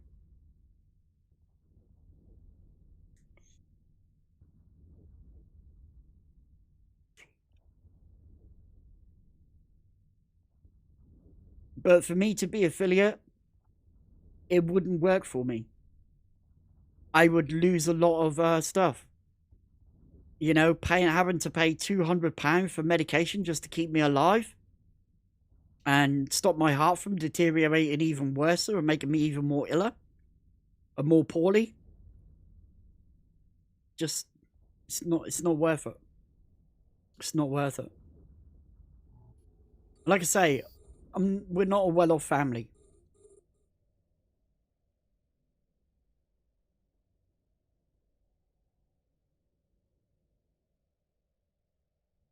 Yeah, if you get government help, working is a no-no. You're not allowed to work. Streaming is classed as a job. Me streaming is literally classed as a job. I'm only allowed to do 16 hours. Even if I'm not paid, I'm only allowed to stream for 16 hours. Anything over 16 hours a day, anything over 16 hours a week, I literally classed as working. Even if I don't get paid. Even if I don't get paid. It's really fucked up. It is really fucked up. The rules are really fucked up. If I was to become a full-time, if I was to just do streaming and accept affiliate and bits and subs and donations and shit like that, I would have to mark myself as being self-employed. I'd have to pay huge amounts of tax and shit like that. But I would also most probably have to have a second job, a second real-life job, to be able to keep going. Because everything costs double the amount of what it used to now. You know what I mean?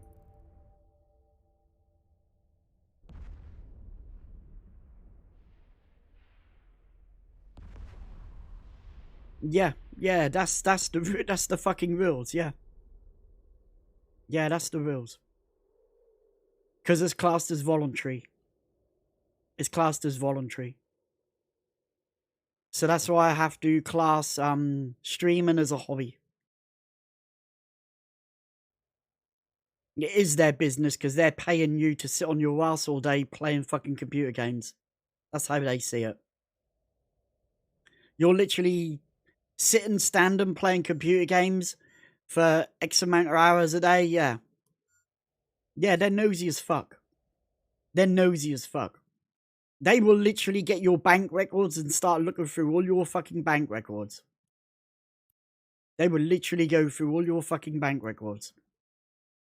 Just to see if you made not even 1 penny. If you made 1 penny, they would literally take your fucking benefits off you. That is how fucking strict and bad they are. You have to be very, very careful.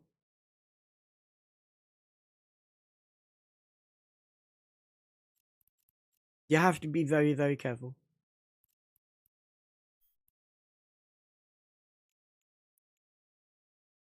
Warp drive active.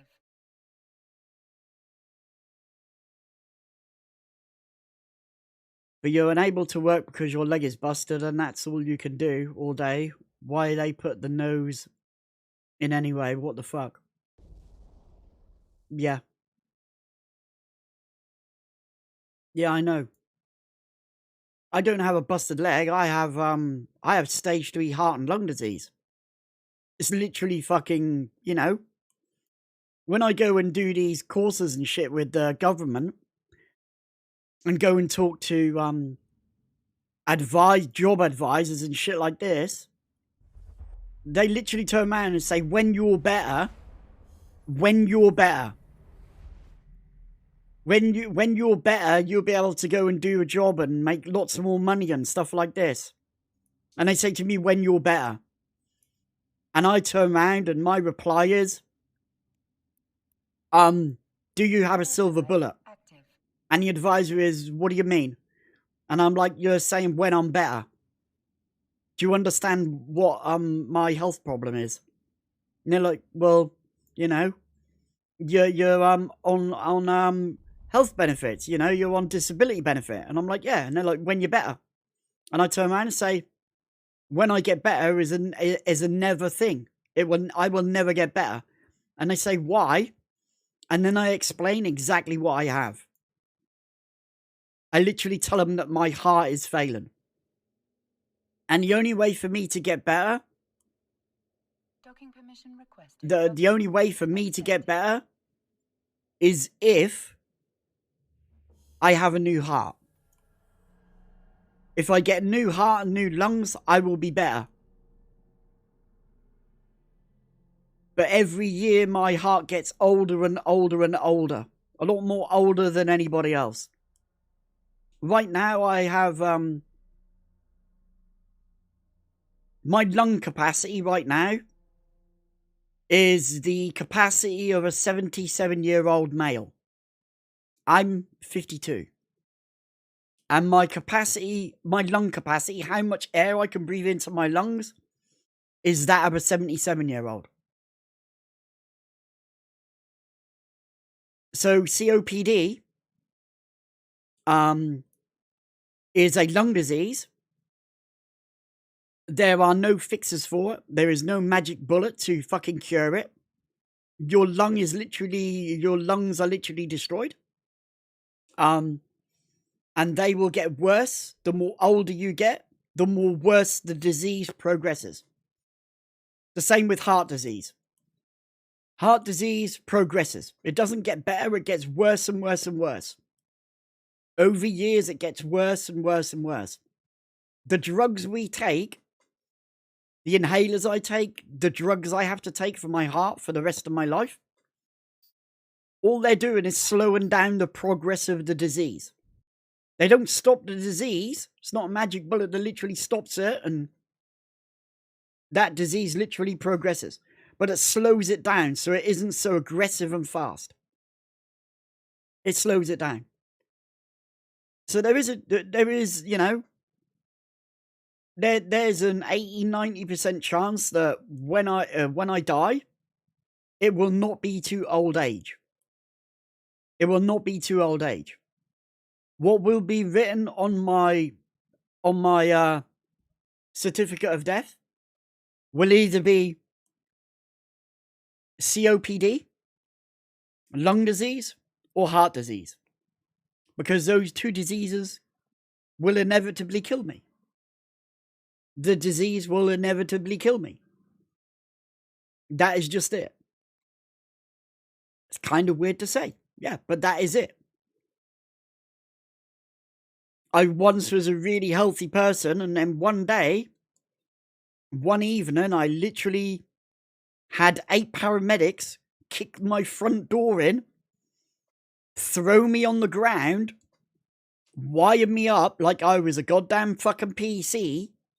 You know when you see these PCs and they've got a really, really bad wiring job and there's just wires everywhere, all inside the case, just wires. That is literally what I look like. I look like I was one of those really, really badly designed and made up PCs. Wires just fucking everywhere. I remember being dragged onto the floor. I remember cutting my t-shirt off. I remember them starting to put these sticky things on me. These like little white discs. And then from there, I don't remember much else after that. All I remember is this really incredible pain in my chest. The most incredible pain you have ever felt. It was like you had been punched with a 20-ton fucking sledgehammer right in the center of my chest. And I don't know where I was, but I kind of woke up. I looked around and see all these weird people around me, like, what the fuck is going on here? And basically what had happened, my heart had stopped. My heart literally stopped. And that pain was them jump-starting my heart back again. That was literally what I did.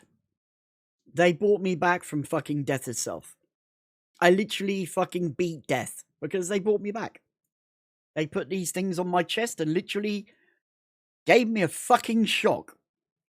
They wired me up like a PC with a 1,000-watt fucking graphics card in and literally just hit the button and all that juice flowed into me. And they literally kickstarted my heart and brought me back to life. And then they dragged me into hospital. Oh, it wasn't very long. Wasn't very long at all. I was already on the monitor. So they had just got those pads on me. They put those leads on me and my heart stopped. And the machine went off instantly and told them to shock me. So they literally got the shock out and they literally jump started me. Do I remember what's on the website? Don't remember nothing. All I remember is like, I remember kind of feeling really fucking weird. Like I was in this tunnel and this tunnel was getting darker and darker and darker. And then I remember this immense pain in my chest. Like someone had hit me with a 20-ton fucking sledgehammer. And basically, boom. And like, alert. Fucking hell, what the hell has just happened sort of thing. Whoa, this is fucking crazy, man. What the shit? And then kind of being lucid. Kind of half in and out of my head. It was like I was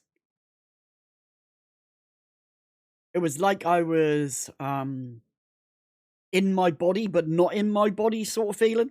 Like I was like halfway between, like being me and not being me as like a human. It was really fucking weird to explain.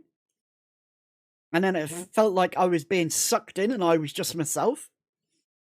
I remember them asking my name, asking me if I looked a really weird fucking colour.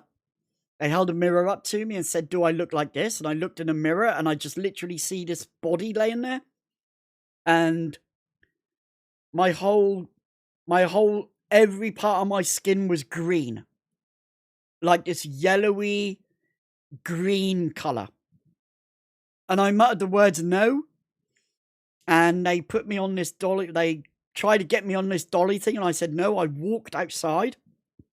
I had like 4 fucking burly dudes beside me, helping me to walk to the ambulance.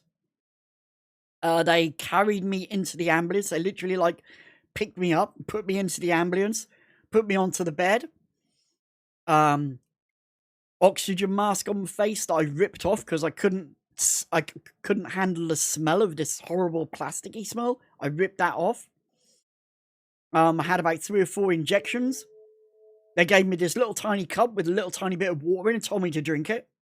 And I was like, what the fuck is that? And they were like, just drink it. That was actually aspirin inside, dissolvable aspirin inside water. They couldn't give me a lot of juice because I was going into hospital, maybe having an operation. So they gave me a little bit of that to start to thin my blood. I had another couple of injections, a clot buster to break up the clots that were in my heart. Because that's why my heart stopped, because I had a blood clot inside my heart. So that was in there, that was injected into me to dissolve the blood clot. Another injection was a anticoagulant to stop my blood from coagulating. And then I was rushed into hospital. And I spent about 5 hours in hospital. And then after 5 hours, I felt like I was a normal person again. And I discharged myself. With the doctors going crazy because I was going to go home. I was literally still really susceptible. I came home, laid on my bed, and I went to sleep for 18 hours. I literally slept for 18 fucking hours. I got up and I could hardly move. I could hardly walk around. I felt so bad. I felt really... it was literally like I was 90 years old. You know when you see the 90-year-old people walking along with their little zoomy frames and their walking sticks and stuff, and they walk really, really slowly due to old age? That is exactly what I was like. Exactly. I went from being a fit 40-year-old dude, 42-year-old dude, to literally being an old age pensioner in the spate of like fucking 6 hours. Yeah, it was crazy. It was really fucking crazy. I logged into EVE Online. I logged into EVE yeah, I do. Yeah, I do. I logged into EVE Online. I went on to the Veto Corp, into the Veto Corp chat channel. All my mates in there, all the players I used to play Veto with, Eve with, and I just told them that I wasn't going to be around as much in the channel anymore. And they were like, why? And I was like, I just suffered a massive heart attack and I need to take a break. And they were like, do what you need to do, Tammy, you know, look after yourself and that. I was like, I don't know when I'm going to be back. I'll be back, but I don't know when. That was the start of a 4-year break from EVE Online for playing EVE. I didn't play EVE Online for 4 years. I would log in and I couldn't do anything. I logged in and I didn't have the heart to do anything. I didn't have the guts. I didn't have literally the guts to undock. I was fucking scared. I was literally fucking scared to undock my ship. That's what it put me through. It put me through so much. I just started to drift away from playing EVE. I didn't start to log in anymore. I left it. I started to watch Bjorn B and Zarvox play EVE Online. So I had an idea what was going on in EVE Online. I'd still play, you know, I'd still watch them. After 4 years, I'd been watching Bjorn and Zarvox for so long and seeing their viewer counts, 300, 400, 500 people, 1,000 people watching them. And I just decided I wanted to be a streamer. So I was in Zarvox channel one day and I was like, at Zarvox, hey bro, can you help me? I want to become a streamer. What do I need to do? And he turned around live on the stream and he said, hey Tammy, hit me up when my stream finishes. I'm going to help you out, bro. And when his stream finished, I give him a message, sent him a message, got onto his Discord. And he literally sat there and we chatted.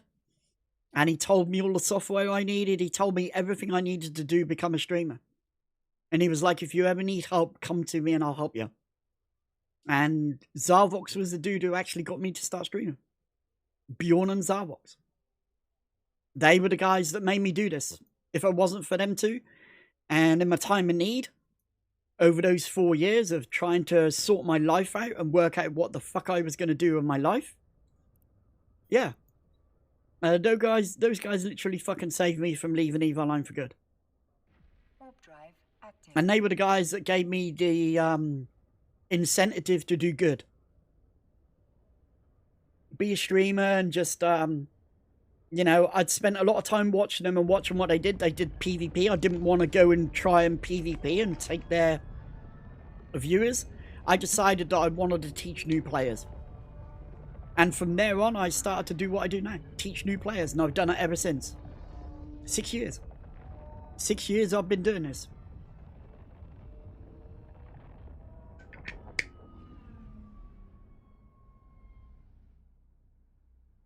But for about 4 years, I sat and... studied Zarvox and Bjorn B streaming. And trying to work out why all these people kept coming back just to watch their stream. Watch them play EVE Online. I just couldn't work it out. But watching Zarvox and Bjorn do this, and seeing the amount of fun they had and the amount of enjoyment they gave to other people watching them, I decided I should do it. So I did. I became an EVE streamer and I started streaming EVE. And I started teaching new players. And I've done this ever since. So there's a story. It's how Tammy Cowboy came along. It's how Tammy Cowboy became a streamer and started streaming. And it was all due to Bjorn and Zarvox. Without those two, I wouldn't be a streamer now. I wouldn't be doing what I was doing. What I'm doing now. In fact, I most probably wouldn't even still be playing EVE Online. Because I was lost. I tell you the honest truth, I was totally fucking lost. I didn't know what to do with myself. I had all these extreme sports that I used to do. I used to be a skateboarder, a BMXer. I used to ride vert ramps and skateboard parks and stuff. I used to do kiteboarding and stuff. And basically I was told by the surgeon, like, hey, it's up to you if you do that shit, but that shit can literally kill you. And then, you know, his advice was maybe look for a new line of hobby. Maybe look for a hobby that's less stressful and, you know, less stressful on your body itself and your mind itself. You know?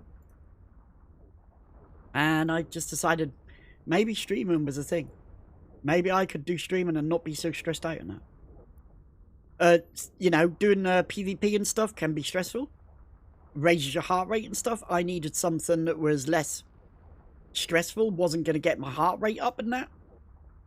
Because I need to take care of my heart now. Because it's the only one I've fucking got. So I just decided, hey, maybe I should just do PvE. I've been doing missions for so many fucking years. I could teach this stuff to new players. New players could learn how to do this and make money in EVE Online. So that's what I did. What's wrong with my heart? I have ischemic heart disease. It's called ischemic heart disease. That's what's wrong with my heart. So in other words, ischemic means lack of oxygen. I have lack of oxygen disease. My heart doesn't get enough oxygenated blood to work properly. So sometimes I'll get lightheaded. I feel like I'm going to faint, and it's just because my body, my heart isn't able to pump enough oxygenated blood around my body. That's what it is. And my lungs, because my lungs don't work as well as normal lungs, I don't get as much oxygen in, so my body's constantly starved of oxygen. So that's why. That's what happens. It's called ischemic heart disease.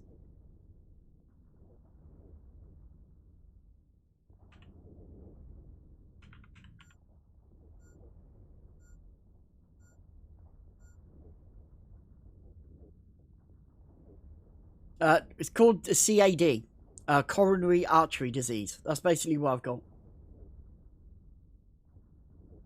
Coronary heart disease. It's called so there's different terms. The proper term is called coronary heart disease, but it's also called ischemic heart disease or coronary artery disease. So basically, this is a disease of my heart. That's what it is. Yeah, you can see it here, look. Coronary heart disease is a major cause of death in the UK and worldwide. Coronary heart disease is sometimes called ischemic heart disease or coronary artery disease. And that's just what I have. Yeah. Coronary heart disease is caused by a buildup of fatty substance in the blood vessels supplying the heart. It is often linked to an unhealthy diet. So basically what happens is, my heart, the arteries in my heart are clogged up with this fatty goop. Okay? It's basically this fatty goop. And over time that fatty goop gets more and more concentrated. And as it gets concentrated in your arteries become smaller and smaller and smaller. To a point where they get blocked up and no blood can flow through. As there's no blood getting through, that blood is not getting through to your heart. And that part of the heart dies off. Unless that clot is removed and opened up. So blood can flow through there. Basically what happened in my heart is, one of my arteries got clogged and blocked, and no blood was able to flow through it. That's what happened. And that caused my heart to go into shock and stop working. And that literally caused me to have a massive heart attack. And because my heart was not getting oxygenated blood through it, it started to die. And to save itself, it stopped itself from working. To try and save itself. So that's what happened. That's exactly what happens. That's how it works. That's what coronary heart disease is. Yeah. Kind of weird. You know, me explaining what that is. How do you know if you've got it? You don't. You have to have tests and stuff. A sign of it is high cholesterol. High cholesterol. High blood pressure and high cholesterol is a sign of it.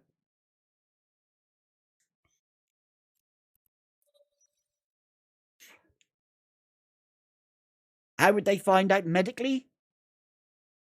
A CT scan or an MRI scan. They would inject a radioactive dye into your heart and watch on a screen live to see if that dye went through all the arteries. And if that dye didn't go through all of the arteries, they know there's a blockage in that artery and that part of the heart needs fixing. They would then pull that. They would then take off that syringe and they would inject a wire, a hollow wire, through your artery, all the way around your body into your heart. And then they would thread a long wire with a little metal cage called a stent. It's like chicken wire. It's like a little tube of chicken wire. And they will thread it through your heart, into that artery. And when it's in exactly the right place, they will push a little pump and they will pump it up, and a little balloon inside will pump it up and expand it. And they will release the air out, and that little cage is now formed a part of your artery. And that cage keeps your artery open so blood can flow through it. And I have one of them inside my heart. I literally have one of those inside my heart. There is a little titanium cage inside my heart that literally keeps my artery open so blood can flow through. So yeah. Yeah, kind of crazy. Kind of fucking crazy the shit they can do. They can literally thread a wire, a metal wire, all the way through your fucking body into your heart and open up your arteries by inserting a little tiny metal tube and pumping a little air pump up to expand the balloon and then releasing it to leave this metal cage inside your heart. This little metal tiny cage. It's fucking crazy, man. When I have chest x-rays, when I have an x-ray of my lungs, there's this little white thing in the middle of my chest. There's a little white thing in the middle of my chest. That little white thing is literally the metal cage inside my heart. Yeah, can actually see it on x-rays and shit. It's fucking crazy, man. Let's get through this next gate. Warp drive active.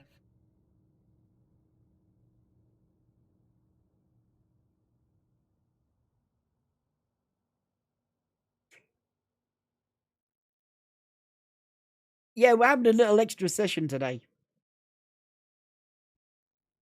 It's like 6:30 in the evening here. I started at 2 o'clock in the afternoon.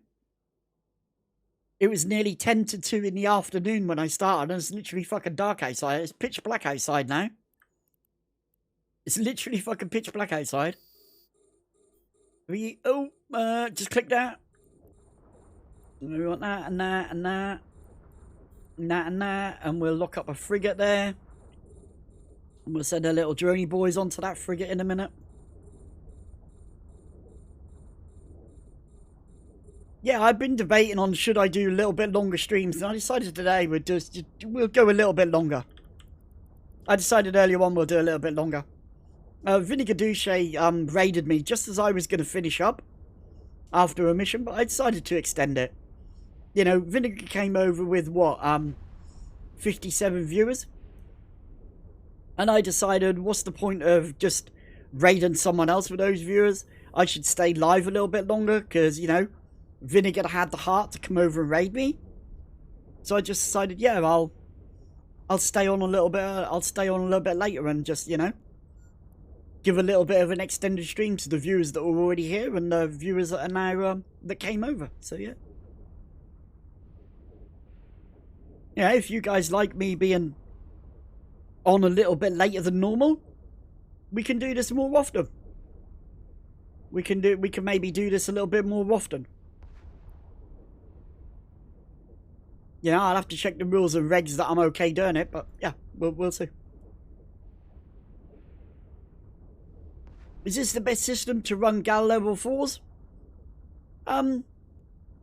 Not really the best system, but it's slightly more quieter. The system is called CAT. C-A-T. There's a level 4 mission agent in there that you can run. It's a little bit more quieter than the normal places that are, you know, that are maxed out with like 60, 70 nerds. It's a little bit more quieter. Less people. It's not the best system and the best agent, but it's good enough.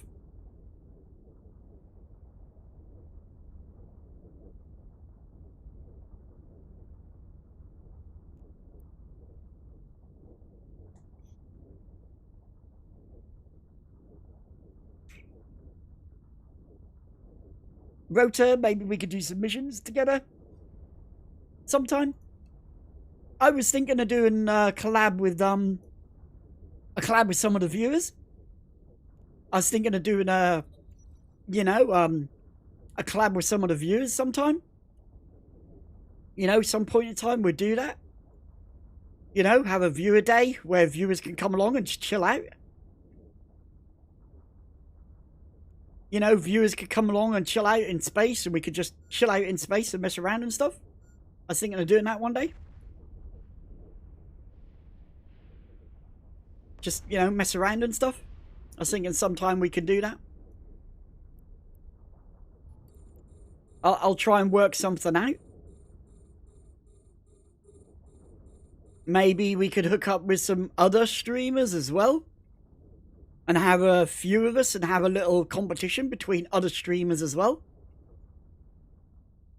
You know, have a few streamers that got mission agency can do, and a set amount of their viewers with them. And we'll have a competition who can do X amount of missions in the quickest amount of time and stuff. Just have little competitions and fun like that.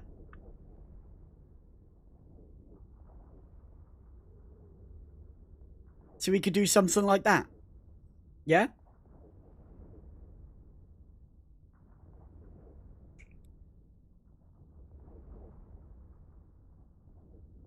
You know, you got the you've got the Alliance tournament.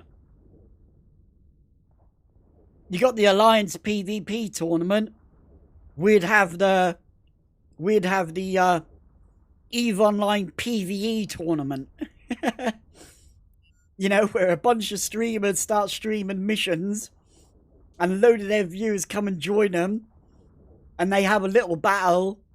The first one to get to X amount of missions completed, sort of thing. Yeah? You know, the first streamer to complete 20, 30, 40 missions back to back. You know? Just something fun, you know, something fun to do. Just, you know, fun stuff. That sort of thing. You know, allow some of the viewers to chill out with the favourite streamers and stuff, and interact with the favourite streamers in a game and stuff like that. Hey Andrew, how you doing? Yeah, Care Bear tournament. Yeah, Care Bear tournament. Maybe CCP could come along and, you know, help out with it. You know, maybe they could, maybe if they're willing, help out with a couple of prizes for the winners, you know? Just have some fun, you know? Make it fun. Just to show that you don't have to do PvP just to, you know, to have some type of glory. You know, but have fun doing, like, PvE as well. You know, there's also fun in PvE. Like the EVE Online Care Bear tournament. You know, groups of mission runners and streamers band together and do certain tasks. Maybe CCP could sort those tasks out and have those certain tasks. You know, hey, you have to do at least 3 missions in low sec. You have to do at least 20 missions in high sec. You have to do these missions in this certain amount of time. You know what I mean? You know, just fun stuff, having fun. It doesn't have to be about shooting each other. It can be about shooting rats and just having a good time. You know. Because, hey, the PvPers have these elite tournaments. Why can't we, as PvEers? Why can't us PvEers have these elite tournaments as well? Have fun. You know? It could be something fun. It's just something fun to do, you know? Warp drive active. Can you imagine getting Bjorn doing level 4 missions? It would be kind of fun to see Bjorn do level 4 missions. It'd be kind of fun to see him be able to do a level 4 mission. Yeah.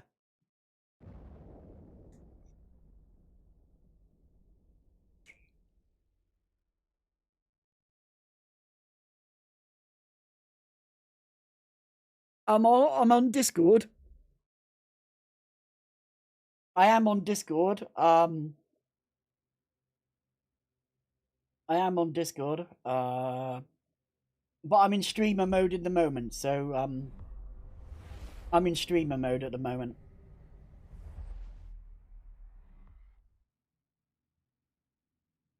Yeah, I'm in streamer mode at the moment, so it won't allow me to give you my Discord thing. I'll write it down on a bit of paper and I'll tell you guys. I'll tell you when I'm I'll tell you when I'm not when I'm streaming. But at the moment I can't see it because I'm in streamer mode and that hides all that stuff.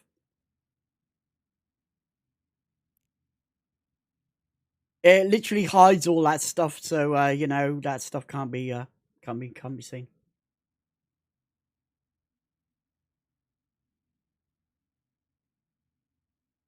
You know, it's safety for streamers and stuff. Discord has a streamer mode that is engaged when you start streaming, so yeah. Yeah. Well, just watch the stream and you'll hear about the meetups and stuff. You'll hear about all that stuff. We'll sort something out. We'll sort something out. At some point in time, we'll sort something out. Warp drive active. Alright, let's go do this.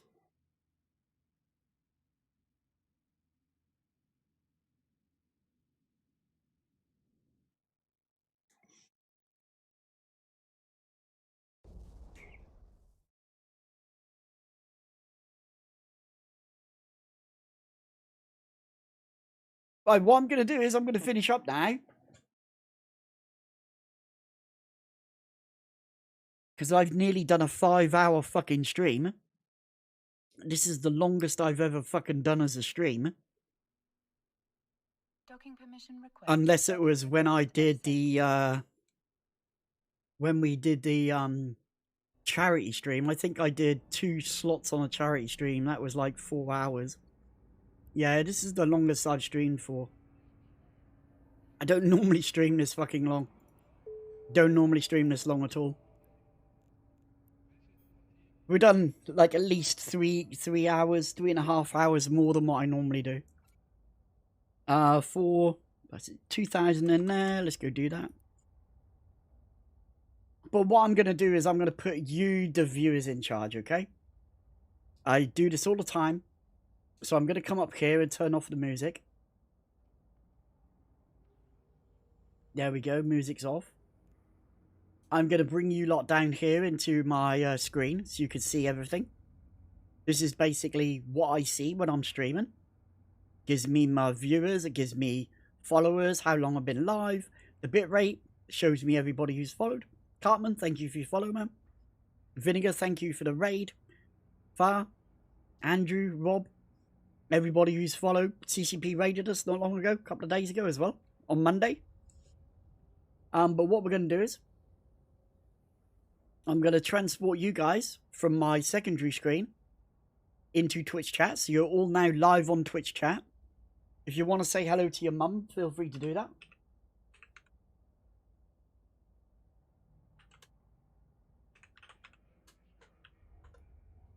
There you go. Hey mum, I'm live on Twitch. You can say hello to your mum, your friends, your family, and everything like that. All your best mates on Twitch. But what I'm going to do is put you lot in charge. So what we're going to do is come over here. We're going to get rid of that. We're going to come down here to EVE Online. And I'm going to show you who's live on stream. And you guys get to go and raid them. Now, it doesn't have to be an EVE streamer. If you want to go and watch Blue and Queenie play Albion Online, we can go and do that. If you want to go and chill and watch Kath Wall or Legos or Kinamason playing Overwatch 2. If you want to go and watch Banana Bray. If you want to go and watch Banana Bray, go and play Grand Theft Auto, we can do that. If you want to chill out with Snow, just chilling and chatting, we can do that. It doesn't have to be an EVE Online player. It can be one of your favourite streamers. But the people who are streaming right now is Arnhort. He's doing his thing here, PvP. We've got Rushlock doing his exploration. Zloy Heron is doing some PvP here, it looks like. We've got PvP, PvE. You got myself here. Mad Cat Turin is doing escalations. Darwin, Laserhawk, PvP. So they're doing a bit of PvP there. Mr. Hutter is doing some low sec solo PvP there. CCP ruined the UI. You can easily change that back to normal, man, if you want. If you want to know how to do that. Christopher Wow, solo PvP. Reist is doing some Caldari missions. Caldari Navy missions. Hobby Dungeon, messing around in wormholes. Looks like he's doing exploration. Yeah, he's got a Zaguma there. He's doing exploration. Chismo doing some multi-box in there, it looks like. Batavarium is doing some tier 6s. Abyssals. Manastrom doing some wormhole exploration there. That is who's live. Feel free to choose. To choose, all you need to do is tell me the streamer's name in Twitch chat and we'll go and raid them. So you guys get to choose who you want to go and see. Let's go see. Who would you like to go and watch? Do you want to go chill out and watch Blue and Queenie play Albion Online? She's chilling out doing Albion Online. Marky Dragon's doing a bit of Dual Universe there. Mind is playing Albion Online. Can go raid over to Mind while he plays Albion Online. Just Joanne is playing a bit of music there. Pando is playing Foxhole. So it doesn't have to be an EVE streamer. You can stream. You could go and raid who you want. It's up to you guys who you want to raid. It's totally up to you guys who you want to go and raid. Manastrom TTV. Let's go have a look.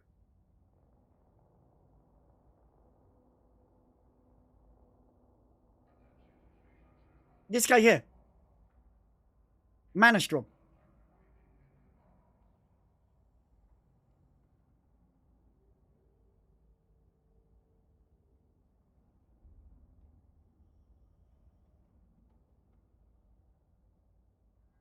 Wormholes. Yeah, he's in Wormhole. And Astero.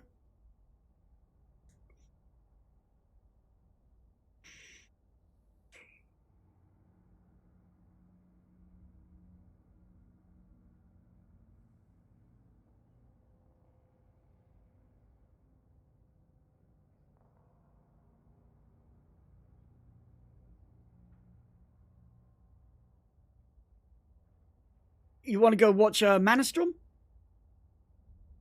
We could go over to watch Manastrom. We can go show him some love. We can go over and show him some love. I don't mind. Let's go raid him.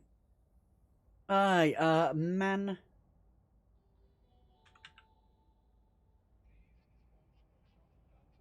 Manastrom TV. There you go. We'll go raid him. Go start the raid up. I'm going to collect you all up. I'm going to transport you into your stream.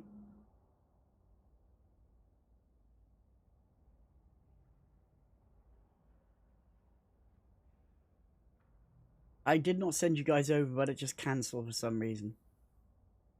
Yeah, I clicked on raid instead. Alright, there we go. We are gonna start the stream. Start the raid. There you go. I'm gonna collect you all up, transport you into his stream. Thank you all for coming along. As usual, I've been your host and your streamer today. My name is Tammy Cowboy, the old Space Goat. Hopefully you've enjoyed the stream. Hopefully you've enjoyed the content. I will return tomorrow at 1 PM EVE Online time. 1300 hours EVE Online time. Feel free to come by, chill out with me, mess around, talk about EVE, talk about real life stuff, everything you want to know. As usual, please be safe out there in the real world. Please be safe out there in EVE Online. It is a dangerous place. Fly your ship safe, and if not, go and fly them a little bit goddamn sexy, dangerous. I will see you all tomorrow, 1300 hours. So until then, it's a good night from me. It's a good night from you, ladies and gents. It's a God bless. It's a massive 07. Go and watch your favourite streamers. Go play favourite computer games. I will see you all tomorrow, Thursday, 1 o'clock EVE Online time. But until then, good night. God bless 07. Stay safe, guys. I'll see you all tomorrow. And with further ado, let's go raid over to Manastrom TTV and let's go see what he's done. So without further ado, good night. God bless 07. Here comes the raid right now. Let's go.